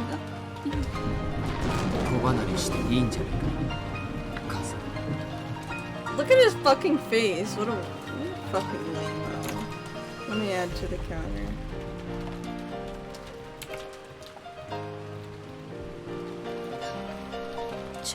ここからはもう Whoa! 親子の関係はなしで話そうじゃない。 You don't have to do that. I think that's a little dramatic. 僕はジョージ、君はエヴァ。親だからどうこうというのは抜きにして。 Oh my god, what? 互いの立場から本音をぶつけようじゃないか。 Okay, that's... Why do you have to forget that you're a parent just to marry someone? 僕を望み通りの相手と結婚させたい理由は、それから未だいさかいのなくならないおじさんたちへの見栄、それ以外に何もない。いっそそれをすっきり認めてくれた方が、僕はこれから君もそうした方が負けるよ。 Whoops. 君。 No traces of love or respect for his mother remained in George's eyes. That's very dramatic. I don't like George still. There's only a frigid glare as he gazed ruthlessly down at the witch who's trying to bind his future. George. どうして母さんをそんな目で見るの？今僕は僕の目に映っているのは、僕の選び取ろうとする未来の前に立ちふさがる母さんだって人間だ。夢や野心があって、それを今も追い続けているのを知ってる。そしてそれを素晴らしいと思う。自分の夢を決して諦めないことの大変さを僕たちは知っているのだから。 So I'll need to inherit your wonderful strength. I've learned a lot from my parents, my friends, and Sayo. I've grown. その最後に学び、獲得して完成されるのが本当の後宮ジョージという男なんだ。Yeah, I don't think he perfected that. あなたという最後の壁を超える。 Like this guy. What is he doing? You just kill her? 何？ Ava had disappeared. The pouring rain landed evenly across the ground everywhere. No, it was blocked by very slightly in one place. However, there was no one there. Standing on the ground isn't the only way to block the path of the rain. Then, could it be...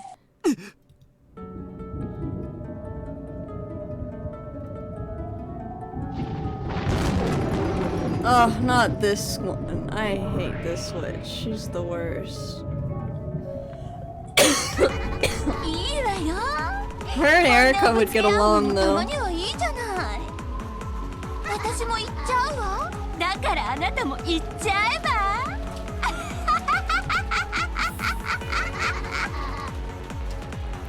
In the rain-filled sky, with a moon that shouldn't have been visible behind her, was the golden witch of the future who had finally obtained everything of the Uchiromiya family.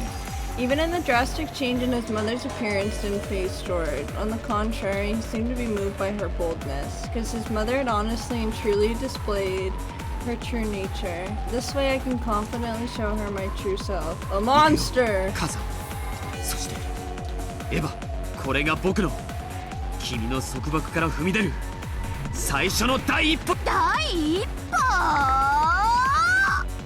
That first step, he felt something odd beneath his feet. He knew that this sticky sensation, different from that of mud, representing his mother's arrogance, trying to prevent him from making that first step. 小さい頃、お話をたくさん読んであげたわね。あなたが大好きだった西遊記。懐かしいね。多分僕が一番最初に愛したファンタジーだ。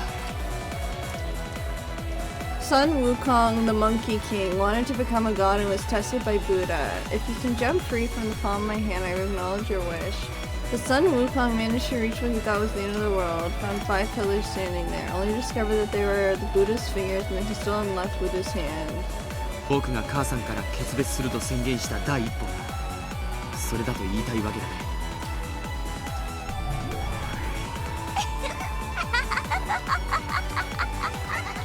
あなたの反抗も葛藤も苦悩も国旗もすべて私がすでに通ってきた道。あなたのその第一歩など私という人生に飲み込まれる程度。いつまで目を背けてるの？見ちゃえば足元。At George's feet, on the pitch-black earth soaked by the pounding rain, was what appeared to be slightly red sash that glowed ominously and blocked George's first step.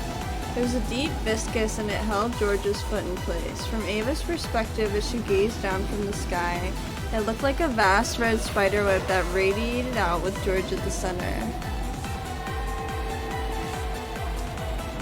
そうさ、これが僕さ。生まれた時から数々の習い事で縛り付け、あんたの野望のためだけに育てられてきた。いいえ、それなら分かるようにして見せてあげる。そして悟っちゃえば。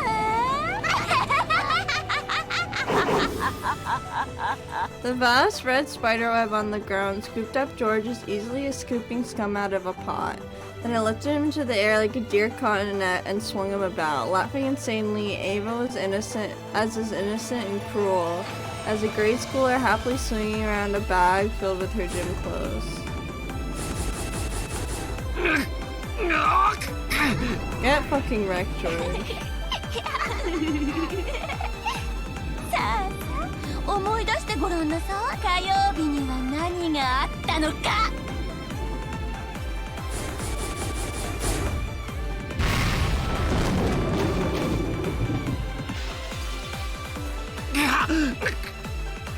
覚えてるさ、ピアノ教室で今でも猫踏んじゃったを聞くと背中の毛が逆立つ。幼稚園の頃はバイオリン教室できる子はやってそうでしょ。あんた才能なさそうだったからね。途中でピアノに変えたけど。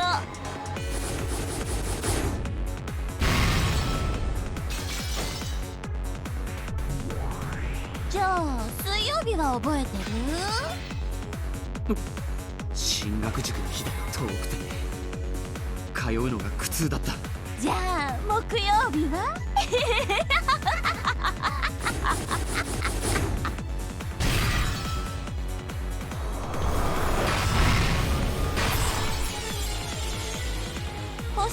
楽だわ。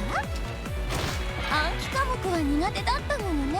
あなた応用はできるのに暗記は苦手な典型的なやればできる子だったわ。痛烈だね。子供が三者面談で言われて一番イラつく言葉だよ。馬を水場に連れて行くことはできるが水を飲まイギリスの格言だね。あなたのやる気を出して維持させるのが一番苦労したわ。Oh my goodness.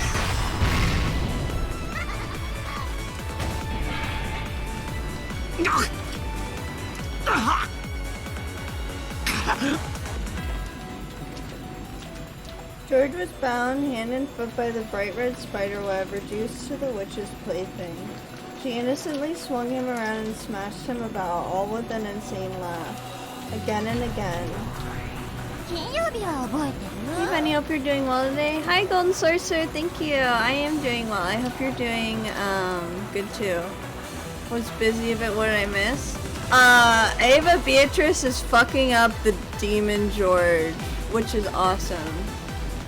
So we're chilling right now. She's reminding him what he did, cause so we saw Erica talk about her ex-boyfriend and how she got cheated on, which was sad, you know, no one should have to go through that. And then after that it just went to Ava and George talking. ジンさん、ユニークな塾なんだね。親と一緒の塾なんていろいろな意味で窮屈だったよ。子に釣り竿を買うな。一緒に釣りに行け。 There you got Erica backstory, nice. Yep. Yep, yep. 母さんはイギリスの教育論が好きだね。親にとっても辛い塾だったわね。でもあれが一番あんたには効果的だったわ。高いお熱射、毎週金曜の夜を費やさなければならない面倒。でも一番効果があった。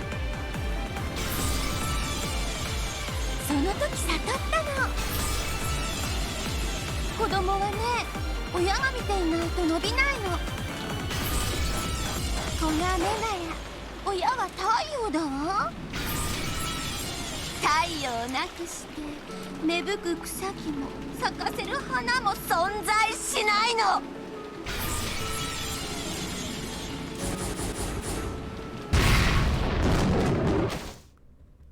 Get fucking wrecked, George. Still bound hand and foot, George was thrown, slammed, and smashed. He could do nothing. He was like the son Wukong, unable to leave the palm of his mother's hand. However, since he wouldn't surrender, he could still show resistance at any time.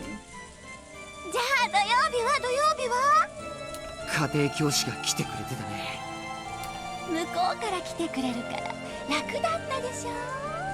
聖域である自室に毎週他人を迎え入れるのは苦痛だったよ。先生が帰った後に残る汗の匂いが今でも思い出せるくらい嫌だったね。あなたに学習姿勢を叩き込んでくれる素晴らしい先生だったわよ。弁護士の相談費用並みのお月謝を払った甲斐が本当にあったわ。そして迎える日曜日と塾の予定がない月曜日だけが僕の安息日だった。これは皮肉だね。火曜日から土曜日までの塾が僕を押さえつけてきたのか。まさに僕は孫悟空だったわけだ。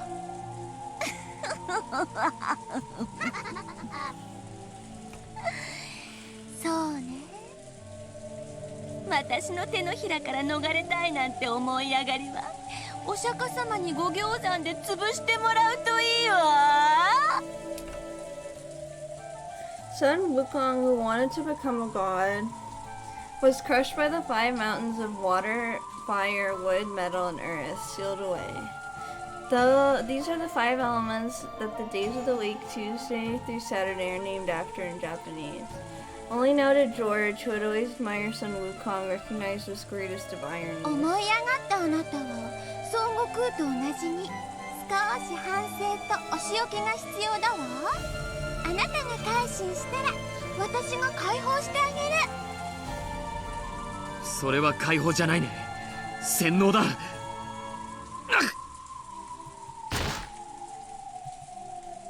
何も考えなくていいの。ママに全て任せちゃえば、私があなたの全てを決めてあげる。それがあなたにとって一番素晴らしい人生なのよ。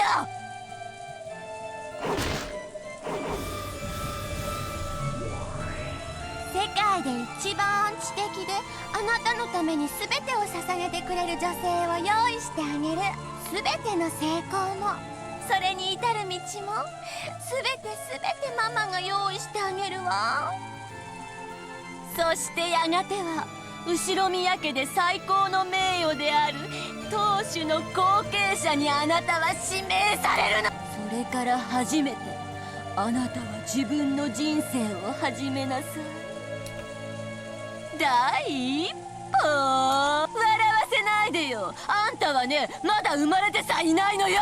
これはあんたを捉える私の巣じゃないわ。あんたを慈しんで育む私の子宮の中なのよ。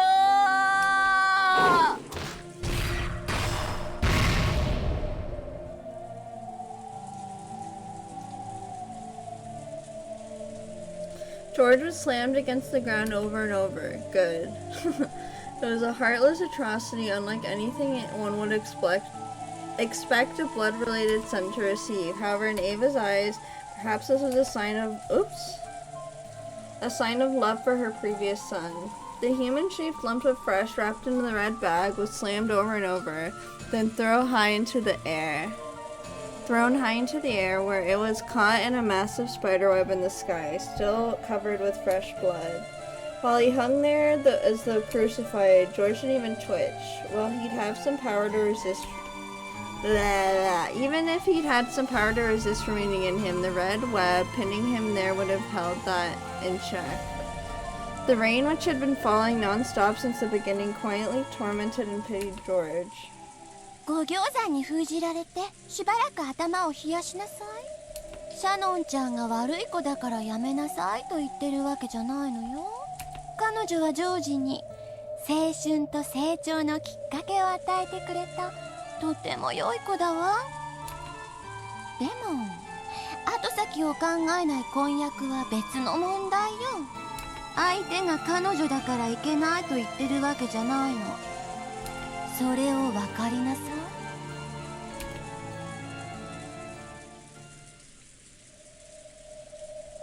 友を責めるな。行為を責めよう。だね。これもイギリスの格言だ。本当にあなたは賢い子に育ったわ。いいえ、育っているわ。私のお腹の中でね。もう少しじっくりと育ちなさい。さあ、お仕置きは終わりよ。謝りなさい、母さんに。The spiderweb released George reluctantly. Then it threw him to the ground beneath the cold sky. ありがとう、母さん。It was all George could do to get up on his hands and knees. Though he wiped the mud away and stood his ground, he still couldn't raise his これまで head. のすべてが僕を思ってのことだったんだね。ありがとう。本当にありがとう。そうよ。今は憎いでしょ。でもいつかきっと感謝するわ。私がどれほどあなたを愛していたかをきっと理解する。火曜日から土曜日までの連日の塾での縛り付けも、僕を立派な男に育てようという母さんの努力だったんだね。これもイギリスの格言よ。子供を幸福で包むことが最高の教育。ありがとう。だから僕からも母さんにイギリスの格言を。なに？全ての木に斧を一撃ずつ加えても一本の木も切り倒せはしない。なに？それはどういう意味？こっちの方がいいかな。学問に時間を費やしすぎることは怠惰に過ぎない。フランシス・ベーコン。Bacon. The man drenched in mud and blood straightened his crooked glasses and slowly stood up.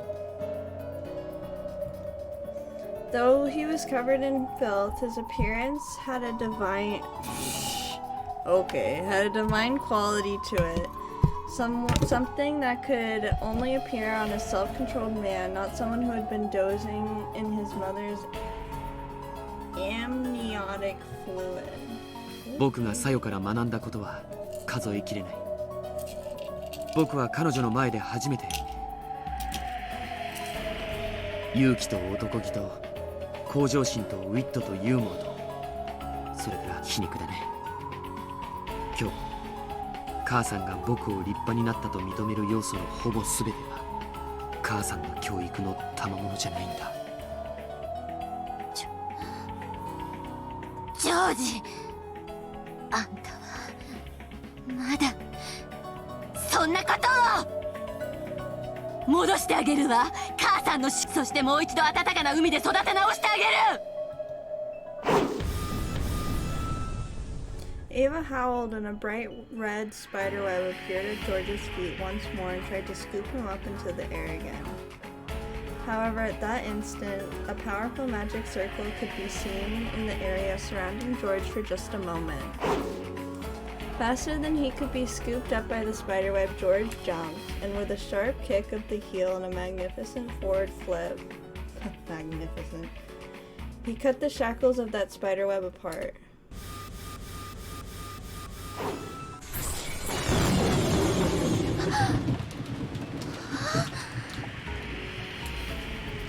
The smooth movement proved that he had possessed the power to escape from the shackles all along. He had willingly allowed himself to be bound by that web. 母さんのこれまでの恩を一つずつ痛みで相殺させてもらったよ。おかげで僕も親離れがきっちりとできそうだ。必要だね。たまには親子喧嘩も。ジョージ、私にどうしてそこまで逆らってあんな小娘と。必要なのはやはり母さんの子離れのようだね。じゃあそろそろいいかな。そろそろいいかな。何がよ。そろそろいいかな。反撃しても。The curtain of spider webs that Ava shot out in defense were all too slow. George weaved through them in one instant, and in the next he was right before her eyes.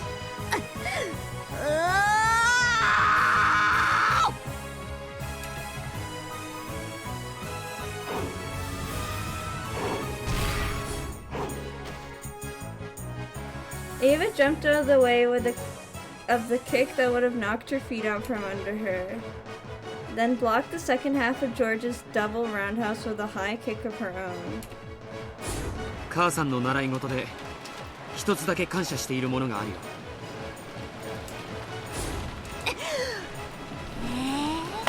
それは何曜日のかしら。 And up with George and only one counter. Are you okay? I know, right? Well, he's been getting beat up, so I haven't been like upset about that, you know? 長期休暇のたびに集中的に習わされた武道教室の数々だよ。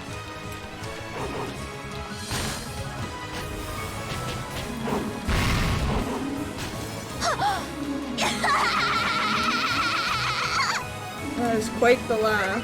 嬉しいわ、ジョージ。たった一つでも感謝してもらえるな。母さんは嬉しいわ。嬉しいわ。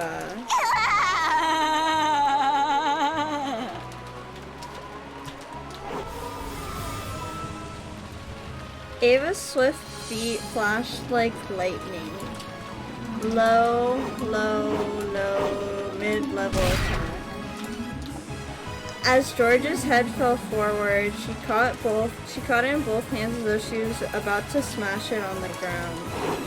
It was met with Ava's knee as it rose like a bolt of lightning from the earth. That's right, fucking kick him in the face.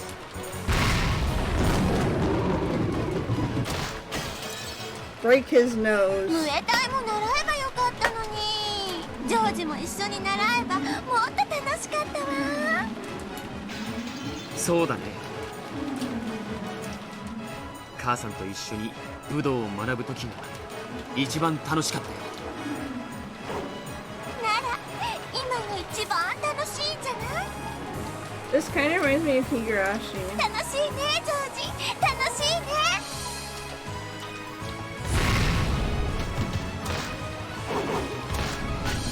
With Reina and Keiichi.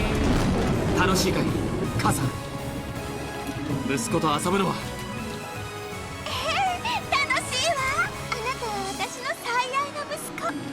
私のお腹の中で優しく優しく愛してあげるわ。あなたがお腹を蹴るのさ、愛おし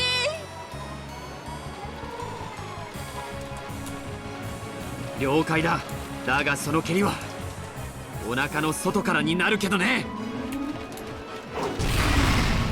George's knee buried itself into Ava's abdomen. Jeez.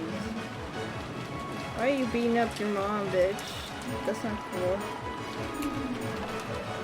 An instant before she felt the pain of that fierce attack, Ava watched her son's kick with a proud smile and vomited. Aww.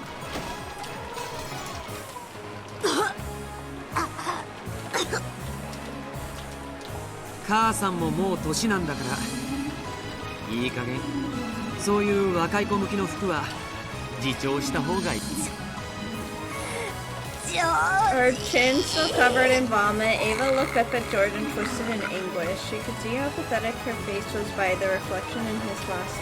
母さんも僕も一緒に子供時代とお別れしよう。さよなら。母さん。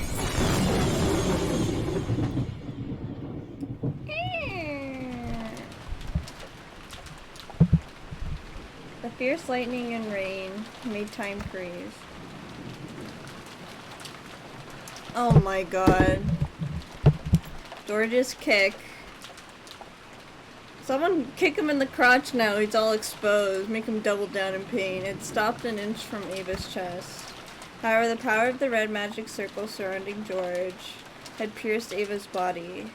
Though he had stopped without hitting her, blood poured out of Ava's back. No wound had been left on her chest, but her heart had been punched through. Aww. Ava slumped backwards and landed in a puddle with a splash. He just killed his mother. There were no convulsions. Her life had been ended without leaving her an instant to writhe about in pain. I knew George was a murderer. He just killed his... Oh. Wait. He has memory of the other games? I was thinking that. Not only is he a murderer, he murdered his own mother. And what? He remembers the other games. George is the I don't trust him! He scares me. He straightened his glasses. George spoke to the rose thicket behind him. Then a pitch black hole opened in the air and Gaff jumped out. 大したもんね。Oh yeah, it's my favorite song, baby! Let's go!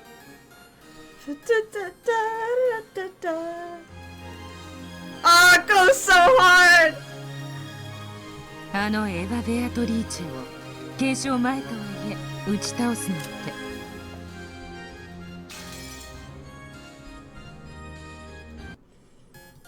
Oh shit, it restarted. My bad. やはり痛かい。The Game Master can control the piece's memories. Oh.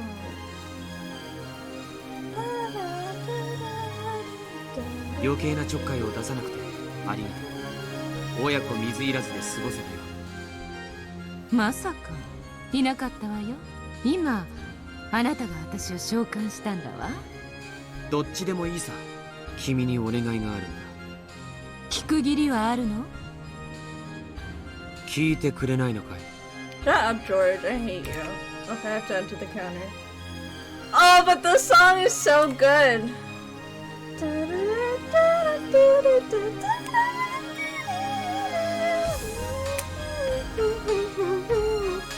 I'm fucking dancing over here. The song's... Oh, I love this song. The threat in his voice held the solemn presence of a king who could control demons. Oh my god. What is that? Shut up, Ryokishi! Why do you like George? Ugh. Like, why? Oh my god, I hate him. I hate him! The presence made Gap gulp and she licked her lips before bowing respectfully to his back. 私はイケてる男が好きだけど I love her. 王者はもっと好きだわ。何なりとお命じを。なお後ろ宮家の当主に囲まれ、その夢と猛襲に I knew he was a murderer. ふさわしい場所に安置してほしい。じゃあ金蔵の書斎へ。George is a fucking psychopath. I hate him. He sucks so bad.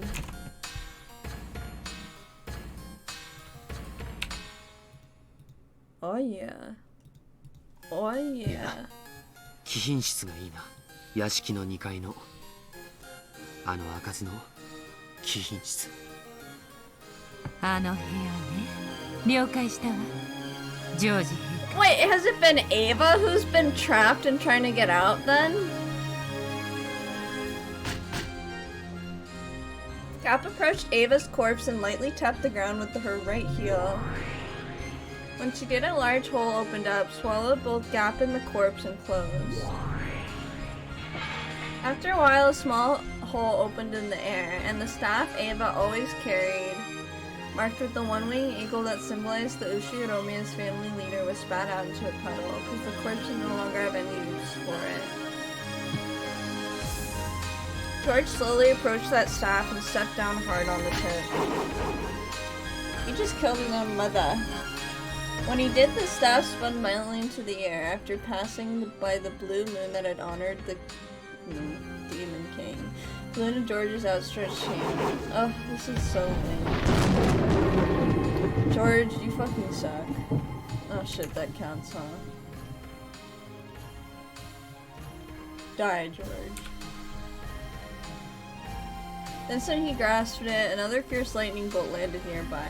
By the time the flash disappeared, the staff he held became a spray of gold butterflies and vanished. It was as though George had crushed the staff out of existence.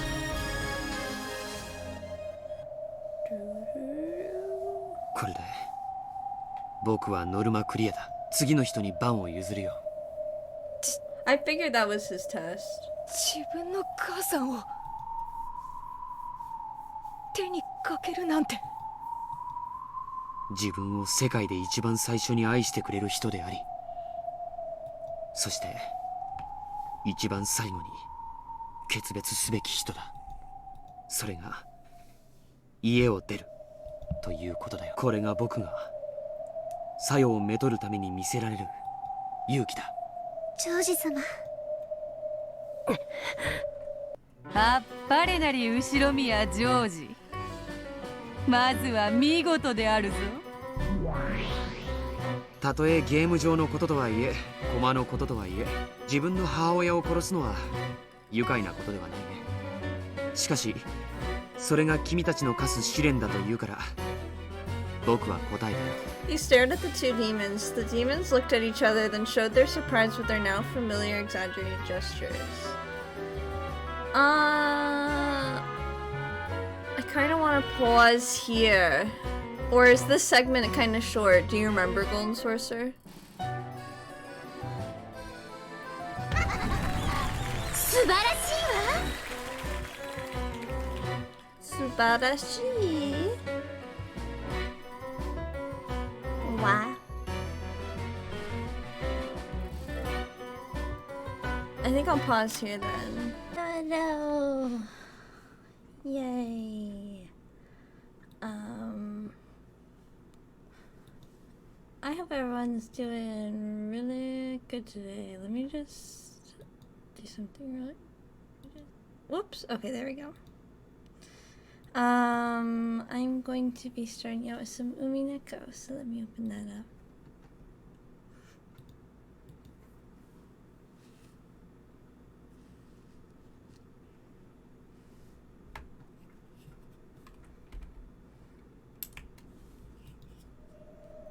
I just watched Paprika, like literally just now, and I really do like it. It's a really good movie.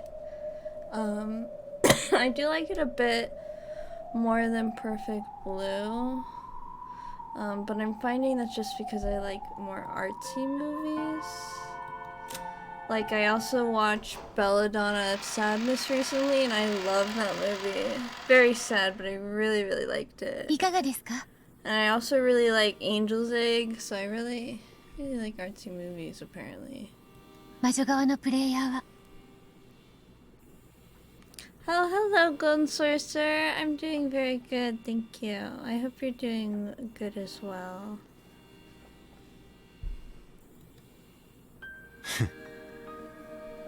不思議な感覚だな。かつては魔女側になんて有利なゲームだろうと思ってた。だがいざ魔女側になってみるととんでもないな。こいつはまるで樽にナイフを刺してくパーティーゲームみたいなもんだ。 The mustache guy inside? What they talking about, mustache guy? From the perspective of the human side, it feels like trying to shoot at a target hidden by the mist, but from the witch's viewpoint, a stray shot might hit and become beetle. そんなゲームをかつての私は何度も繰り返していたんですね。 Oops. Sorry, I grabbed some Kit Kats. So if you're a little crunchy, まるでロシアンルーレットだ。それでもお前はいつか俺が気づくと信じてゲームを限界まで繰り返してくれた。私が聞くのも厚かましいですが、一体バトラさんは何に気づかれたのですか？かつての私とのゲームの最後の最後で。I was gonna say, without love it can't be seen. It was a strange question. Oh yeah, we enjoy. Thank you. I shall enjoy. It was a strange question. Even in the past, Byakuya had always been the one posing to Battler. Now Battler had figured out Byakuya was the one asking him. 正反対だな。かつてはお前だけが覚えていて俺だけが忘れていた。しかし今度は逆だ。俺だけが覚えていてお前だけが忘れている。不愉快でなければ教えていただけませんか？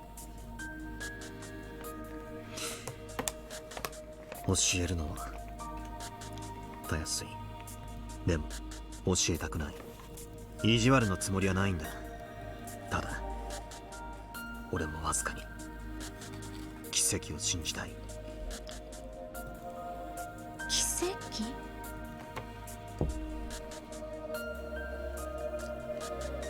Yes, this was the single miraculous seed that Battler had left behind. If Byakuya could remember a certain something without being told, that would prove that Byakuya had truly revived. Still, he wouldn't tell her. It was Battler's final seed, which existed because he still couldn't abandon his hopes for Byakuya's revival. バトラさんが話せないことなら私も聞きません。不愉快な思いをさせてしまったならどうかお許しください。気にすんな。俺が未練がましいだけだ。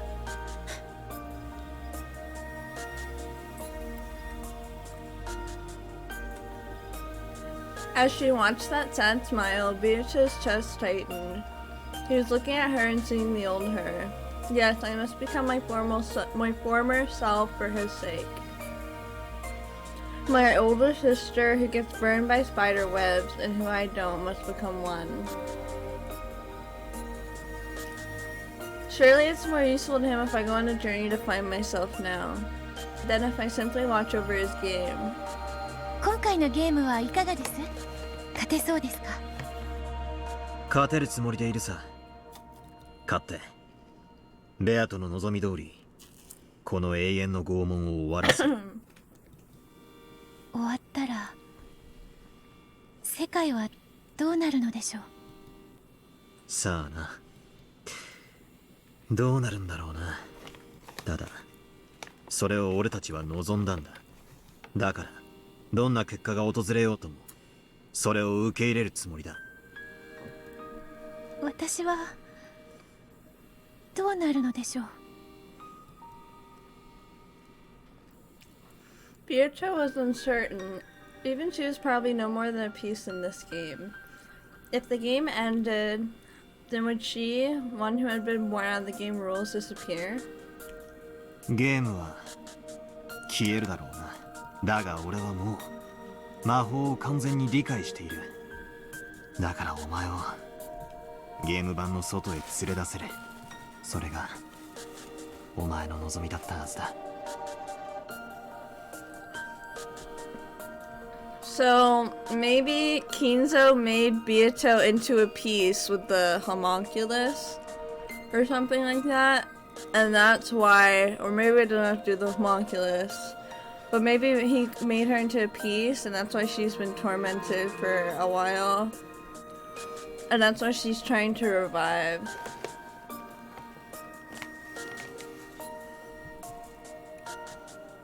私の望み？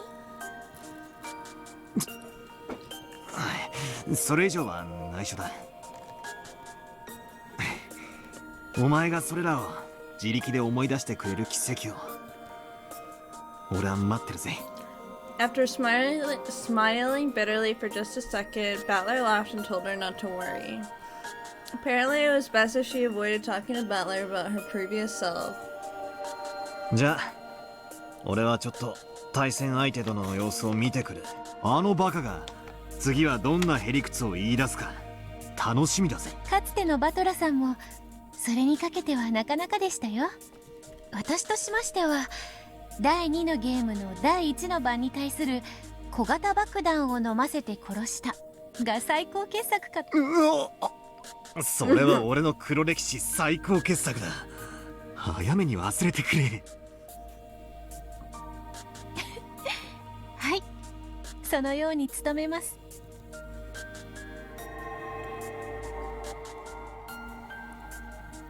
Battler became a cloud of golden butterflies and disappeared into the darkness.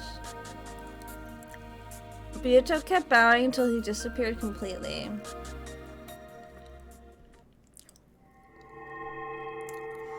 To fill in his place, a single gold butterfly appeared and became Beato the Elder. 呼んだか、我が妹よ。はい、あなたのことをもっと知りたいんです。そして本当の私がどんな存在だったのか知りたい、至りたいんです。無論わらわも未来の自分を知りたい。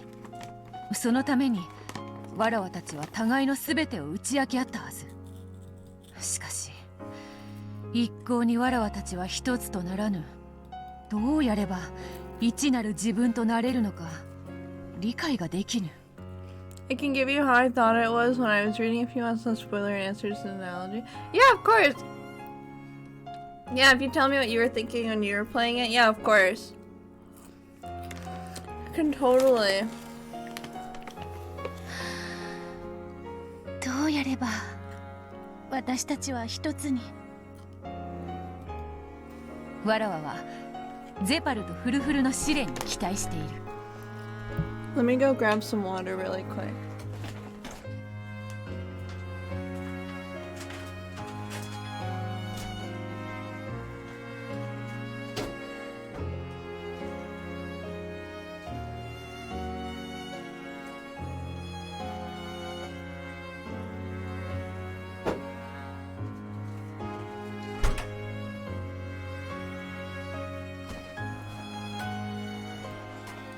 勝者に与えるという魔法の奇跡のことですね。その魔法の奇跡とはすなわち一なる自分となれることではないだろうか。わらわは本来の姿に至れる。そなたはそれを望むバトラの期待に応えられる。バトラも万々歳で、ほう、三方丸く収まるというものだ。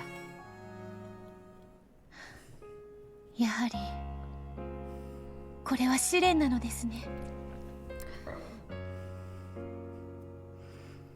I thought that those who go to the meta world as souls, both of alive or dead people,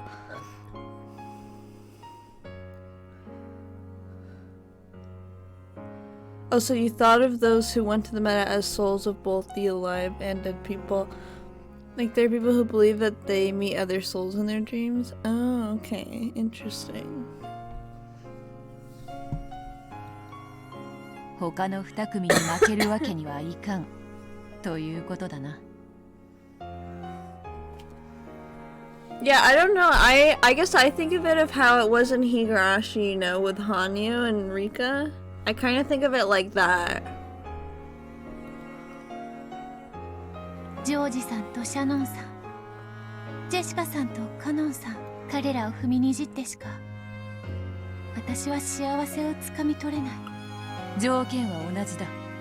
他の誰かが恋を成就させればそなたを含めた二組が踏みにじられる。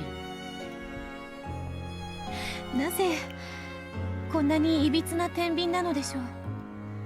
いびつとは、恋は得るものと得られないものがいるならば、それらが天秤の両端に並ぶことは理解できます。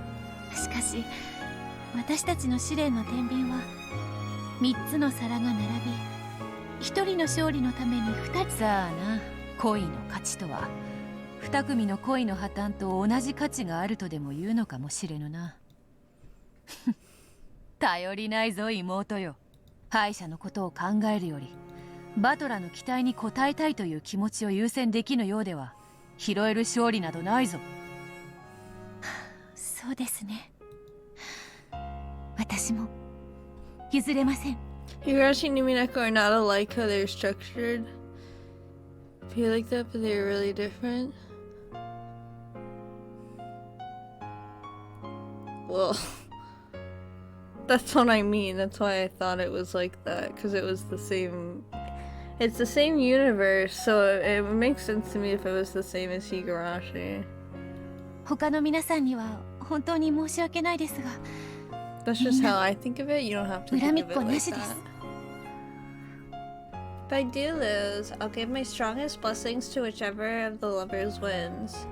So I'll fight with all my heart and soul, so that I have no lingering regrets, and I'll win that miracle of magic.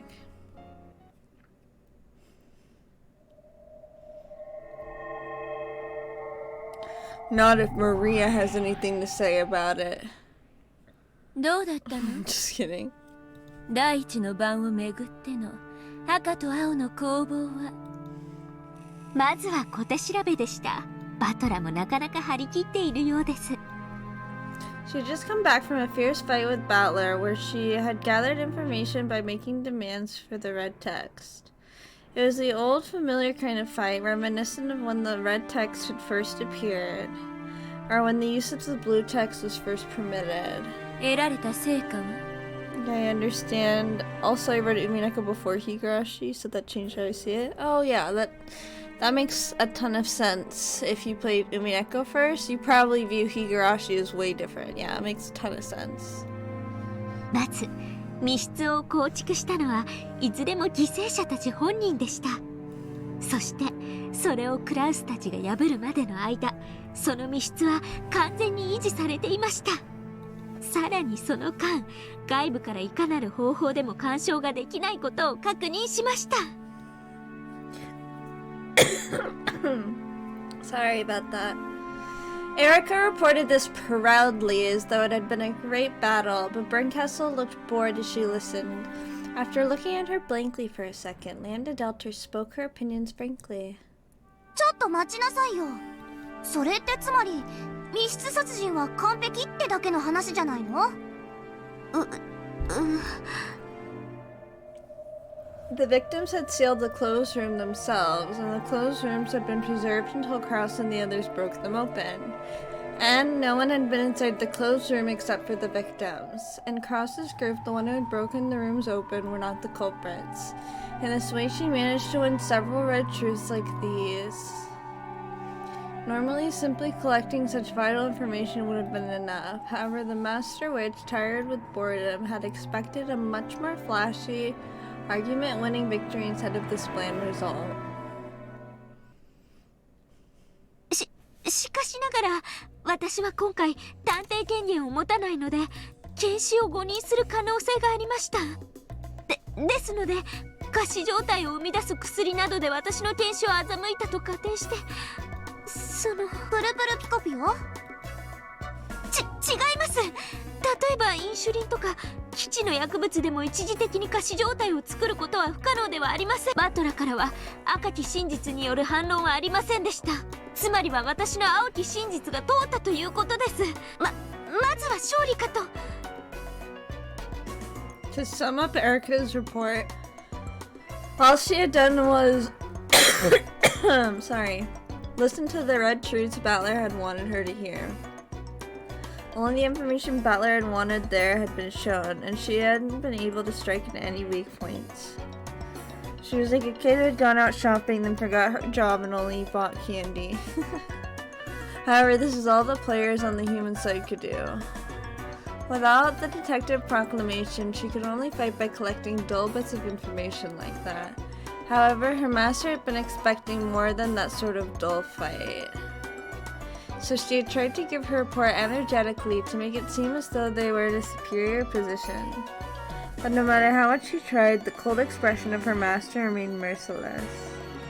青き真実が通った？バカバカしくて切り返さなかっただけでしょ。自称名探偵が大した推理だこと。私なりには慎重に検視を行ったつもりです。ですが探偵権限がないので、それ何よ、あんたが自分で探偵宣言を放棄したんでしょ。前回の汚名を返上するためにレートを上げたいとか言い出して。それは何？探偵権限がないとバトラには勝てないってそういうの？そんなことはありません。あのような無能、探偵権限などなくても簡単に勝てます。ただこれまでと戦い方がちょっとだけ違ってまだ慣れないだけで。 As far as humans go, Erica was quite talented. Her knowledge and powers of memory and insight were ahead of the pack, and it was likely that no human was more well suited as a detective than her. However, no matter how much of an advantage she might have had over other people, that didn't matter in the witch's game. In the witch's game, it's either a 0 or 100. In other words, everything is either red truth or it isn't. If a normal human was worth a 10, her exceptional power would probably rate a 99. However, it could never be 100. Since it wasn't 100, it couldn't be absolutely certain, so it didn't count as a red truth. For example, the examination of the corpses that Erica had worried over in the fight just now. If she had performed it with the detective's authority, she could have said with 100% certainty whether they were alive or dead. However, without the detective's proclamation, it was 99%. There was a 1% chance that she'd made a mistake and that overturned the foundation of the examination. Erica had gained the detective's authority and became the Witch of Truth because Berncastle had supplemented her talent of 99 with an additional 1.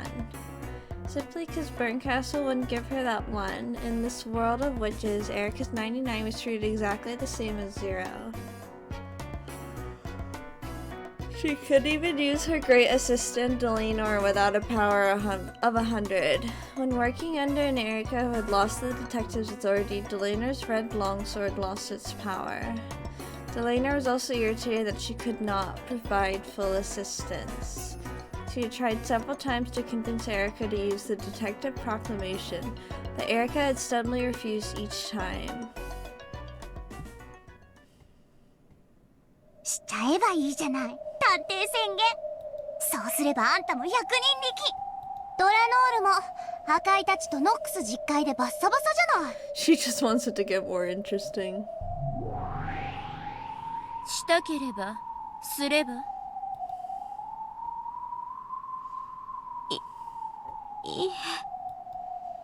There's no need for anyone to explain. By now it's clear that Erica hadn't abandoned the detective proclamation by her own will. 前回のゲームでバトラが真相にたどり、もはやこのゲームは終わりだったのよ。今回のゲームはバトラがゲームマスターとして記念に最後に執り行うフィナ。もう決着は前回ついている。ま、そういうことよね。無限にゲームが続かなくなり、私とベルンの賭けは私の負け。今回バトラがゲームの真相に至ったことを証明して、ベアとのゲームは見事打ち破られて人間側の大勝利、そしてベルンも大勝利のはずなのに、なぜか不服なのよね。ええ、 This is a cool song. こんなつまらない勝利、私は望んでないの。ベルンが望む勝利はベアとのゲーム版を徹底的に引き裂き、ベアとのみすぼらしい正体を暴いて徹底的に泥を舐めさせて踏みにじること。だからバトラのこの勝利はちょっと違うのよね。愛だの約束だの、静かにゲームを終わらせて安らかに眠らせる、そんなゲロ臭い終わり方誰が望んだってのよ。私はね、そんな終わり方のためにバトラに助言を与えたわけじゃないのよ。妹を背中でひき肉にしてやったわ。両親や親族を何度も何度もむごたらしく殺させてやったわ。それは全てベアトに対し怒りの復讐をかきたてるためよ。それがこの終わり方は何？私の勝利？とんでもない。バトラは私もあんたも喜ばせない勝利を手にしたわ。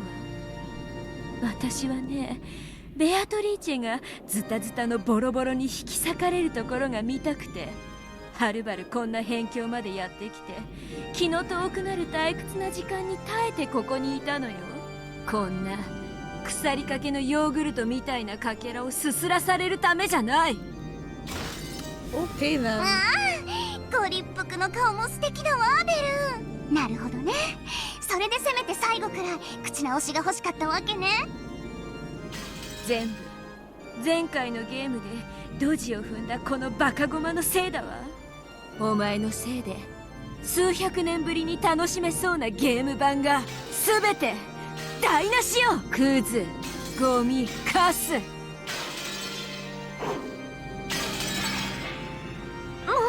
申し訳ありません、我が主。必ず勝利を捧げますから、どうかお許しください。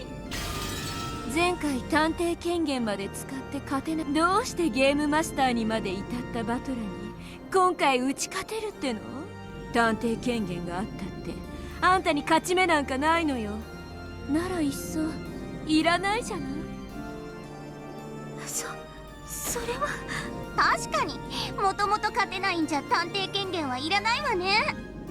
より確実に負けるだけだけど。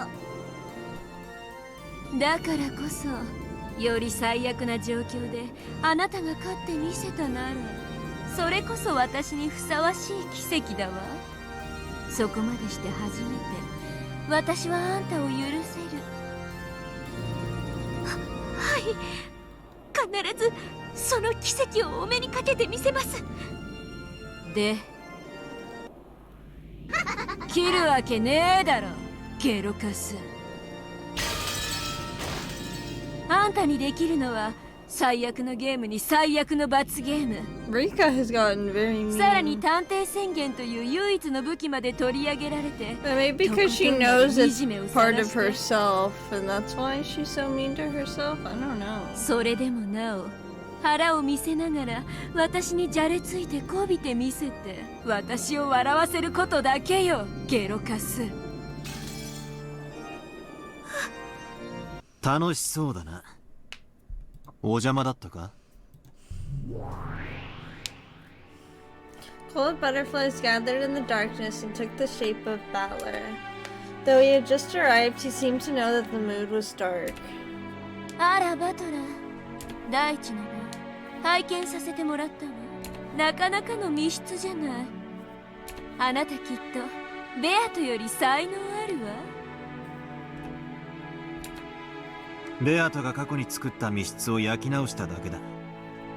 その褒め言葉はベアトに対するものとして受け取っておく。エリカとの攻防もまずまずだったみたいじゃない？連続殺人は順調にいっちゃいそう？さあな。俺の役目は連続殺人を遂行することじゃない。その過程で貴様らに魔法以外では不可能な密室を提示して魔女側として勝利を収め、俺がこのゲームを完全に理解したことを証明することだ。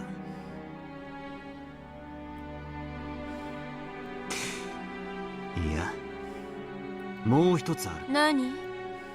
前回互角の死闘を演じたエリカとの決着をつけるためさ。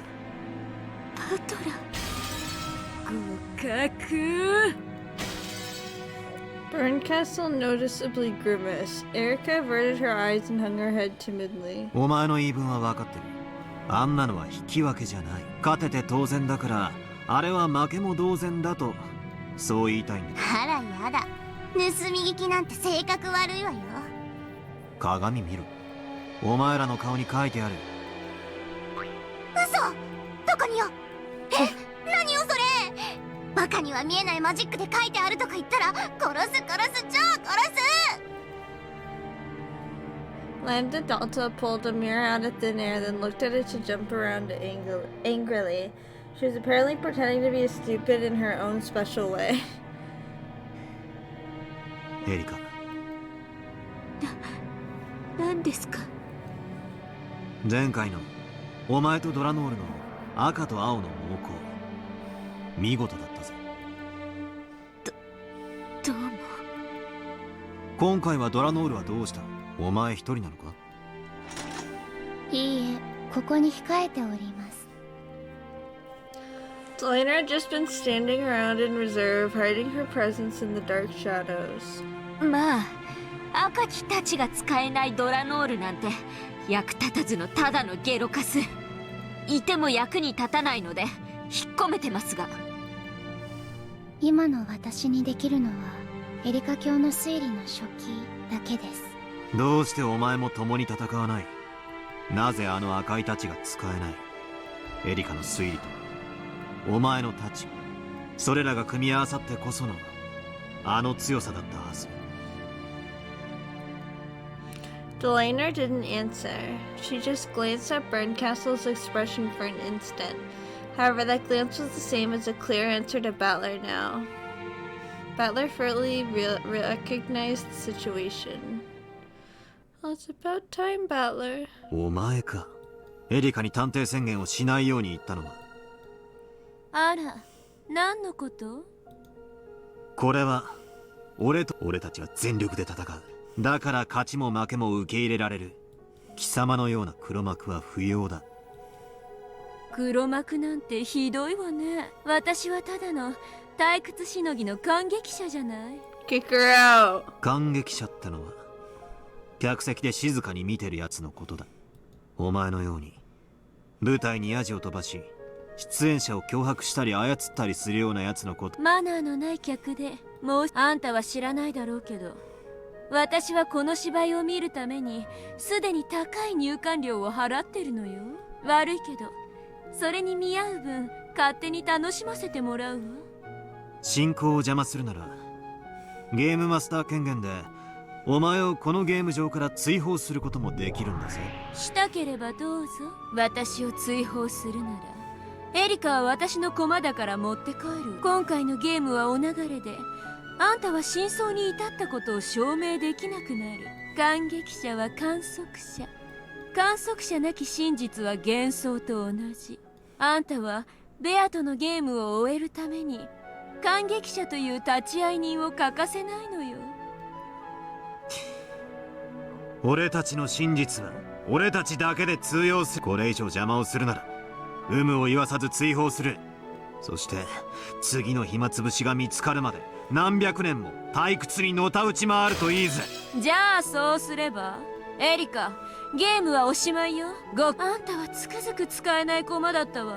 敗北の汚名を返上できなかったんだから。あんたは約束通り忘却の深淵に空っぽのポップコーンのバケツと一緒に我が主必ず勝利しますから。ですからどうか最後までバトラと戦わせてください。このまま負けで忘却の深淵なんて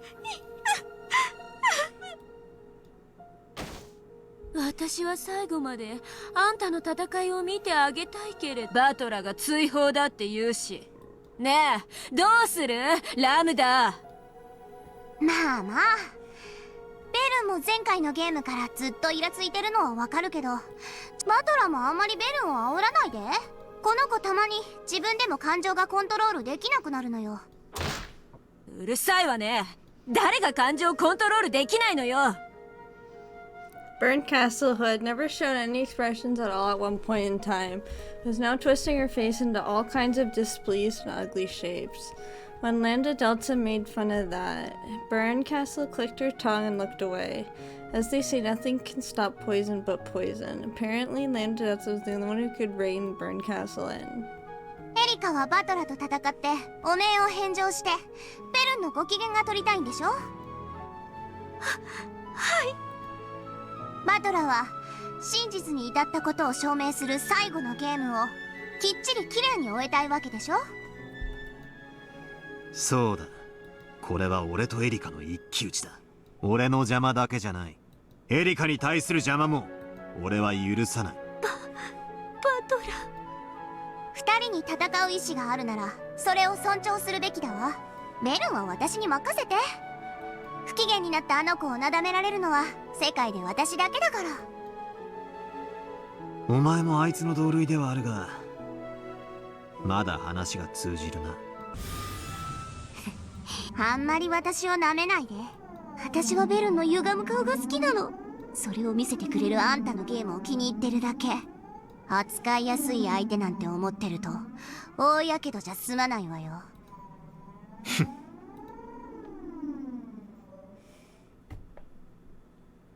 ドラノールが赤木たちを使えないのはエリカがそれを出せばすぐにもあの力を取り戻すわね。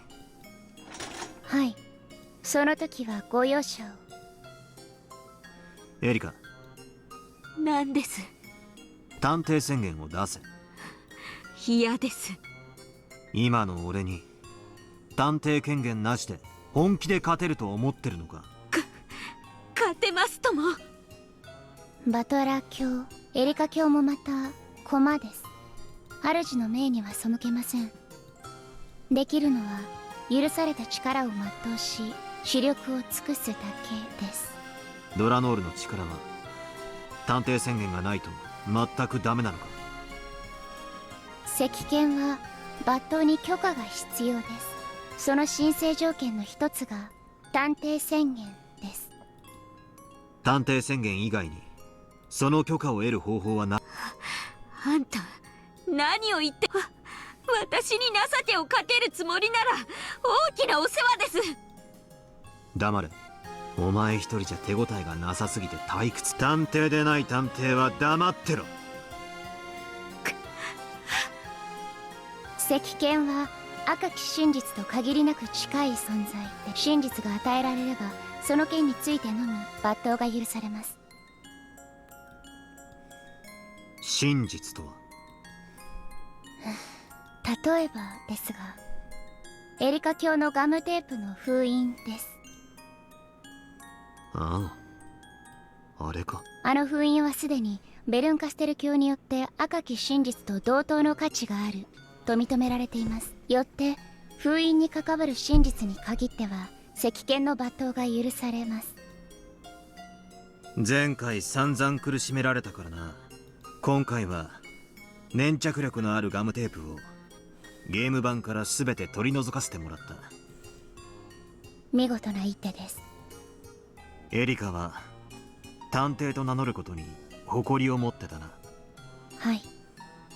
謎を無責任に暴くだけが目的とはいえ、彼女には誇り。それが宣言できないってのはかなり。それを当人以外が語ることはできません。Butler took a deep breath and hung his head and thought for a time. Erica was his enemy, but she was the player on the human side, and without her there would be no game. It had been the same with old Beato. Battler had one-sidedly viewed Beato as an enemy. However, though Beato thought of him as her opponent, she hadn't considered him an enemy on a personal level. In accordance with the rules, I must fight my rival ruthlessly. However, that doesn't mean I need to hate Erica herself. I won't misunderstand Beato's game. エリカ、探偵宣言を出さないのはお前の勝手だ。だから、お前はお前の人間としての力だけで勝手。最初からその覚悟です。しかし、お前には優秀な仲間がいる。ドラノールにガートルード、コーネリア。お前は一人じゃない。仲間がいる。頼りたくても何の力もないゲロカスの役立たずですが。ドラノール、かつての俺がワルギリアやロノウェに支えられたように、エリカに人間側が辛いことは俺も何度も経験してよく知ってる。はい、持てる力の限りで補佐します。金系了解する。金系職務であると知りたまえ。赤き真実も使えないくせに。エリカ、お前でなくこの仲間たちに力を与える。はあ？何の真似ですか？ Yeah, what? お前の情けなんて死んでも受けません。What do you mean you'll give power? ドラノール、ガートルード、コーネリアで3人。エリカ、お前に例のガムテープの封印を3部屋分許す。To fully seal one room, multiple seals would need to cover all the doors and windows. If he had said 3 seals, it would have only been possible to fully seal one room at best. So Battler is generous and limited them by room instead of by seal. バトラ教。この封印には赤き真実と同じ効果があることを。そうすればそれを根拠とする戦いではお前もあの赤い太刀を振り回せるようになるはずだ。そうだな。はい、しかしよろしいのですか？探偵未満のエリカに勝ってもこんなの勝利じゃねえ。エリカがレートを上げるなら俺にだって上げる権利があるはずだぜ。ヒュー、おっとこまえ。よかったじゃないエリカ。これで探偵宣言を出して主の機嫌を損ねずに多少はあんたも赤が使えるようになったわ。後悔しますよ。この3回の封印がきっとあなたを殺しますから。Wait, why does she want to kill him so bad? 上等だ。Do you think this is a good idea? No, I don't know why he's doing it, but also Beato probably would have done the same thing, so I don't know. 来いよ、殺しに。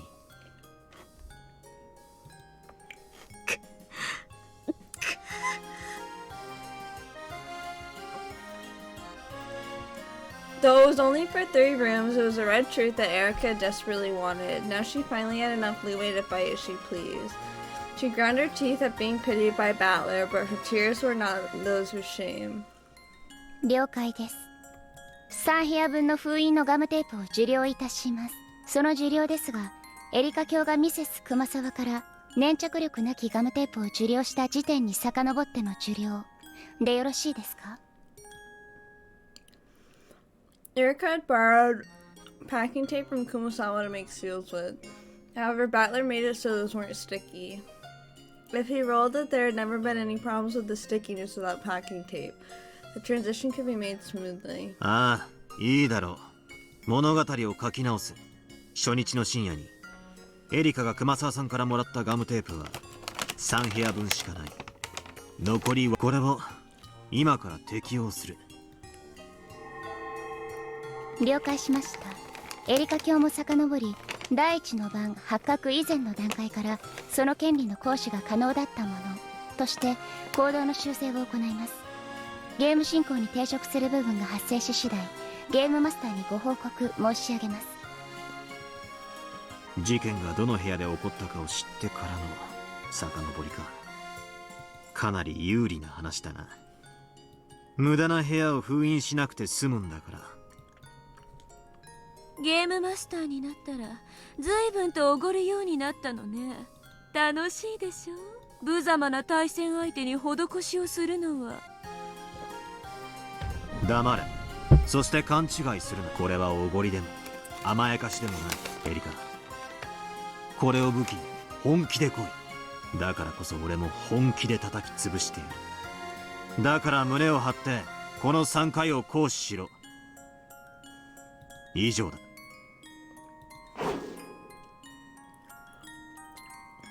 Battler made to leave the room with a flick of his cape. As he did, he thought he heard Erica let out a strained voice calling him to stop. なんだ。用がないなら行く。ドラノールとよく相談しろ。あのムカつく魔女どもには何を言われても耳を貸すな。このゲーム版の上にいる限りあいつらに好き勝手はさせない。ありがとう。ありがとう。私本気で戦います。全力で戦いますから。だから絶対お前をやっつけますから。だからもしも私に勝つときは叩き潰してください。お願いだから。塵一つ。 Erica's so scared. 分かった。だからお前も俺に手加減するな。これは最後のゲームなんだ。俺がベアトに真実に至ったことを証明するための。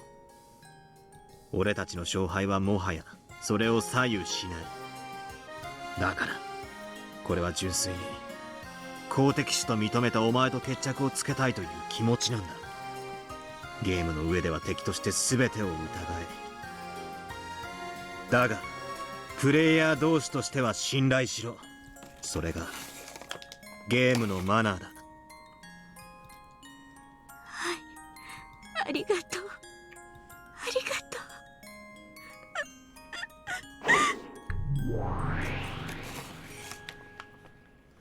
Battler melted into the darkness, became a cloud of gold butterflies, and vanished. Erica remained behind, sobbing. なってね。Okay.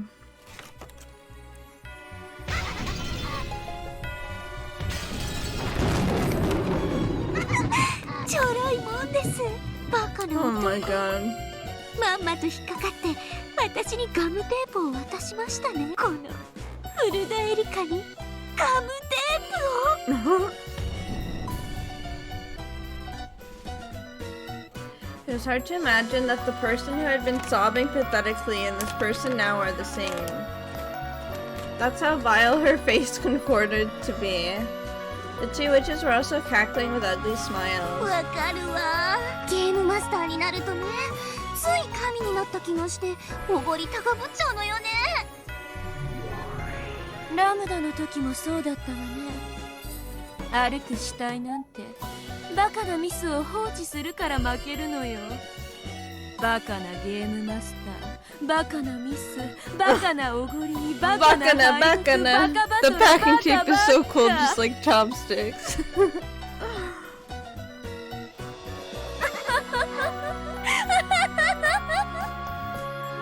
バカな敗北、バカバトラー、バなんだか語呂がいいです。さすが我が主です。バカバトラ、バカバッカ、バカバトラ、バカバッカ。バカバトラのやつ、本気でエリカが不利だと思ってるなら本当にご愁傷様だわ。バカを殺すのに必要なのは探偵宣言じゃない。豆腐の角、絹ごしですね。それにコチュジャンを乗せればワインのつまみにぴったりだわ。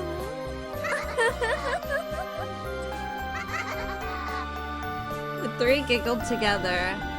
It had been an act to get the packing tape for the seals from Battler.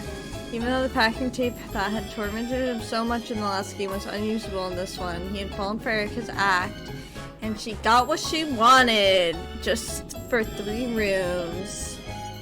The illusion that Erica had an overwhelming disadvantage was just an act, a trap, to trick Battler and make him hand over the packing tape. Give me the tape, Bubba! Put him up and give me the tape! あいつの間抜けな密室などとっくにネタは割れてるんですから。 My homunculus arm fell off. Help me tape it back on. 完璧な密室？ Anyway, sorry. バカ！私が本当に完璧な密室ってやつを見せて差し上げますから。そのためのとどめの武器を自ら進呈してくれるなんて嬉しくて涙が出ます。我が主、そしてラムダデルタ卿、お芝居へのご協力誠にありがとうございます。面白かったわ。礼には及ばないわよ。演技じゃないしね。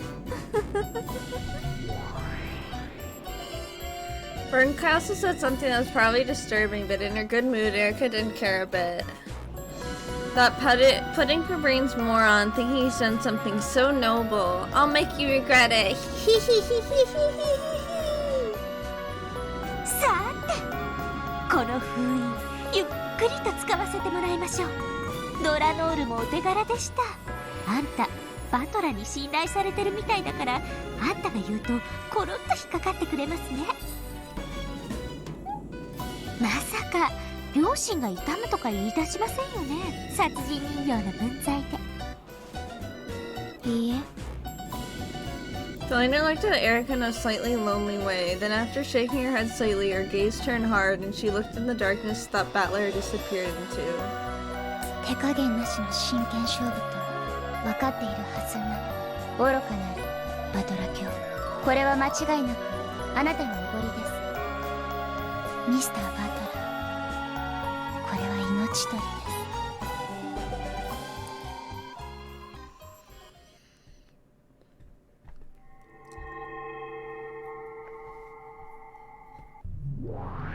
まずはおめでとうかな、フルフル。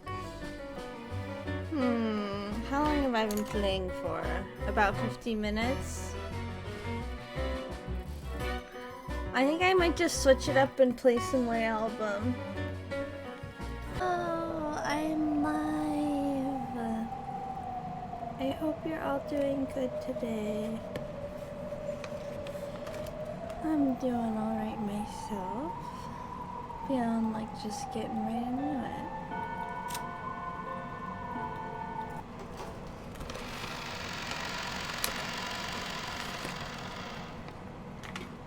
まずはおめでとうかな、フルフル。You know how they were saying how there was only 2 against 1, so it was unmatched?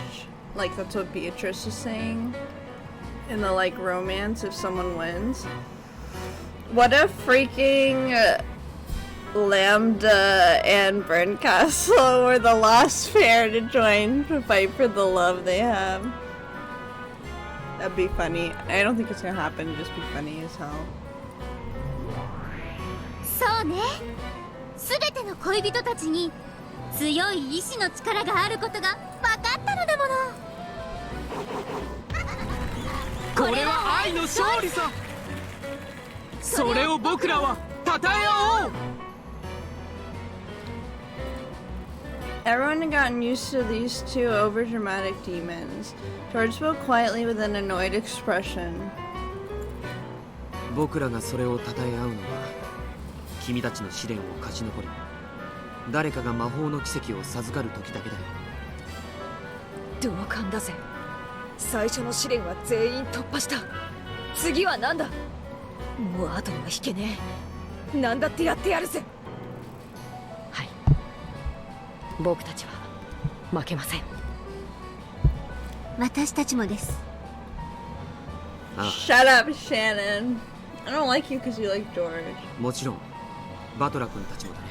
Well, I don't like when she's in this mode of like, no, me and George. It's like, no, girl.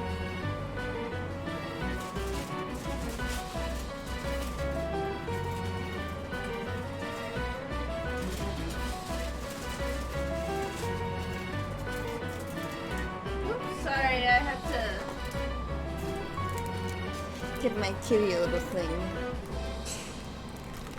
この中の誰だって譲られて勝利したいなんて甘えてるやつはいないはずだ。 Oh, I should turn off my air, sorry.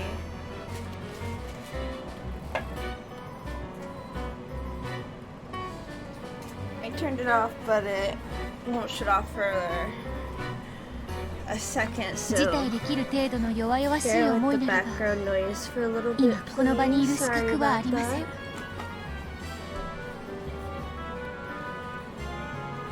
Even Beato, who seemed to be the shakiest one of the six, was strongly determined.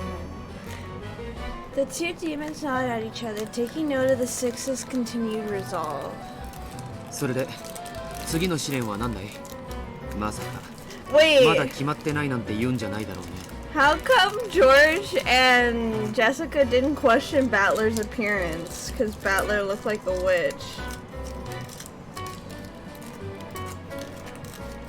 They were just like, okay. 少しは脱落者が出ると思ってたからね。まさか全員が残るとは思わなかったの。これは愛ゆえの嬉しい奇跡の誤算。うぜえぜ。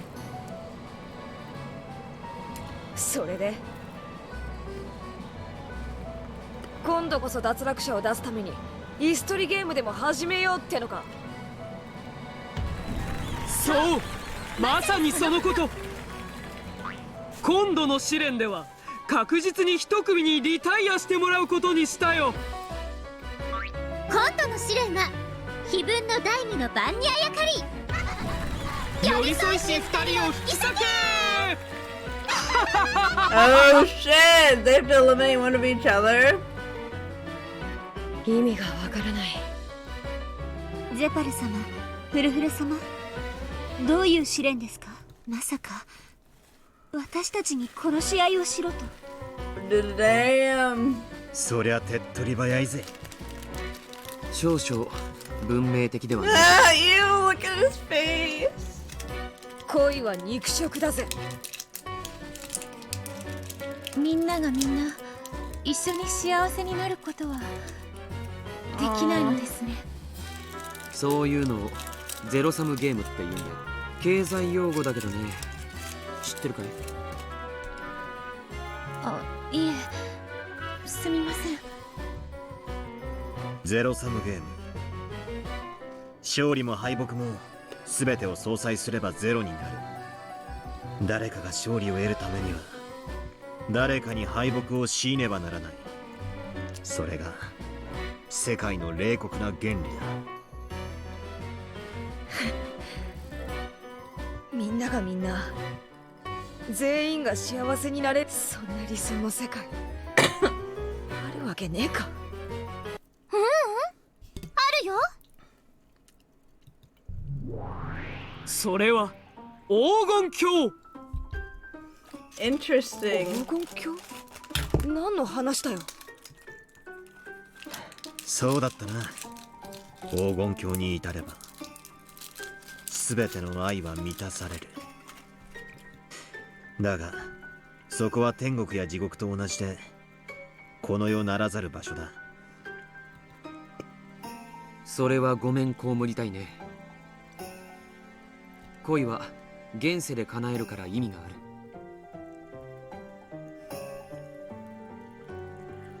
not a place in this world. Because it's like a magic realm? 僕は死後に恋愛を成就させるための悲しい心中なんて断じて認めないね。生きて愛を貫く。何者にも負けない。ジョージさん。I like this song. The door to the Golden Land can be opened by solving the Epitaph riddle. In that place, love and lives are whole and can be revived, but...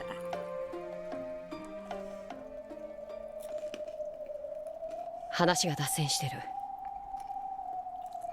それより第二の試練をさっさと教えてほしい。そうだぜ。寄り添いし二人を引き裂けって何をさせる気だよ。話はとてもシンプルさ。恋人たちを引き裂くのは悲しき死の別れしかありえない。6人のうち1人を殺すのが第2の試練さ。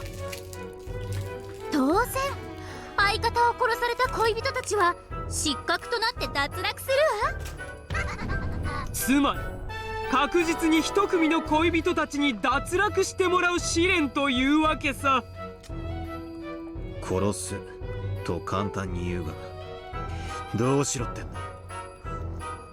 殺し合いをしてもいいし、くじ引きか何かで決めてもいい。くじ引きで決めるなんて冗談じゃねえぜ。正々堂々と決闘しようじゃねえか。そうなるとゲームマスターのバトラ君と記憶がないとはいえ黄金の魔女ベアトリーチェが相当有利な気もするんだけどね。どうでしょう。安心して。この試練ではみんなの力は完全に公平にさせてもらってるんだ。ゲームマスターのバトラ卿でさえこの試練では全員と互角なの。それなら公平ですね。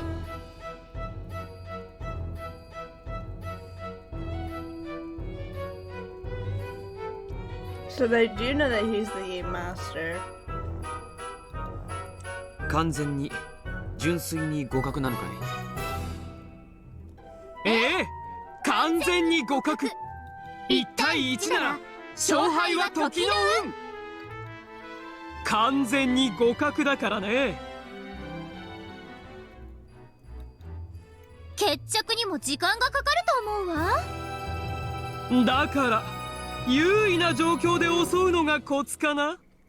とことん時間をかけての決闘ももちろん素敵。誰が運任せで戦うもんか。自分に有利な状況で戦いたいに決まってるぜ。となると三つどもえ、これでは動けないのでは。Pietro was first to notice.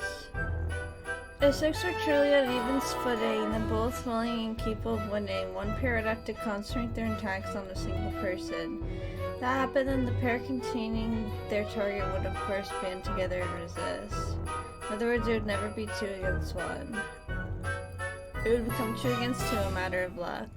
However, at that time, a third pair who would happen to be watching this could team up with whichever pair they liked with no risk to themselves, defeating the opposing pair with certainty. 面倒な話だね。先に動くことが有利ではないというわけか。If you step forward and fight, it's a matter of luck. If you sit and wait for others to start fighting, it's certain victory. A fight would never begin in this situation. 6人全員がそれぞれ隣同士と誰かの決着がついた時点で試練は決着する。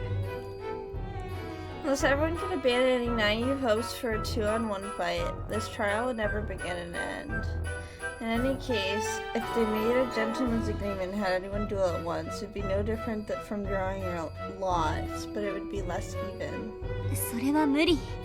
そうなったらみんな積極的に戦わず保身する。その間に誰かが負けてくれればいいのだから。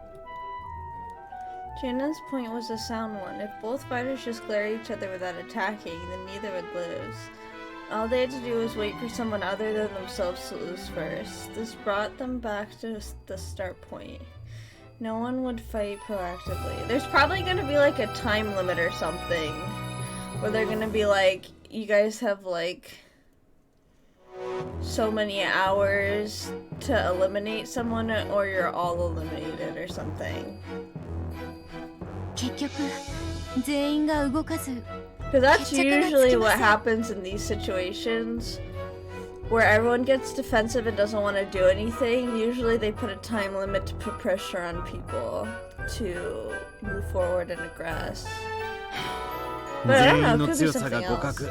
という算数的状況のせいでパズルみたいになっちまったな。そうだね。互いの強さが未知数なら決闘も面白かった。でも完全に互角と言い切られてしまったら決闘はじゃんけんと何も変わらない。ならいっそ6人全員でじゃんけんで決めますか。 Rock, paper, scissors is a huge intuition and logic game. バカ言え、そんなの嫌だぜ。仮に誰かが負けたとしてそいつが潔く負けを認めるわけねえだろ。負けを認めないならじゃんけんの勝者たち4人に攻撃され、完全に互角なこの世界ではじゃんけんの敗者には生き残れる道。確かに。なんだじゃんけんで決めるのが一番合理的だってのかよ。極めて合理的だよ。しかし自分の運命を乱数8世紀に託すような無謀ができるかと言われたら答えを。どうかそれを悩んでほしい。それが私たちの出題する第二の試練。考えて殺し合って誰を生贄にするか決めてほしい。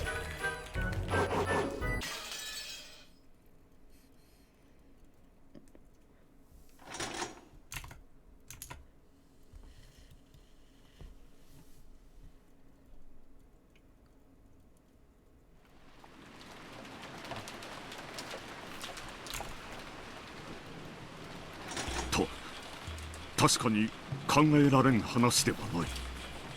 Oh god, we're back with all the bimbos in one room together. 使用人が一番怪しい。 The himbo 物的証拠があ bimbos. るわ Oh, け and ではあ this りません bitch. から I 縛っ forgot. てクローゼットに放り込むわけにもいきません。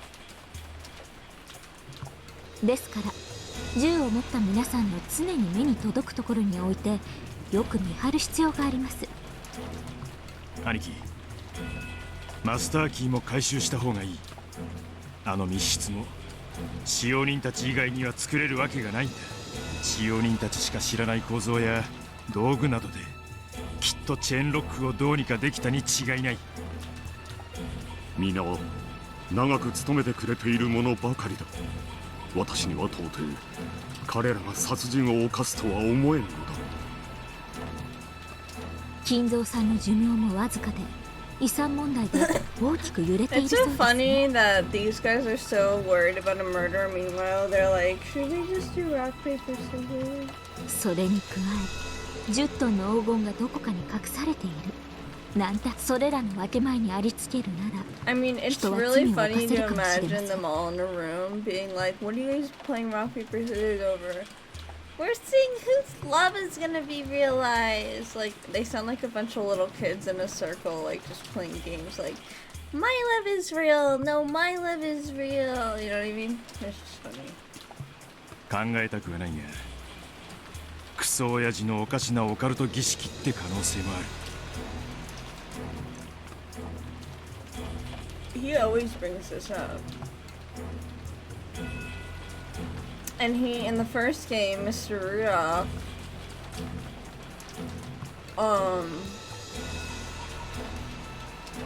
man, I just lost all my thoughts. What did he do?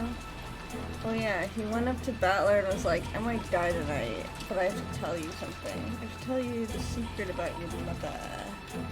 Well, he didn't say that in the first game, but we pieced that together throughout the game. 片翼の使用人たちは親父の手先で Rudolph always 殺 seems 人 to の know 実 more 行者 than かも。 he lets on, which is very suspicious.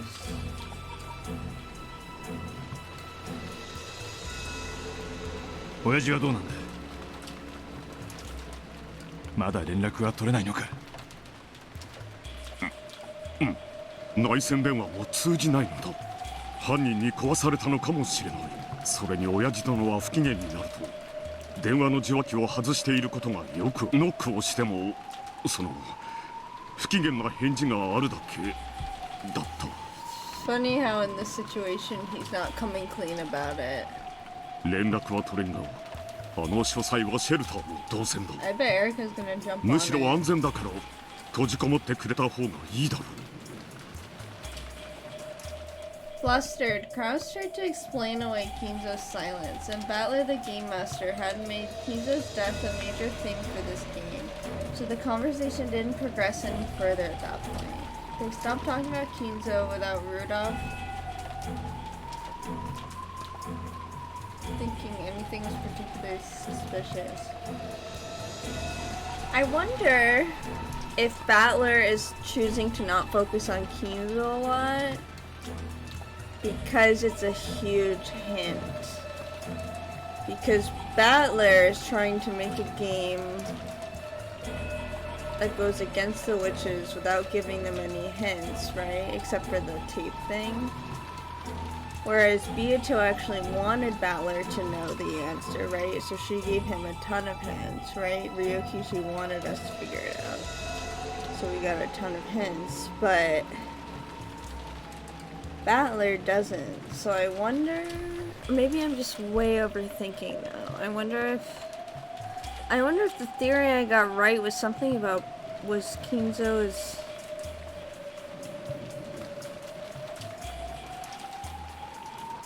I don't know, maybe, I wish I wasn't told that what I got right and what I didn't get, that I got something right. Because now I'm always gonna wonder, is it this thing that I got right? Is it this thing that I got right? Is it this thing? And then it's like, I feel like it's gonna fuck up my thinking. Oh well. いずれにせよ、 Not like I was gonna 使 get 用 it 人たちを anyways, 野放しに but はできねえ。それでさっき秀吉兄さんとも相談したんだが、2階に2部屋に分かれて全員で籠城しようということになったんだ。 well, while you guys are doing that, one of the lovers are getting killed. It is also interesting though that the lovers got picked because not only because of the epitaph, but mostly because if these two are holed up in rooms, they can't be killed. And it has to be someone who can get killed in a human way. And if there's all those witnesses, then the magic can't kill all of them, right? Because there's too much anti-magic toxin. So, that's why they had to go with the pair of lovers, because they're like, well, they all know about this pair and shit. So they're gonna play rock, paper, scissors to die. なぜ2部屋なのかね。1部屋の方が心強いだろうが。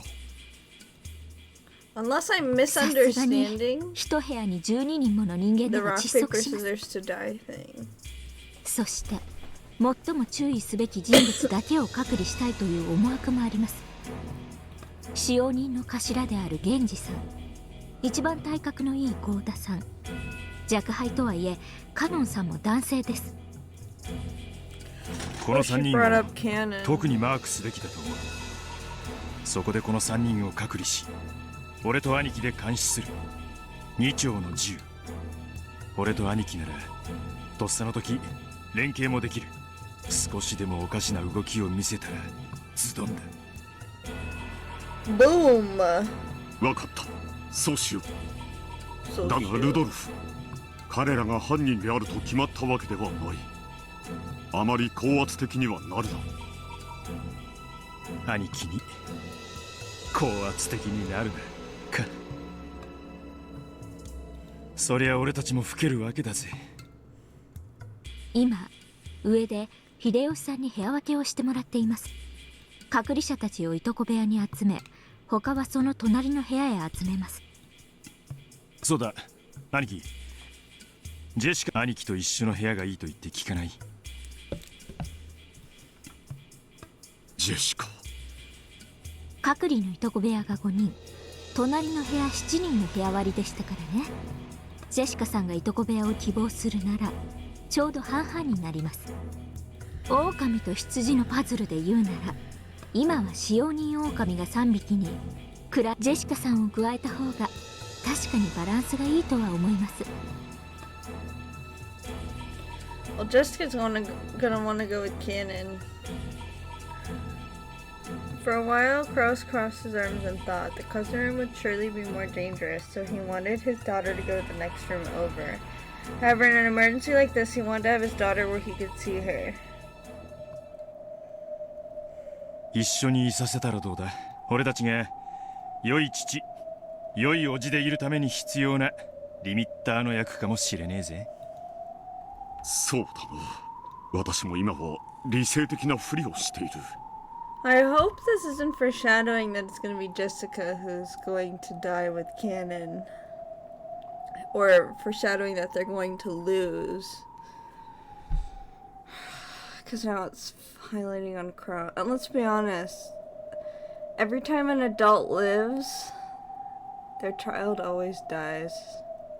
Or their relatives always die at some point. All the people who live, the people they're connected to die.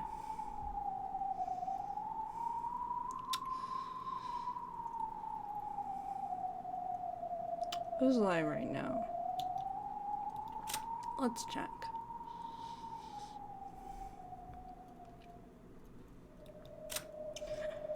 Well, look, it's Hideyoshi, Rudolph, and Kraus, so each of them is gonna lose someone because the pairs are George, Battler, and Jessica, so one for each. So, whoever, well, there's my rule again, you know, whoever lives loses someone they love. Excuse me. So that's gonna happen if one of the lover pairs dies. しかしいつ妻を失った悲しみを怒りに置き換えないとは限らん。Even without any physical evidence, the servants are certainly the most suspicious. During the long wait, two men's wariness and anger and sadness might make them lose their reason and act out in anger. Frickin' men. After thinking deeply, Kraus decided to attempt Jessica's request, in part to prevent such a thing from happening. それがいいと思います。私も賛成です。同感だ。子供を失うのは俺とローザだけで十分だ。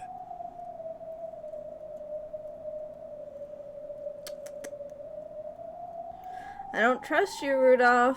ルドルフ。 Oh yeah, I forgot Battler died. Wait, Battler's already dead. I forgot because Battler's in the plane with them. Oh, for fuck's sake.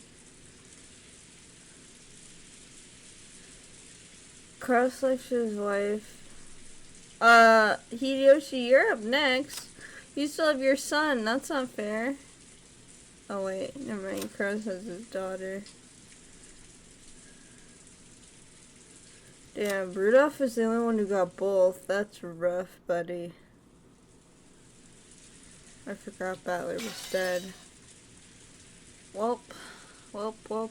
In this way, all the survivors except Kinzo split into groups and holed up in 2 rooms on the guest house 2nd floor. One group was in the cousin's room. Kraus, Rudolph, Jessica, Genji, Cannon, and Goda. 6 people. One group was in the next room over. Hideyoshi, George, Shannon, Kumasawa. Did I even change the title? No. Oh well. I just thought of that. Nanjo and Erica. 6 people here too.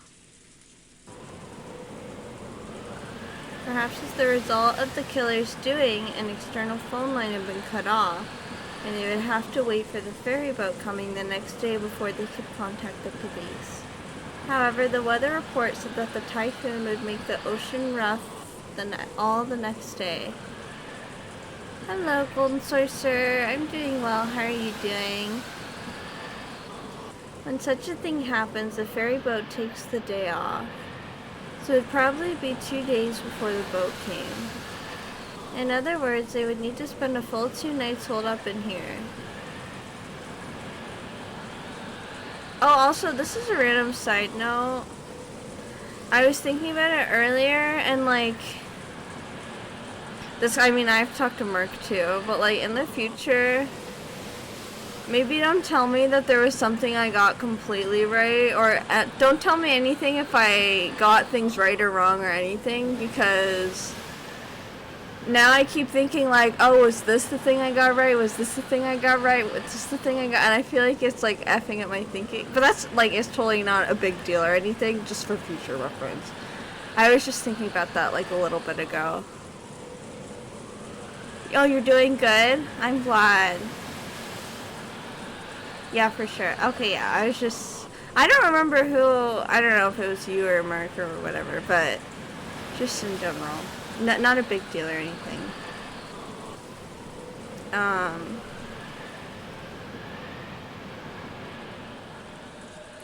Yeah, glad you're doing well. While Erica and the others held their planning meeting in the lounge, food and blankets had been brought in to prepare for the siege. The sudden tragedy had everyone on edge, but it was already well after 2 in the morning. If they really suspected the servants, then the observers couldn't afford to fall asleep at the same time. Either Kraus or Rudolph should probably take a nap right away. さすがだな。Ballard, you're dead. What's going on here? 探偵権限がないにもかかわらず、うまく場を支配しているぜ。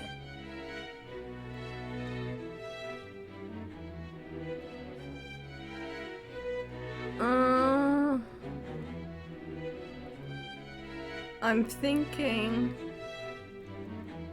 and I can't think, but I want to think, but I can't. Thinking about the fact that the battler's dead, and in the game, but we think this is a different battler too. I don't know. 冷静を書いた男など、 This could 感 be a 情むき completely 出しの different 犬と person. 同じです。適切に扱えば簡単にコントロール可能です。 Well, that was Peace Battler. And this is not Peace Battler. So maybe that's why? There's 2 Beatos, why can't there be 2 Battlers? And, what's her face has Erica as her piece. Is Battler Kinzo's piece that he used to try and revive Beato so he could keep her there forever?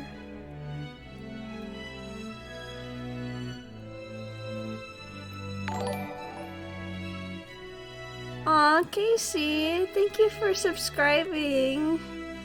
I really appreciate it. I hope you're doing well. Probably have no idea what this game is or what I'm talking about, but it's totally okay. One of the benefits of the detective's authority was being able to take charge of the situation. Because of this, Erica, who was both a guest and a young girl, had been able to order a large number of adults around at will. However, she didn't have that power this time. So Erica had taken charge by making good use of her natural conversation skills and techniques for controlling men. 探偵権限も魔法と同じだな。できないことはやれないってわけだ。Hello. エリカにそれだけの力があったから認められていたというわけか。魔法とは決して怠惰で無力な人間に与えられるものではないのですね。I love magic. そうだ。むしろ人知れぬ努力を隠せるやつこそが魔女と呼べるんだろうぜ。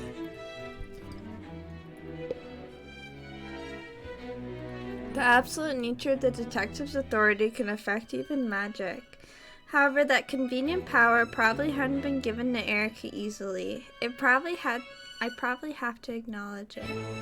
Even if she isn't given a special power by the witch she serves, she's quite capable of a lot on her own. しかしエリカ、どうして2部屋に分けた？てっきり1部屋に全員を集めるとばかり思っていたぜ。探偵権限があればそうしました。これは自由捜査権を確保するための一手です。ああ、そういうことか。なるほど。やるな。Since Erica was being protected as a guest, it was hard for her to move about freely. In truth, she wanted to take some time and investigate the victims at the crime scene at her leisure, without being interrupted by anyone. She had already inspected the scenes once, in a huge rush as she ran through the mansion, but that probably hadn't been perfect. He had no clue. What is this, a detective game? It's kind of like a magic mystery novel. So there's detective aspects in it for sure. There's just one character with like detective stuff. But there's anime women. Let's see if they show the good ones. Here's Beato. She's a cutie pie. Their outfits are cute though.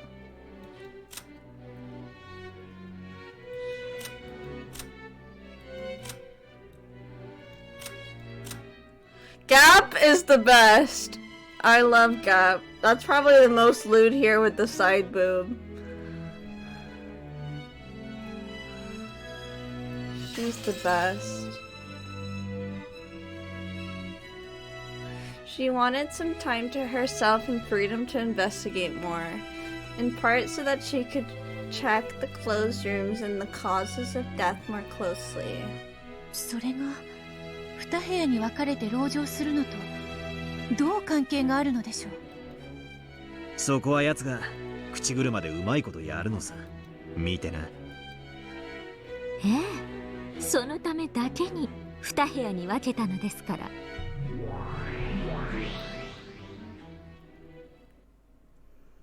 You're just not gonna go in the room.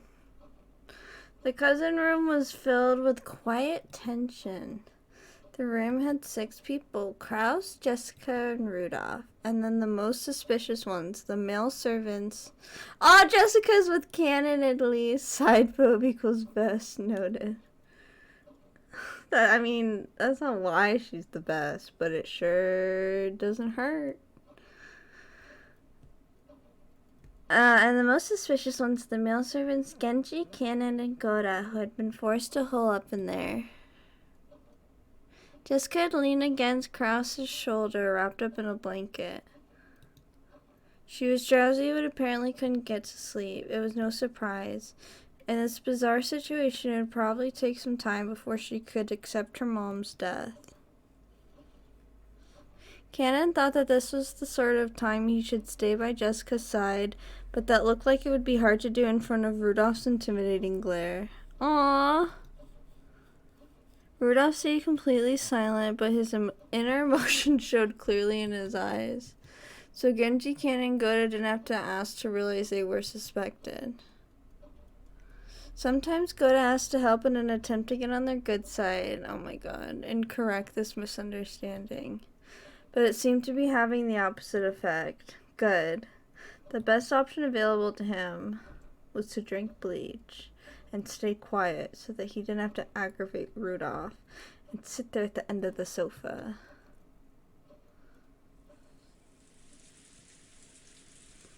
In the next room over, there were also 6 people. Erika, Hideyoshi, George, Shannon, Nanjo, and Kumasawa.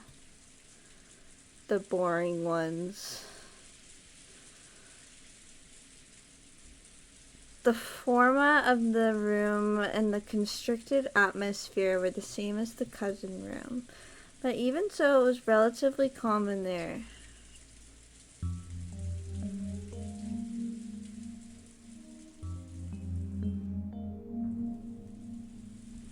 George sat holding Shannon, who was darkly hanging her head the whole time.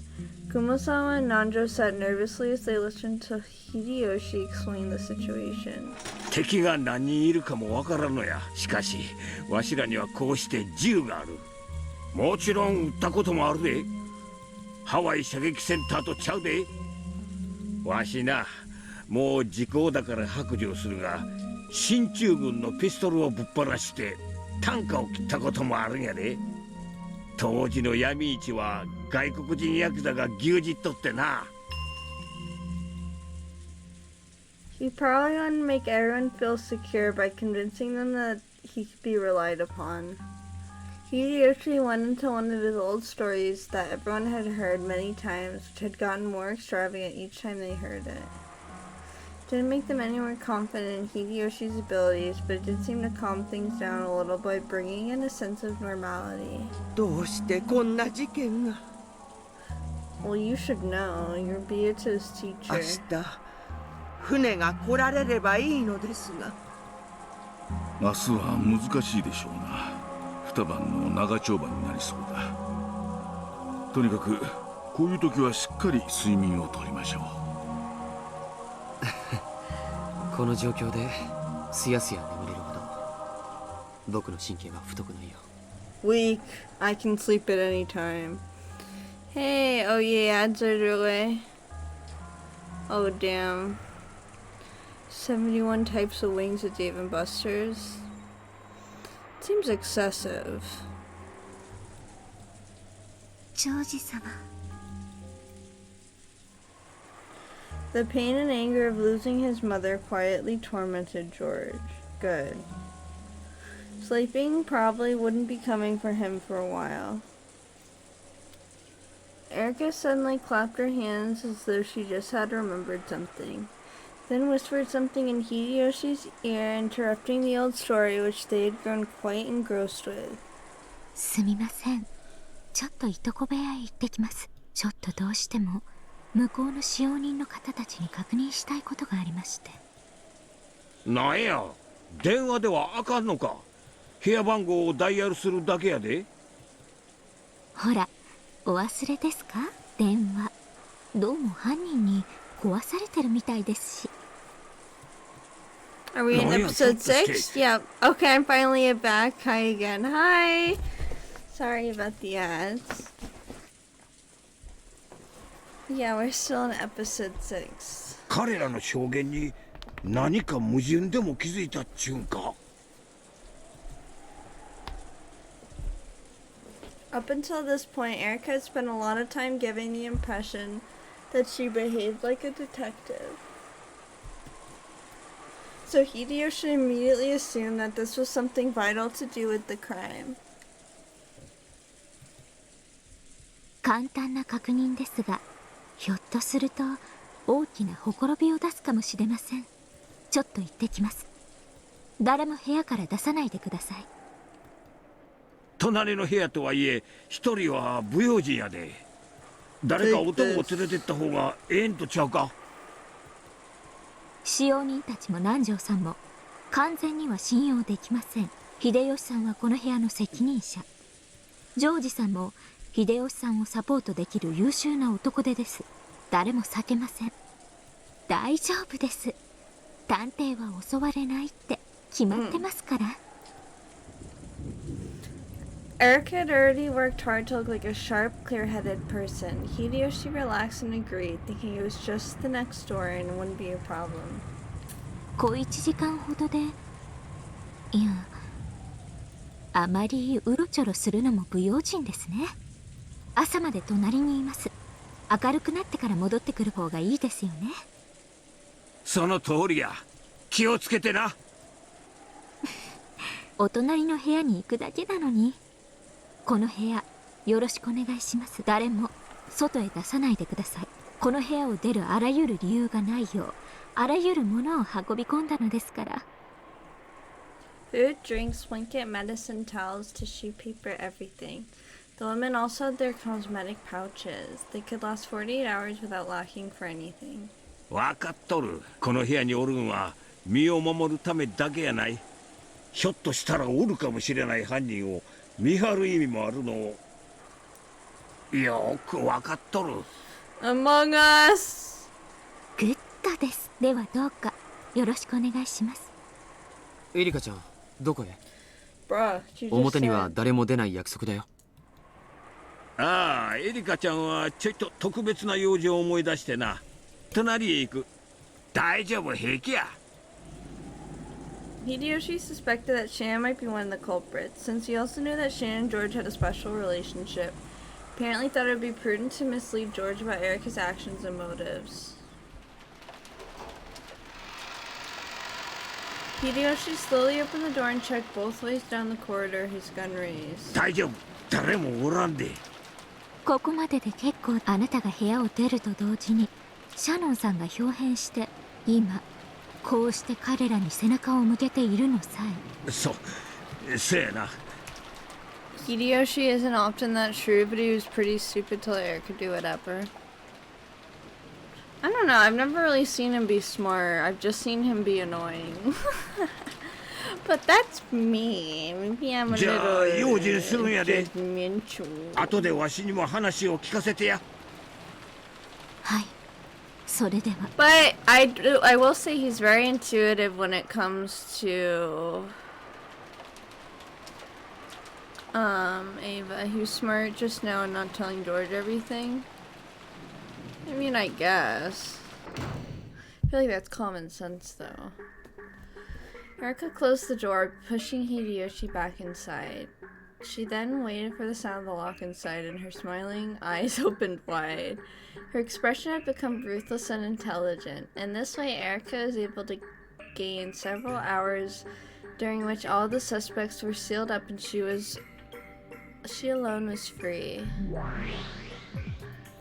ようやく自由捜査権を得ました。その前に後宮バトラ。フルネームで呼ぶな。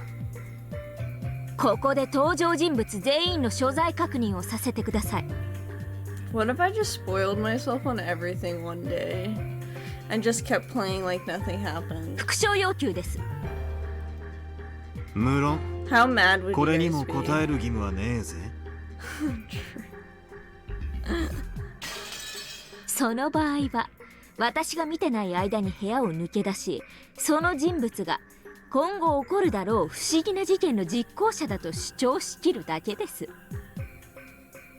You'd be robbing yourself more 不 than 可能 anything. 犯罪を見せたい I'm なら just kidding. まずは所在確認に応じるべきです。いいだろう。一応は聞いてやるぜ。言ってみろ。いとこ部屋に対し隣の籠城部屋をこれより隣部屋と呼称します。よろしいですね。 Like わかり all や the すい。 spoilers. 了解した。それで 今 It'd か be, ら I する mean, 所 it 在 would 確 be 認は pretty 生 obvious 死を問いません。 if I just randomly started guessing. I know someone who read Danganronpa 2, 3, etc. spoilers after finishing Danganronpa 1. Oh, what the heck? 体の所在と考えてください。 Danganronpa 2 is so good though. そしてもちろん現時点でのことです。 I feel like it's so cool to play through the second game without being では参り spoiled. ます。第1の番の犠牲者6人の所在は発見場所の通りである。夏日は自室、エヴァは貴賓室、キリエはクラウスの書斎、ローザとマリアは客間で、あんたは客室。まさかこの時点でもうこの程度のことも復唱拒否ですか？ Second game has the best case. Don't, yeah, I want to know what case, but don't say. Because Golden Sorcerer has only played the first Danganronpa. He hasn't played the second one yet. いいぜ。 Can I message you on Discord? Or you totally can. それを認める。 First off, it is acknowledged that the victim's location were the same as the rooms that had been shown by the witch's side illusion. グッと続けます。隣部屋に所在するのは秀吉、ジョージ、シャノン、熊沢、南條である。 Oh yeah. Oh, that man is everything. Oh, I'm so in love with that man. Oh my god. 認める。With that, the humans in the room Erica had just left had been specified. Carefully checking even obvious things like that was the most basic of playing the human side. ぐっと続けます。いとこ部屋に所在するのはそれ以外の全 The 員 word であ everyone る。 drew a slight reaction from Battler. The intuition he built up from all of his previous game told him not to answer that one instantly. 拒否する。それを認めるっていうと、金蔵の遺体もいとこ部屋の中にあるって論法になっちまうからな。はあ、失礼。金蔵はすでに存在しないことが確定していますから、全員という言葉からは抜いて考えてください。なぜいとこ部屋だけ全員という言い方をする？クラウス以下6人の名前を個別に挙げて、なぜそんなアバウトな言い方で6人の名前をいちいち読み上げるのがそれとも何か？全員という言葉だと何か問題のあるトリックでもあるんですか？ If Battler had been told to repeat Kraus, Rudolph, Jessica, Genji, Gordon, Cannoner, and the cousin room, he'd probably have acknowledged it with the red without thinking too much about it. Of course, normally Erica would have mentioned the names of everyone inside and had him repeat it precisely. Battler had paused, feeling some kind of unease because of that unexpected demand of the word everyone. 私と金蔵を除き17人いる島で6人が殺されて屋敷に横たわり、隣部屋に5人がいる。 This is the hardest case in Umineko what they're getting into now. となれば、残る6人はいとこ部屋にいる。 Might be my favorite answer arc episode where it goes is so cool. Oh, nice. これが正常な考えでしょ。しかし17人いる島だから6を引いて5を引いてさらに6を引けばちょうど0になって所在不明の人間は0になるという思い込みは大変危険です。 I feel like you said everything is the hardest. バトラさんもこの辺の名前と人数のトリックで第3のゲームの南條殺しで散々苦しめられたはずです。そうだな。I mean, my brain is just not working today. あの時のトリックは、Like, I don't even know what's 18人分の名前 happening. と実際に存在する18人が食い違うことだ。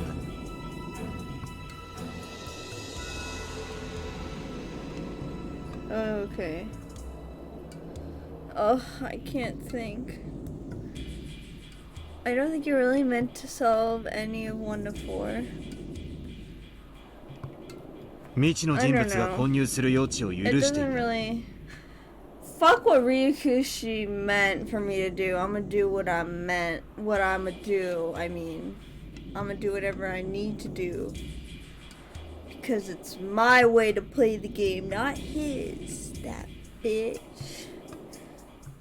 When the hardest doesn't equal the hardest. That was more for people who were playing at the time, who discussed with everyone else. This is easily the top 8 hardest. Oh my god, top 8.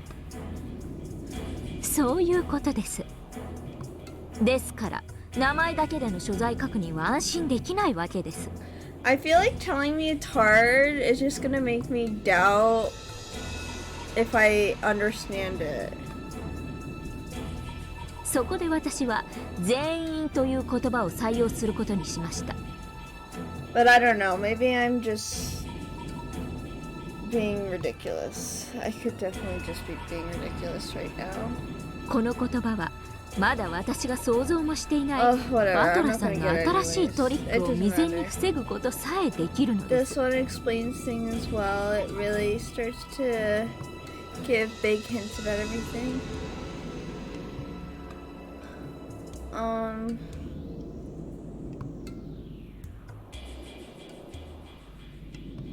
Okay. I mean, なるほどな。I'm just gonna pretend it's not giving me any hints then. Because I don't want to know anything. うまいやり方だぜ。Battler was planning a new trick where the names of the number people would be used to create false alibis, like the murder of Nanjo in the third game. Everyone else is not in the other room because the real Battler, the one that didn't get killed, is running around doing shit. Even if naming all of the 7 people and checking their positions left a trace of uncertainty behind. And if he cleverly managed to slip somebody past the names and numbers of people. 例えばですが、この島に未知の暗殺者 X が紛れ込んでいるとし、仮にその X の名をプルプルピコマルと名付けましょう。なるほどな。全員の名を挙げて所在確認をしても、プルプルピコマルとやらはその網にかからないってわけだ。God, I love Erica. She sucks so much. そういうことです。この島には17人しかいない。そして17人の所在はここであるとされても、それだけでは不十分なわけです。前科もあるわけですからね。しかし全員というのはあまりに範囲の広すぎる言い方です。他の言い方でうまく言い直せないでしょうか。いや、ここで全員という言葉から逃げると、エリカはそれを根拠に全ての犯人をプルプルピコマルトやらの仕業で逃れきっちまう可能性がある。かつての俺もお前との戦いで未知の18人目 X だけを根拠に複数の謎にくさびを。全員という言葉の重み、よーく考えてお返事くださいね。Erica wore a full but evil smile, confident that she made a powerful move. Players on the witch side must eradicate all possibilities that would be possible for humans. If I don't crush any chances for this ridiculously named Puda Puda Pico man right now, he'll be used to explain everything the witch does. That was a move I like to use in my old games with Beato. Back at the very beginning of the fight, my counterattacks were all based on the unknown 19th person X. Because of that, Beato had restricted the number of people on the island, making it necessary to eliminate any unknown person hiding somewhere. In that case, this time is the same. So just like Beato did, I need to get rid of any leeway in which that X can exist. The number of people on the island has already been announced, but since she's suspecting tricks involving names and numbers of people, saying the same thing again won't satisfy her. In that case, I have no choice but to respond to her demand and use the word everyone. The word has a disturbing ring to it, and although I haven't figured it out yet, it feels like there's some kind of demonic killer move hidden within it. Damn, after insulting Beato so much and saying that the witch side had a huge advantage, I'm getting this pressure just to have to deal with a single line to repeat it. ディストラクションですね。チェス用語の。はい、敵の駒に圧力をかけ移動を強いて敵陣形を自らに崩させる手法のことです。全員というあまりに広域で強力な駒に私は移動を強いているわけです。バトラさんにとってはこれによって生存者全員のアリバイが完全に保証され、以後の不可能犯罪を私に言い逃れさせないことが可能となるでしょう。何を恐れます？あなたにとって強力な一手じゃありませんか。しかしそれはお前が敷いた上での手だ。お前はそれによって俺の何かの陣形を崩そうとしている。どんな妙手も相手に望まれたならそれは握手に同じです。しかしここで全員という言葉を避けることも難しい。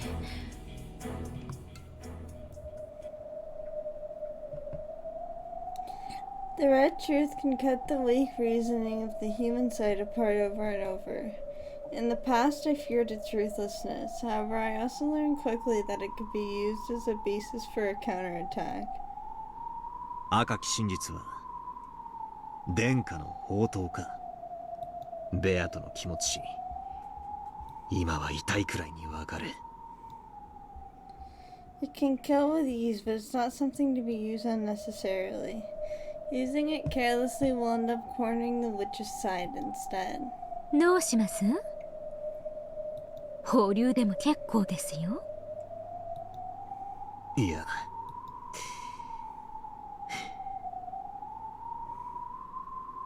わかった。認める。それ以外の全員がいとこ部屋にいることを認める。ぐっとありがとうございます、バトラさん。実に美しくバッサ困りました。この状況で魔女からの手紙が現れたりなんかしたら、一体誰を疑えばいいのやら。She said she was in trouble, but her face didn't look troubled at all. On the contrary, she looked as though she had just succeeded in placing a huge opening move. In a witch's game, even a single mistake can be fatal. In both chess and shogi, you can't get a piece back once you've moved it. The last exchange had left a bad aftertaste, as though flesh had been torn and bones broken. 所在確認はこれで十分のはずだ。ゲームを進めても。そうします。ドラノール。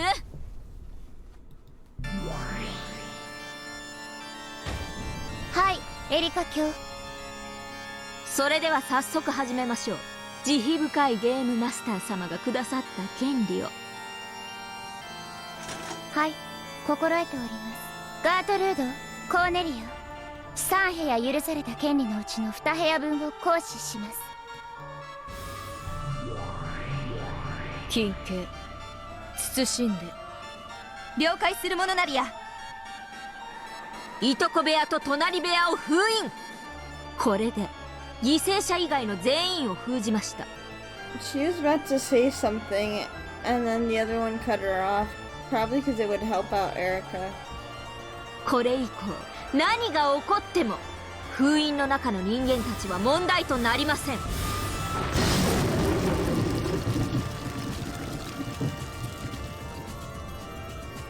扉、窓の封印によりいとこ部屋、隣部屋の両部屋の密封は保証されました。For just an instant, a red longsword had returned to Deliner's hand. She had been given permission to draw it. I'm excited. Thanks to the red truth that she'd finally gained. When the fight concerned these two sealed rooms from now on, Deliner would have been able to use the merciless blade, the red key. This overwhelming power that could slice even the Game Master in half. For a while, Erica and Deliner just grinned at each other, entranced by a ruthless red light that was burned into their eyes. 定石補佐官、慎んでお尋ね奉る。何か。人間側プレイヤーは魔女の出題を人間の仕業で読み解くのが戦い方と知るものなりや。あなたに相違なし。なればなぜにエリカ卿と上司ドラノール犯行の余地ある人間を自ら減らすように戦うなりや。Cornelia's question was a very simple one. Those had made this move boldly, making it sound like it was a powerful one, almost as though it would greatly damage the witch. However, if you thought about it, Erica was just strangling her own neck. これよりどのような事件が起こるかもまだわからぬと知りたまう。むしろ所在を確定させない人間が多い方が人間に有利ではないかと推測するものなりや。今はまだ。今日も上司主席もそれを明かす段階にないと知りたてまつる。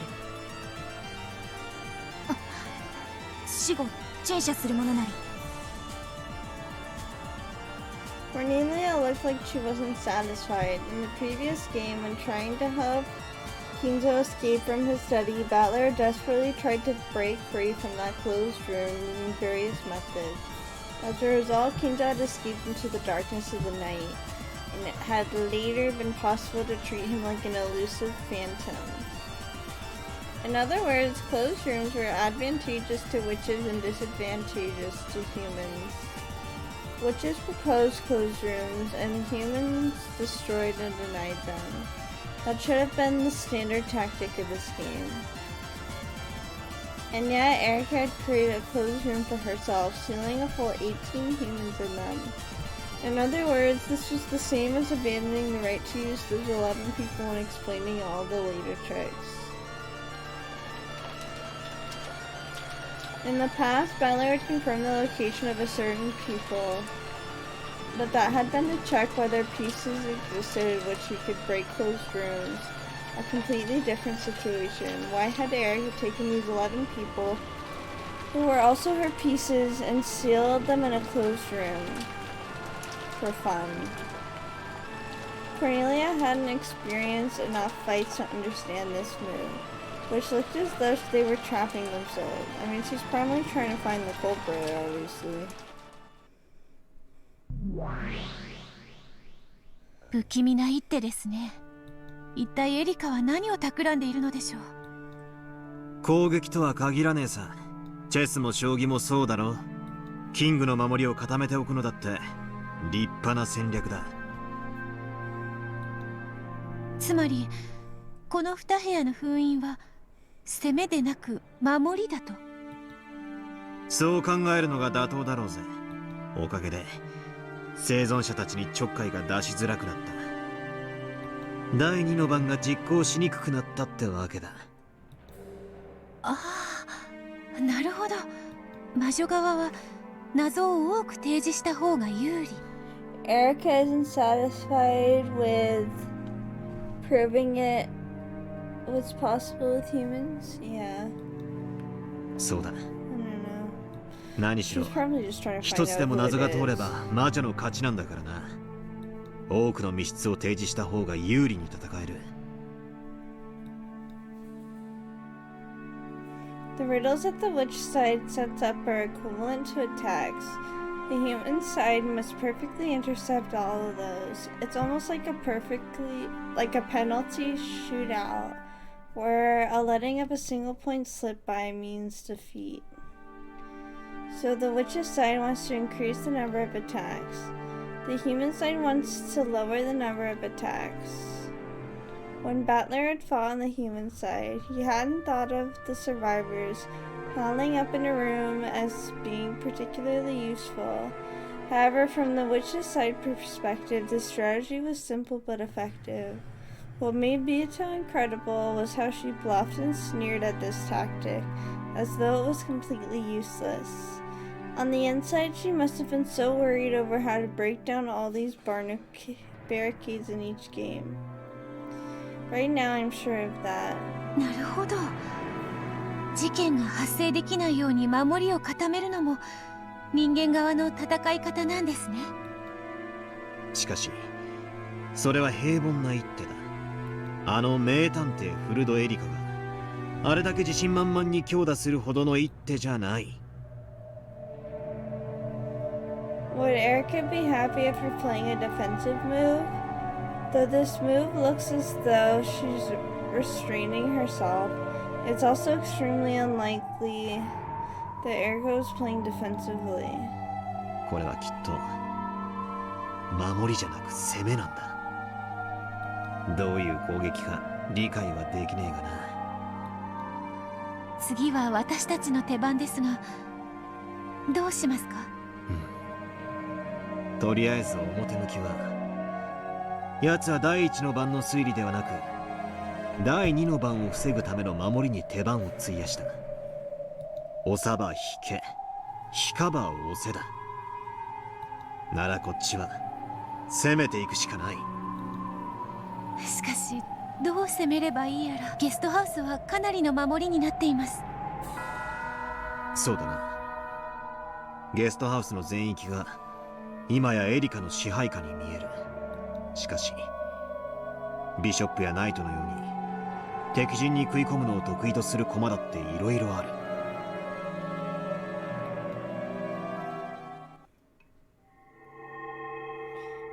Battler snapped his fingers and a single gold butterfly appeared from the darkness. Then it flew in front of the chessboard, traveling gold sparks behind it. Landed without a sound and transformed into a black piece representing the witch's darkness. X-ray。これもチェス用語だったな。はい。一見敵の支配下に見えるマスが、実際は自分の駒が十分に影響力を効かせていることを見透かして攻撃する高等技法です。エリカ、生存者を全て密閉し、次なる俺の攻撃を防げると本気で信じているなら、それは甘い考えだ。Butler raised his new black piece high. His target was a single open space behind enemy lines. どう受ける？これが俺の王手だ。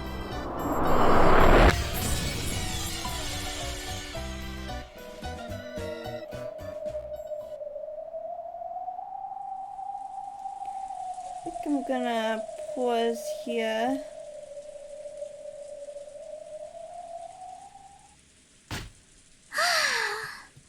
Brain is off today.